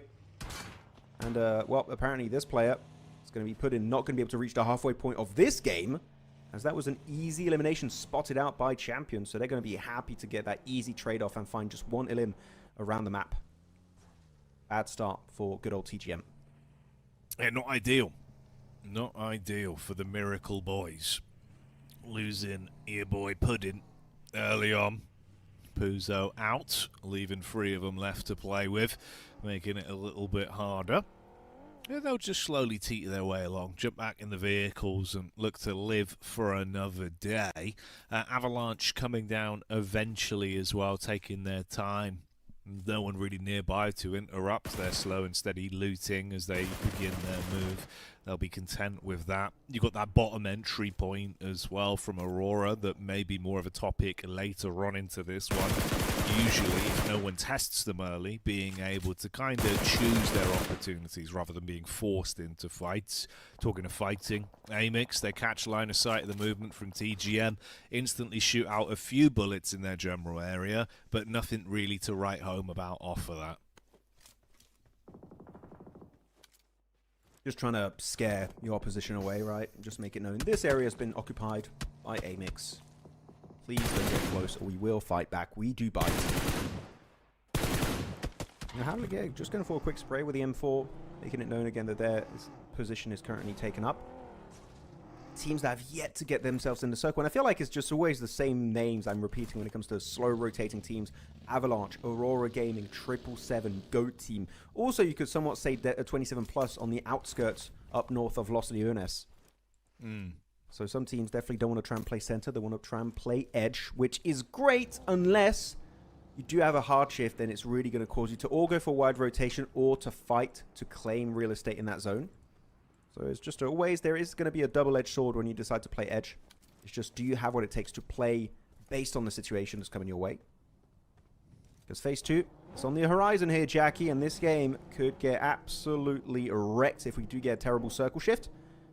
So what the hell is happening in Hacienda? It's just a 1v1. Kino parked up, not moving, refueling the car. Hopefully he doesn't get flushed out, though. Please don't. Yeah, don't let it all fall through your fingertips instantly. Would not be nice whatsoever. He's fine. Mate, there you go. Look at this as well. You can suddenly see the great migration for all of our teams with a zone on the move. Everyone trying to set their focus on a better position inside of the zone. The Vicious just making contact with it. Destined to rise here, taking shots though. It's not good for them. That's DG being able to get LOS on and punish onto a few of the players. Ralph's low. It's Darling that falls. And your only best bet is to move up towards the compound. But look who sat there. AMIX, you are feeding points their way. Yeah, just keep going. It's not worth it, but unfortunately doesn't pick up enough momentum. That's Puzo knocked on out by Havlik. Finally, a fight that AMIX are taking that does make somewhat sense as they defend their compound. Well, not even somewhat. It makes a lot of sense. They're defending their location, making sure Destiny's Rise can't snatch it away from themselves. It's a good similar play also for DG77 in their 2-1-1 split. 2 of the other players over to the east, trying to zone away Ozarox. Ozarox, we're looking to see some placement points. And we've got 12 points so far the entirety of today's first 5 matches. So we got to see a bit of a redemption arc. So they do get right onto AMIX too. So Ozarox really just can't catch a break today. It's Zerich for the win with the M4. Well, actually with the Scar. And he does get the headshot at the end to wrap things up. Ozarox now sending a few stragglers back into the fight. Hopefully trying to get himself a bit of a redemption going their way once more. But it's Melaz and Bad Boy, the nades coming up, damaging their vehicle. It's TGM this time. So Ozarox didn't know where to commit, it seems like. Now they got a compound that they can actually try and win a fight. But even then, teams around them have an angle on the compound, so they're just not safe even if they come out on top. No, it doesn't get any easier. Lots of angles for everyone to be watching you like a hawk. Nades on top. Zerich throwing those in. Seeing if he can cook it to perfection to blow them away. That one will shut down Sanage. So for TGM, it all rides on one man. Retro He's had to bail out from the rest of the crew, knowing these nades probably won't stop anytime soon. There's still 3 in the back pocket for Zerich, whilst Neos can get the adjustment shot off into Misha. Ooh, stuck exposed for too long, Zerich. He was confident no one was taking shots towards him, but AMIX do eventually get an angle and pull that trigger quite quickly. TT Project are being very smart of the way they're taking these fights because they're doing it slightly over a ridgeline, meaning in this case, just like we saw with that one solo, if he does get knocked, that's going to be an easy way for him to go back into hide-in and survive. Though, Bad Boy steps up with the Mini 14 and finds that final elimination, able to snatch it from the grasp of TT Project and also AMIX from a distance, so able to hog at least a few limbs. That's going to be the first one actually for Ozarox, so they're going to be happy to get at least 1 point on board. The now TT Project would be just about time to reposition because here you have been spotted by good old DG77. Those players are not looking to make any friends in this lobby, not taking any prisoners. So yeah, as they do affect, Zerich's going to respect it. They don't have a good spot anymore. They have to get back to their teammate. It's going to be FEs in the distance. They're looking to regroup too. But the West is getting a bit hectic here, Jack. As I'm seeing, we have Destine to rise and we also have Aurora looking to push up. So TT Project might have their work cut out for them. Yeah, it will be a little bit more uncomfortable there. This is TT Project that have been faltering in some of the more important plays today. So will this be the straw that breaks the camel's back if they get overwhelmed on a bit of a split from multiple squads? AMIX, we get their POV for the meantime. This is going to be Spike looking around to try and spot out where everyone else is. And everyone else is fighting. Neos takes the shots straight from D2R, whilst Aurora also take a clash towards the Vicious. So a lot of infighting occurring. Freezer with the reposition round towards 777. Couple nice shots there as they're battling over 777's entry towards the zone, just guarding on the edge of the blue. 6 goes for the pickup play back onto free TM and should be able to save him fairly comfortably at least. It's going to be a bit of a hard exit here versus DG. I would say if you're 777, don't go straight to the zone. Go for the wide Eastern wrap. I'm happy they're doing exactly that. Not worth taking a fight because even if you do win it, guess what? You're still not going to have a good position in the zone. DG trying to take a few little shots at long range. It's not going to result in anything of significance being dealt to 777. So they're going to be on a quick wide Eastern rotate towards Cruz del Valle. So far, enjoying the IGLing of 777. They've been having a decent day so far, in 7th place in the ranking, 38 points, literally just 10 points away from first place. So who knows, maybe if they get a win here, this could be looking like Kazakhstan domination. But over to the West, there's a few teams we need to highlight here. In particular, it's going to be Aurora, Vicious, and 27+. They have access to the Western high ground. They have so much value whenever you have circles next to water treatment. So far, they're able to really use it to get a lot of intel. The thing is, the moment it shifts away, 90% of the lobby is going to be you look in your direction to deny your rotation in zone. So it's good right now, but you need to have a game plan for when you have to move, which I am expecting, Jackie. We're not going to have multiple hard shifts to the West in a row. Teams will have to leave at some point. Yeah, your time will eventually come where you'll have to bail. And that's when it could get a whole lot more scrappy out on our last Miramar for today. Tapok scoped up, looking for success. Can he line up the moneymaker, though? He doesn't want to reveal himself unless it's a guaranteed connection. The rest of 27+ starting to achieve a bit of a split on this as well. Top side of the hill, just behind the Vicious. You can see a nice collection of established fights. That's a decent POV to get for DG. Both of these teams, Champion and DG77, don't have to clash. They can just coexist. Be neighbors for the time being, and upon Circle 5, then maybe they'll have to actually encounter each other inside the buildings. They can be friends for a little bit. As GOAT Team, though, they've had an absolute banging day, being the only team with 2 chicken dinners in these finals. They're getting close. They're getting very, very close, actually, to Afterlife. Gotta be a bit cautious. Do you want to commit to it or just hold on to your dip, your ridge line, and survive? Phase 5 pop. But actually, as I talk about Phase 5, it does pop, and it does go down south heavily. In the center is going to be AMIX, also Ozarox's duo of Milaz and Bad Boy. One team to steal on the high ground to the west. Actually, 2 teams are going to be Vicious and Aurora, so keep an eye out for them. They could be getting a ton of eliminations off the back of that position in the very near future in this match. Ooh. Nearly. Misha. Can he get him on target? Chip damage is good. There's the knock. Zeruzum buckles over from the bullets that are being spat towards him from that Mini 14. Butcher and Co. looking a bit uncomfortable as well as the boys from Avalanche begin to reposition around, and Tommy's dropped. Knocked for now. A lot of quick cuts here because there's so much fighting going on. Trying to catch the action.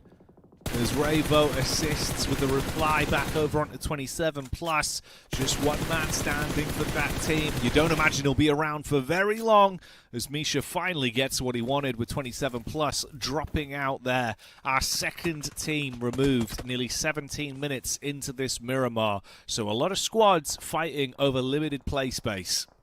Those were some really good shots with the Mini 14 from Misha, as you said. I'm sure Top would be proud. Oh, I'm hearing the welding gun looking to repair their cars. That means there's going to be a rotation coming up very soon for all of Avalanche. Thing is, there's a lot of teams around them. It's not going to be easy. You've got Mad Esports, you've got Vicious. Actually, Vicious leaving their Western high ground in a 2-2 split fashion, leaving Dorian and Koa parked up there, sending Novalo and Icy into engagements. Not sure why they were sent to the trenches as a duo. I think it's a bit of a risk play from Vicious. You could lose members for no real good reason. But they're still going to commit to it. It's Mad trying to get into the zone. One of the players in the background is going to be a GSX, taking a lot of damage, but will be able to tank it.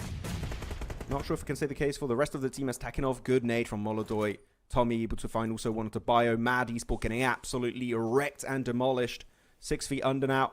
That's going to be it. 3 teams eliminated in this game. 13 teams still alive, but Phase 5 is where things are going to get really hectic here on the Battlegrounds. Scrapping over the small space, wanting to establish and carve your place into the cover positions, the better angles. It'll all come down to some smooth moves from our team soon. Butcher popping the meds, rest of the squad starting to assess the situation with a duo from Vicious close by.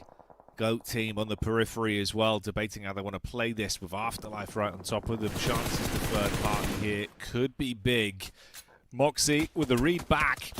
Spots out a few players, but might go down for his troubles to Groza, who hits that one from quite far on the range there. Nice punish. He was trying to hop back towards the cover of the vehicles, but couldn't get into position. Is this another game where Avalanche show us some great firepower and potentially throw themselves into a good position late game? It is a good one. We've seen what they could do on Rondo in the past with that 22 elimination chicken dinner bomb they dropped upon the lobby. Oh, this one is going to be a bit of a different kind of game coming their way. They have to move. They're going to be pincered between the 2-2 split of Vicious and the entirety of GOAT team, and also Afterlife to the east. I would say what would be best is or you pick a fight and fully commit to it, or you fully disengage and send it in the zone in a dip you know is free. Thing is, that is also going to be a risky play. So there's no good, safe, passive option available for Avalanche. They kind of have to commit to a big Hail Mary push or a big Hail Mary fight. As actually, as we see this fight unfolding, Tommy a little bit too far away from his teammate. Will get knocked. Still possible to go for the res. But Afterlife, with the pressure they're maintaining, they're just going for these sprays. They know they're not going to hit the shots. They just want to scare Avalanche away. They don't want to commit to the fight. They want to focus on their own rotation for the play zone. The Avalanche, they will go for the quick reset. Tommy should be brought back in this game. Get Tommy up. It could be a big piece for the squad, but that's if the rest of the squad can even stay alive as it is. Shots on target from all angles. Groza buckles under the pressure. Butcher down and out too. So from one man knocked, it's quickly turning into the entirety of Avalanche being down and out here on the last game of Miramar. Going to be uncomfortable to turn this one around from the position they're in. The GOAT team rocking up to the party as well. Focus falls in the fight. Spat out a load of bullets, but no joy on the engagement. Tommy, still alive up top. Windy, the MVP contender for this team of Afterlife, looking to do something on his own. Ooh. Nade in, but near miss. Dives back into the driving seat. Pulls up onto them, but they're going to pepper him. Goodbye, Windy, as we say hello to another pick for Tommy there. So Afterlife out, Avalanche climbing on elims, but only a duo left. Close but no cigar. Indeed, that's the end for Afterlife. Windy tried his best, but it was just not meant to be with that buggy solo push. Circle about to go into phase 5 very soon in the next 25 seconds. Over to the western side, we didn't really look at their POV too much. Aurora still have access of that high ground. Vicious had for the first time in this game actually had to leave that kind of nest they created for themselves in this game. So they're back into the lower realm. Might actually look to fight with Aurora, so that could be a cool upcoming engagement to the west. It's now 10 seconds to go for the circle shift, and we see how the story is going to be told.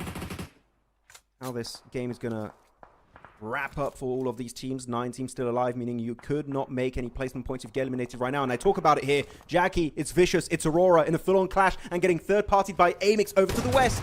Whoever wins this fight could be looking like the kings of the west, but Vicious are doing so much work on no, only Ziol and Top remain. It's a big play. They need to withstand the brunt of the damage from Aurora, but 1-for-1 trades make it messy as Aurora fall to just a single player. And Icy, with that cold blood pumping in his veins, is able to withstand at least for now, but will buckle to Spike. AMIX stealing the point and denying that squad's survival. And a very broken Aurora's dreams all rely on Joel somehow reviving the squad. You better buy a drink for AMIX after that one. They literally just saved the entirety of Aurora. They got the eliminations onto those players of Vicious, and that allows, as you said, Ziol to maybe save the day for their team, get the reset onto both Doc and Reefus. Top, unfortunately, did get flushed out by Mini 14 earlier. But there's still some hope lingering in this game for the Mongolian super team. Let's go now down to just a solo player. It's Force. The odds of a triple chicken din on the day looking incredibly slim. Though, still able to get some good damage onto Ralph, making a push with those dips. Making sure the Ridge keeps him safe from an upcoming fight, possibly with AMIX. But the nade is beautiful. Bonks him right on the head. And that will be a hard nade to tank, as that is going to be Go Team. Still, top 7 with 4 eliminations. Sure, it's not a big win like we saw earlier here, Jackie. But there's still some consistent points that are going to keep them in that conversation at the top of the rankings. It's better than nothing. It's certainly better than nothing. And with the other games affording them the luxury of being able to not have these gigantic balloon games every time, they'll still be happy with their overall finish on the day here, as this is our last game. And as it stands, we're coming down to the last few squads that even have a chance to win this one. You can see everyone's looking pretty broken and bruised in terms of the battle of attrition. Aurora do recover all 3 players, but that's all they have, a triple threat. D2R, only the one man, spotted there and blown to bits as he's going to go down. And now we're left with a few squads max. Top-down POV on this one, as you've got champions falling. Now we're back over with AMIX. Oh, we're going RTS mode right now for this one, able to oversee every position of the players. But of course, it was really good to see the map feed for a second there. You can see the amount of control DG77 have down southeast of the circle on phase 6. So the name of the game ready for them is delay the fight as much as possible, maybe force AMIX to clash on the compound of Ozarox and champions, and then you can maybe convert that into an actual win. Because this is a team that we've seen DG77 struggling to get to the late game because of early casualties. This might just be the start of their redemption here in PMGO ECA Spring 2026. At default, though, locked and loaded on Champions location.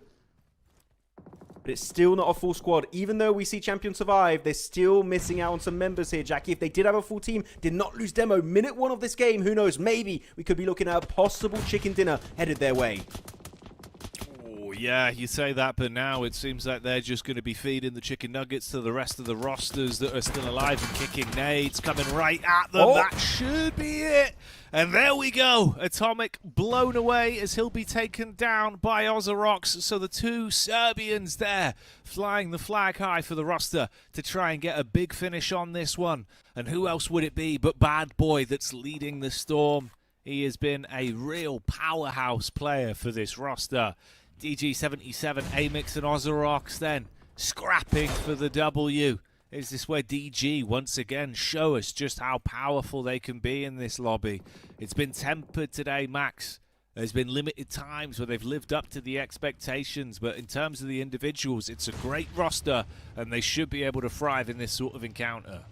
Regardless of how things go down, this will be the first chicken dinner for any of these 3 squads, Ozarox, AMIX, or DG, which is going to be huge in the early days of these grand finals on match 6. Though AMIX with a cast, with a bug, he's sending it forward over the ridges, literally looking for that one solo player, but it takes them so long, everything falls apart. DG creating a massive advantage for themselves, because now they have the man advantage. Spike, Havlik left stranded.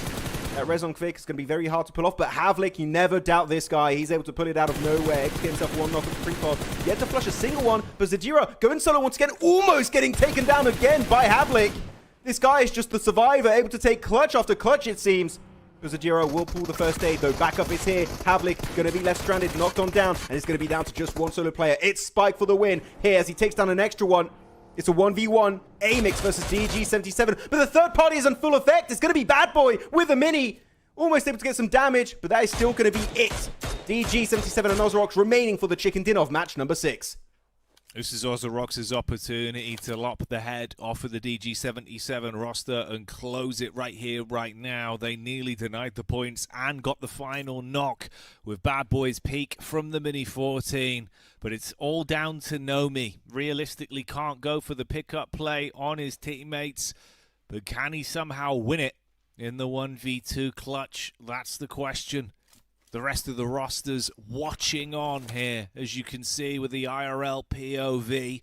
Bad Boy with the adjustment to flash out another man, so the opportunity of saving his friends is smaller and smaller. Wants to rotate back round through the smoke, maybe go for that one pickup play. They're not necessarily pushing him. They're not charging in. So maybe he feels confident now that he can reset on the fight. Ozarox giving too much respect there to Nomi. So now they're back against the 2v2. It actually makes sense because Miraz does not have a single nade. He's got, I think it was one grenade, one Molotov, no nades. If he had a grenade, I think he would be a bit more confident to push onto that initial knock on DG, onto Zadira.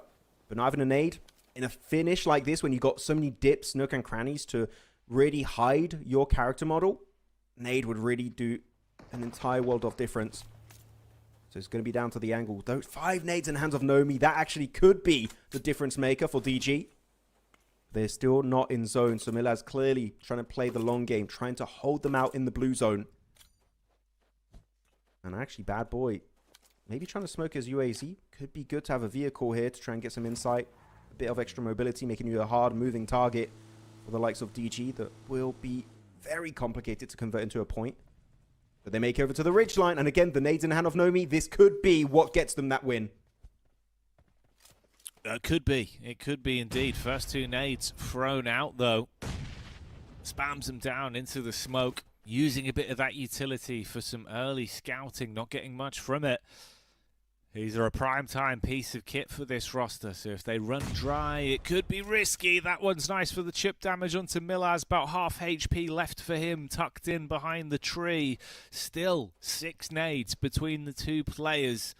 And Nomi taking risky peeks, trying to get a read onto the situation. Going to be ushered forward eventually. Which duo comes out on top? Who gets the chicken dinner to close down day 1 of the finals? A lot riding on this. But who will be our champion in this match? Bad Boy wants to advance. He's got the smoke wall in front of him to shroud his peak. Nomi with a pre-fire just in case he can connect. And Zadira's eyes locked in on the same angle. It's going to be a risky peek on Whiskey Peak. We'll see if the bounty hunters can claim their treasure. As DG, no Bad Boys right there. And I was going to say, you should just try and nade those smokes. But very smart Bad Boy. He's staying very far back. He knows this is just asking to get naded. Actually, they go for the long throw. And because of that, it's going to zone him away from the rest of these smokes and making that rotate so much harder to pull off. Bad Boy, in a world of hurt, able to join up with his comrade of Milaz. With that nade, good bounce, puts him down to about 1/3 HP. But now Nomi Zadira getting forced by the blue zone to go over the lip of that ridge. The Molotov spreading far and wide. But Milaz hopefully will have enough time to heal it up, because here Nomi Zadira could have to go over the ridge line. This is going to be so hard to execute, especially when you have no more nades in your arsenal. He's going to be out in the open. Bad Boy yet to go for his own spray, and he lets it happen. Nomi makes it to the next point. Now, having to go on over to the CQC, it's Nomi with the DBS finding Milaz. Bad Boy left in a 1v2 scenario, but he's got 3 nades in his backpack. Yeah, couldn't play off Made his it. Nate, teammate, come on. now has to do it individually. He will switch to the nades and throw out the first. Scopes back in as well, but the 1v2 peek inside of the zone. I think it might just be all said and done here as he looks uncomfortable in this encounter. Throws one nade towards Nomi, gonna swing back in, but no, not happening. The Serbian side can't find the victory on that one, as we will see DG77 erupt as they close down the game and walk away with our last chicken dinner of the day here on Miramar. I wish we saw if Bad Boy was in nade range. I think he might have been slightly out of nade range, but those 3 nades, especially when Nomi and Zadiro getting forced over the lip of that ridge, would have been an amazing opportunity for him to use it and actually even maybe not get knocks, but at least get a bit of damage so you can easily spray transfer that 1v2. There was an attempt, but it was just not going to be enough to take it from the hands of DG77 that really had their work cut out for them, Jackie. This was not looking like a DG77 win. They had this hardest transition away from the edge of the circle towards the center, towards Melaz and Bad Boy, and even before that against the likes of AMIX, and yet they prevail, they stand strong, and show that they mean business in these grand finals. And this feels a lot more like the DG77 we saw initially back in that knockout stage. Yeah, way more, absolutely. Showing us some good signs of life, bringing the fight out, great decision making and slowing down the pace when they needed to as well. So wonderful to see the response from a better DG77 side there, keeping their heads level to close it out, mate. No me with 8 elims and 1001 damage, living up. Massive display from him, but the entire squad has a ton of power. Freezer, Zadira, we know at times they're the left and right hand of this team, throwing out fists, and Prepod as well, always good for some smarter plays. So DG77 back to their winning ways, even if it did come late into the day, Max. Late is better than never. Feels good, man. Feels good. I mean, especially for Nomi, because in the past, we've seen a lot. If there's one player that gets knocked out and flushed early in these matches, it tends to be Nomi, especially back in PMCO Eastern Europe. But no, in this tournament, Nomi's able to just increase that survival time by a significant amount and get some good numbers on board. So really happy overall with Nomi and DG77, as here you go. Here are your match summaries. Someone got apparently a 383-meter longest elimination. So quite on the lip of that render distance. So good at whoever was able to get that knock and flush for themselves. But overall, this game, I can tell the 2 Miramars in particular here, Jackie, were very tense teams, really avoiding to take any unnecessary fights. Unless you're AMIX, then they'll take every fight under the sun. But outside of that, the pressure is at an all-time high, and maybe it will be enough to make some diamonds.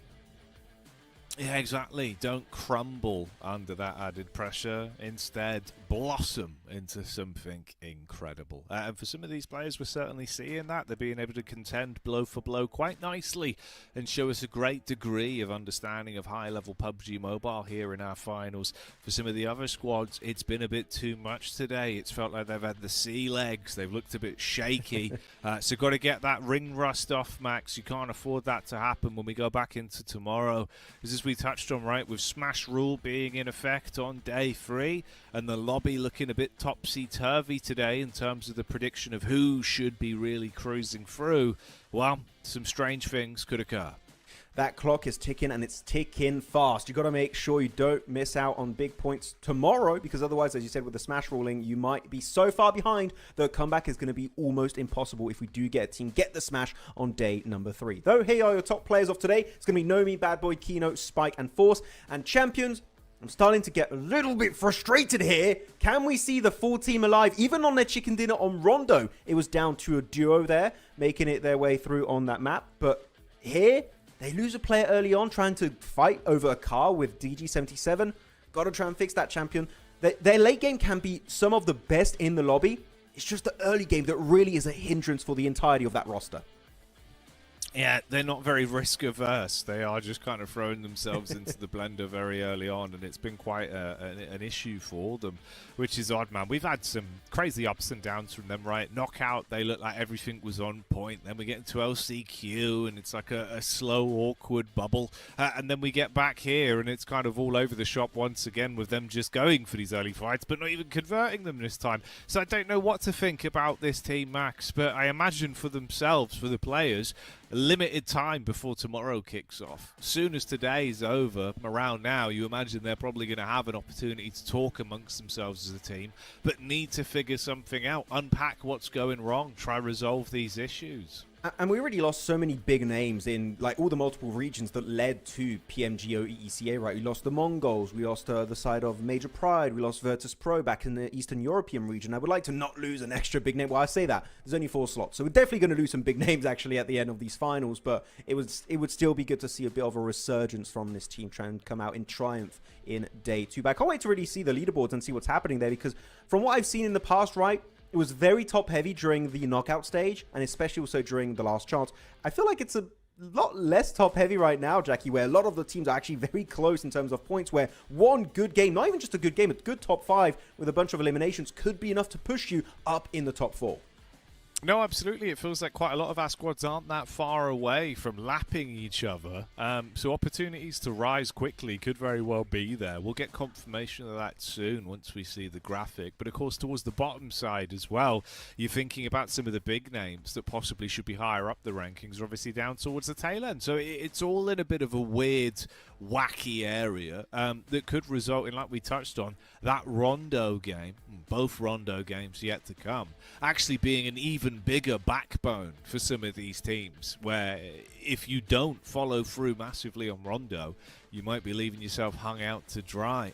We'll come back to that, though, in the days yet to come. For now, let's have a look, of course, at the overall match ranking and see how things went down. This is our point distribution from our last Miramar.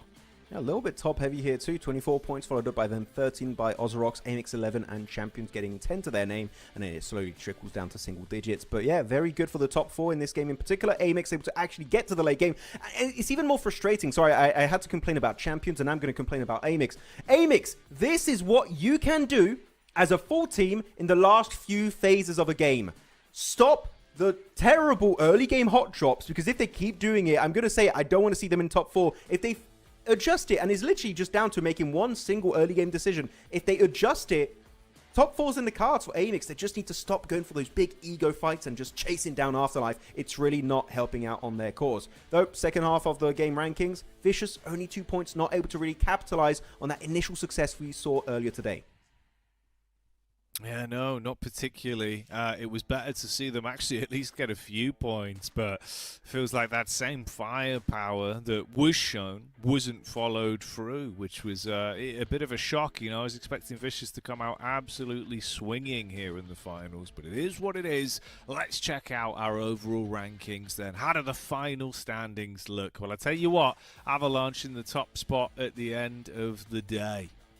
Yeah, I mean, it's looking really good for Avalanche being now a first-place team with 54 points. Even though I'm being critical about Champions, you know, they're still able to get themselves 52 points, so I feel like they might not care too much about my criticism, but it's just like they could be in first place. Okay, I'm going to shut up. They're still in top 4. It's still really good coming out from Champions, GOAT team, and ARCRED. If we stopped right now, those 4 teams would be the ones to represent the Eastern European Central Asia region at PMGO Main Event over in Jakarta. But DG77, this was the best time for them to get an absolute banger performance with that chicken dinner that's going to make them jump an extra 5 ranks up in 5th place. But one team that we have to highlight here has a bit of a middling performance today, I would say, Jackie, would be Aurora Gaming. They tend to start relatively slow, so I have high expectations for tomorrow, but 8th place, they need to send everything they have in their arsenal tomorrow to make sure they make it to the LAN event of PMGO. Yeah, make sure that they're able to lock in that spot, get themselves comfortably out there to Jakarta and bring the firepower.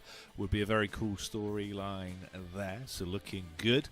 Bottom end of the rankings on screen now as well. Surprising to see some big names here, most notably TT Project, that of course have slipped themselves down to 11th place, falling from 9th before that last Miramar of the day with 32 points. AMIX, again, it's been kind of up and down the whole damn day, so we'll just focus on their run tomorrow. Let's, of course, move on, though, to our MVP of the day, our Infinix Daily MVP, and fair enough, Default deserves it. He was the one-man army in some of our games, racking up upwards of 8 elims all on his lonesome. 16 in total, 2.3k damage, looking very good, even with that low survival time.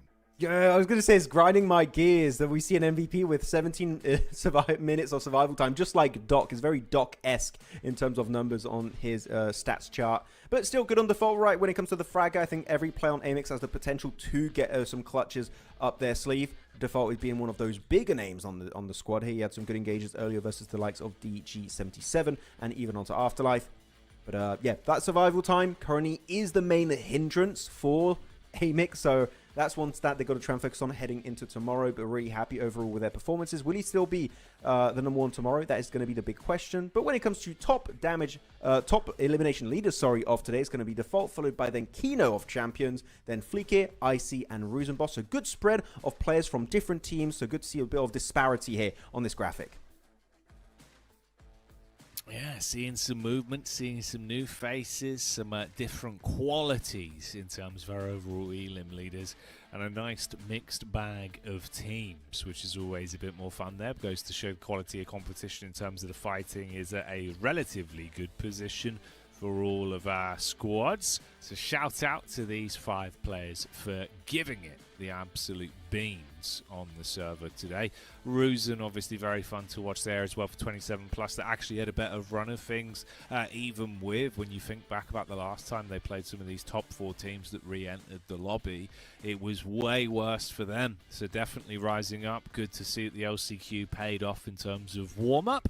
This is the overall breakdown of the day. Of course, we have that one notable takeaway, that is GOAT team getting 2 chicken dinners on the day. Otherwise, everyone else picking up only the one in Champions 777, Vicious, and DG77. And also one thing to highlight, which is the highest elimination game was not on Rondo with Champions Chicken Dinner. It was actually on Miramar for DG77. So kind of a turnaround, which you wouldn't expect. Usually Rondo is the biggest one, but we still got 99 total eliminations on their map. So it was just spread out a bit more evenly throughout the lobby. So interesting to see if tomorrow we're going to see some Avalanche-esque numbers on that game. If we're going to get a big 20 elimination bomb chicken dinner on that map, that could really do a big dent in these overall finals for PMGO EECA. But good presence, especially from Vicious, right? They had a very slow start to the day. Good to see a bit of a redemption arc with that chicken dinner on Erangel. They did slow off towards the very bitter end of today, but they showed that glimmer of hope for me, at least that Jackie. I am hopeful that Vicious could be a top 4 team at the end of the day, but with the smash rolling into effect, as you mentioned earlier, they don't have a lot of time, so they can't afford that topsy-turvy kind of result. They need to be consistent if they want to be in those positions at the top. Yeah, it's got to be really clean. They've got to give it their absolute best coming into tomorrow. So we'll see what they're able to muster up and just what that form's looking like, mate. At the end of the day, then, obviously some good results from a mixed bag of teams, but that is all we have time for. Thanks for tuning in for today's broadcast. The finals will continue tomorrow. Myself and Max will be back to guide you through the action. So we'll see you then. Bye-bye for now.